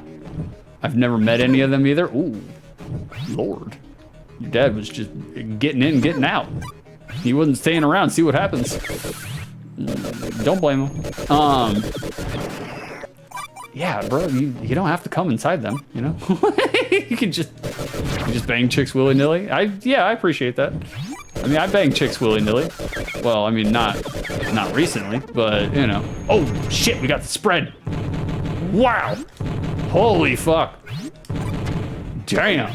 This game is so engrossing. 6 forgot his wrist hurts and said fuck timer. Yeah, pretty much, bro. Yeah.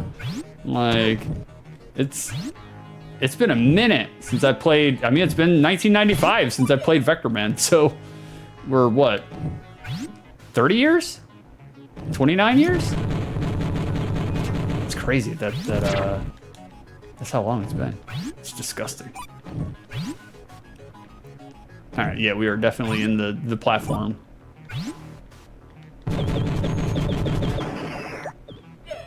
Oh, nice. Oh, yeah, get the fuck out of the water. I'm tired of that water shit. Although I'm not, you know, thrilled about fucking being on ice, but, you know, what can you do? I don't know what that was. Oh, shit. Is that the enemy from the box art? No. Oh. All right. Oh, goddamn. Shooting in the air and aiming it, that's a little challenging. Because Vectorman has a pretty good jump, but he jumps like the same height. All right, we don't have to jump. We can just shoot his ass. Oh, we can go all the way over there. Oh, fuck. Oh, fuck. Oh, that ice is fucking us up, boys. All right. Oh, shit. No, we're just getting fucked up. All right, we're just going to camp underneath him. Yeah, we'll get behind him. This is like Mega Man X Storm Eagle. Just stay behind him. There we go. See, we figured it out. And we cracked the code, boys. We're gonna beat him. We're gonna beat him. Nice, nice, nice. We're gonna beat him one hit, 1 point of damage at a time. Did we get him? Uh-oh. He's evolving, isn't he? He's gonna be a bigger fucker now. Oh. Okay. Oh, he's a bear! Ah, get rid of him. Get rid of him. I fucking hate bears. Oh, yeah, get fucked. Get fucked. Chop you up, serve you to John. That was legit, though. That was legit. Oh, how dare you! How dare you! I'm throwing in that many Kumas against you. Saw what I did to your Kuma. We broke him down. Wow, man. All right, we're gonna close it out. I've been streaming all day. Jesus Christ, I can't stream no more. All right, bring it over here. Box art, bada bing. Wow, 4 hours and 45 minutes. Holy shit. Jesus Christ. Jesus Christ. All right, so that was Vectorman. That was so good. That was so good. I'm spoiling the review part. It was really good though. Really good. Criteria number 1 for the 15 minutes in which I played: was I entertained? Yes. Yes. Astronomically entertained. Very much entertained. As Judge Tempest said in the chat, I was so enthralled, I forgot my wrist hurts and it said, fuck the timer. We're just gonna keep on playing. And that is one of the original rules that I had set out for the OTL, which is like, yeah, I'm gonna set 15 minutes, but if we're having a good time, we're just gonna keep playing. We're just gonna keep playing. If I hadn't streamed for 4 hours and 40 minutes up to this point, I would have just kept on playing Vectorman, do a long playthrough of Vectorman, but I got so much other shit. So, like, York and I were up till like 3 a.m. last night. We just stayed up so we could catch a stream. Are you serious? You guys are working on an all-nighter? Are you for real? I mean, like, I'm wow. I'm flattered, guys. Like, I really am flattered. But y'all didn't have to stay up for this. You could have just caught the VOD or watched the YouTube, you know? Like, I appreciate it. Big whatever this is, you know? I was very entertained. Just all over the place entertained. I was not looking at the timer. Didn't have to lean on chat. I was running and gunning. Probably like, let's see, all the games that we played today. Outside of Mega Turrican, Vectorman was the best game we played today. Only rivaled by Mega Turrican. And Mega Turrican just slightly out-edged by Vectorman. Turrican was super good, super good. Vectorman, just a sconce better. Just in graphical presentation. That's the only thing that beat it. Gameplay-wise, they're both similar games that play very nicely, play very well. The controls on both games are fucking fantastic. Like, we're talking Hagane tier controls. Super good. Super good. Fair. Like, I was very entertained, very engrossed. Criteria number 2. Now that I played this game, does my memory of it exist outside the lens of nostalgia? Yes, it does. It certainly does. My appreciation for this game increased.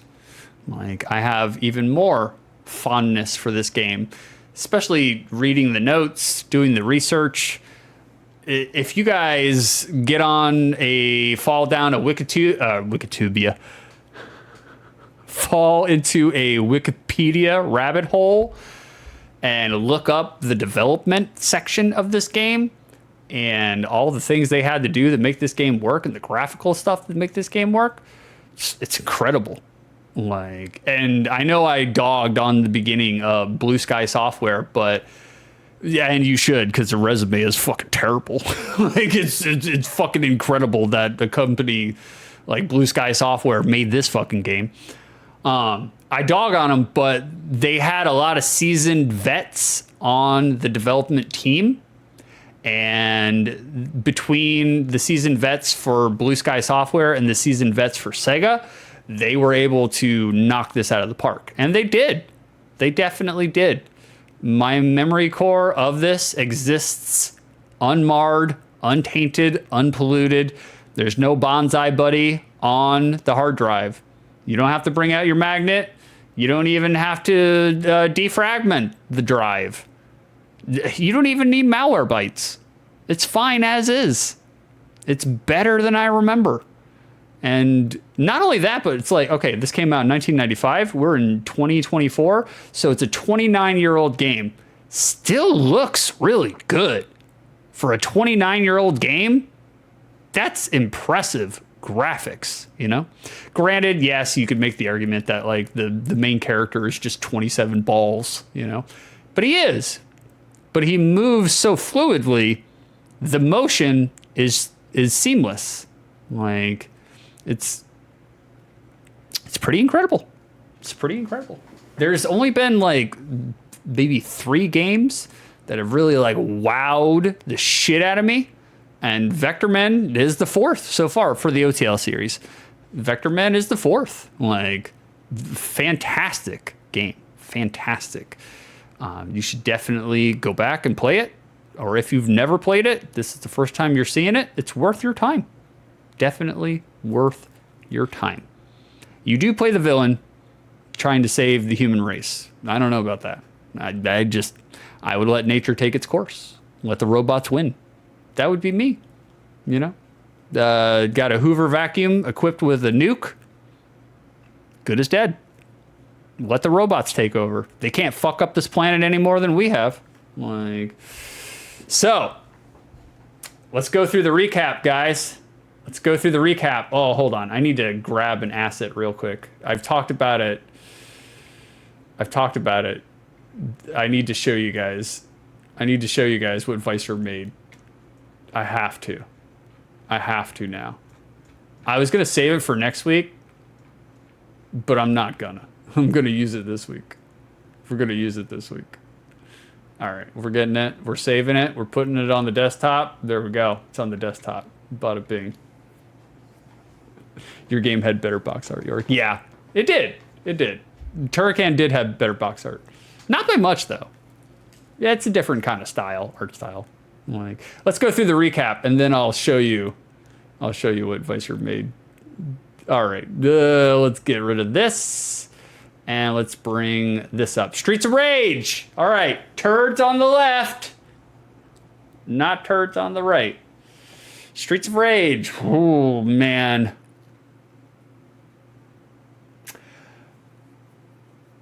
Not a turd. But it's pushing it. If it didn't have the soundtrack, oh yeah, turd all the way. The soundtrack is literally like pretty much the only thing that, and you know, the impact. I can't use the impact that it held on the genre in video games because that's not, I'm grading on today, modern game, shitty vision, me. If it didn't have the soundtrack, Streets of Rage 1 would be a fucking turd. I know that's blasphemous in certain circles, but it has aged badly. Like, it's boring. But the soundtrack is fucking phenomenal. So, not a turd. Streets of Rage 1, not a turd. Mega Turrican, not a turd. Not at all a turd. Was it left turd? I can't remember. Not a turd. Not a turd. Fantastic game. Second place out of all the games we played today. Virtua Fighter 2, that's a turd. That's a turd. Unfortunately. I wanted it to be better, but it was not. It's a turd. It's a turd. I can't rationalize it. It's a turd. Castle of Illusion, that's a turd. That's also a turd. I know. Blasphemous that I'm sitting here and shitting on Sega's iconic library of games, but guess what? It's a turd. It is. At me. Come fight me. And Vectorman, not a turd. Not a turd. Definitely not a turd. All right, so we got 2 out of 5 turds. Not a bad showing. Not a bad showing. We'll take 3 non-turds. Guys, when I get Vicer's box art here, if you guys have a raid target, anyone that you would like me to raid, we'll send it over their way. Let me see if any of my people are on. I don't think any of my people are on right now. Nah, none of my people are on. All right, while I get Vicer's contribution to OTL, if you guys have anybody you want me to raid, just put it in the chat. All right, let's get Vicer's contribution. This is not Vicer's official logo. Vicer said he's gonna dick around and make me a logo. This is Vicer's prototype logo for outside the lens.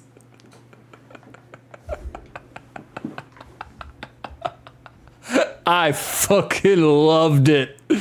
Oh God. When Frankie sent me that, I literally fell out with diarrhea. I was laughing so hard.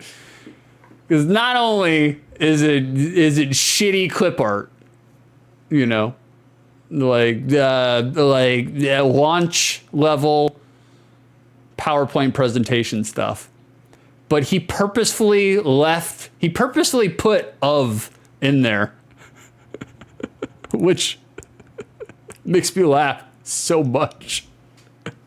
Frank showed me his logo, so I wanted to make a beef themed one. You nailed it, brother. You nailed it. You got the aesthetic so good. So good. I love how terrible this is. It's so good. This is going to be in the rotation for outside the lens logos. I know Vicer, he's probably gonna work on another one, but we're just gonna add that one to the rotation. This is going in there, baby. Can you see how much love he put into this? So tremendous. I love it. I fucking love it. Guys, if you have any sort of graphical art skills or ability or prowess, and you want me to showcase your interpretation of what outside the lens logo should be, send it to me. Hit me up on Discord, Twitter, the Zanga, Palace, ICQ, any of them.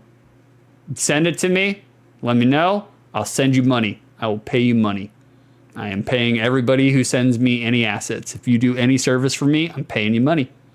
You got no choice about it. Vicer has no choice about it either. Vicer's like, no, don't. I'm a modest millionaire. I don't need the money. I don't need the money. Like, and I was like, okay, I'll put it in stream donos. Like, I'll just give half of the money to Twitch, the other half to you.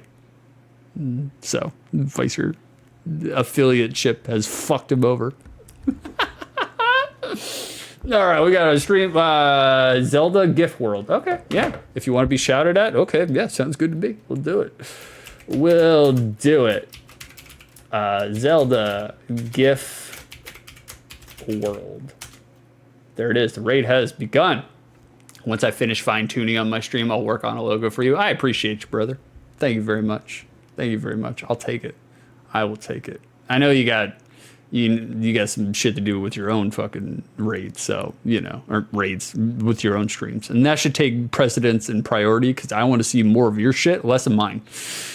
I only stream once every week. You stream, you know, frequently. Like, you're not like me. You don't have to wait until the stars align and Mercury is in retrograde for you to stream, so... Good stream, thanks, sir. I appreciate you, York. Thanks for hanging out and chilling out with me, man. Like, nah, your streams are quality. I just play video games. I appreciate you too, Vicer. Like, I feel like enough people have said that my streams are decent enough that I actually have to believe them when they say it. So, like, huge fan. Guys, I had a fucking brilliant time streaming for 5 hours about 5 old fucking Sega games. You guys made the difference. You're the only reason I do this. I love every single one of you. It was fantastic. Today was probably one of my favorite streams. I'll go back and rewatch it and think differently. Thank you very little, and you're welcome even less. Go fuck yourselves. I love all of you.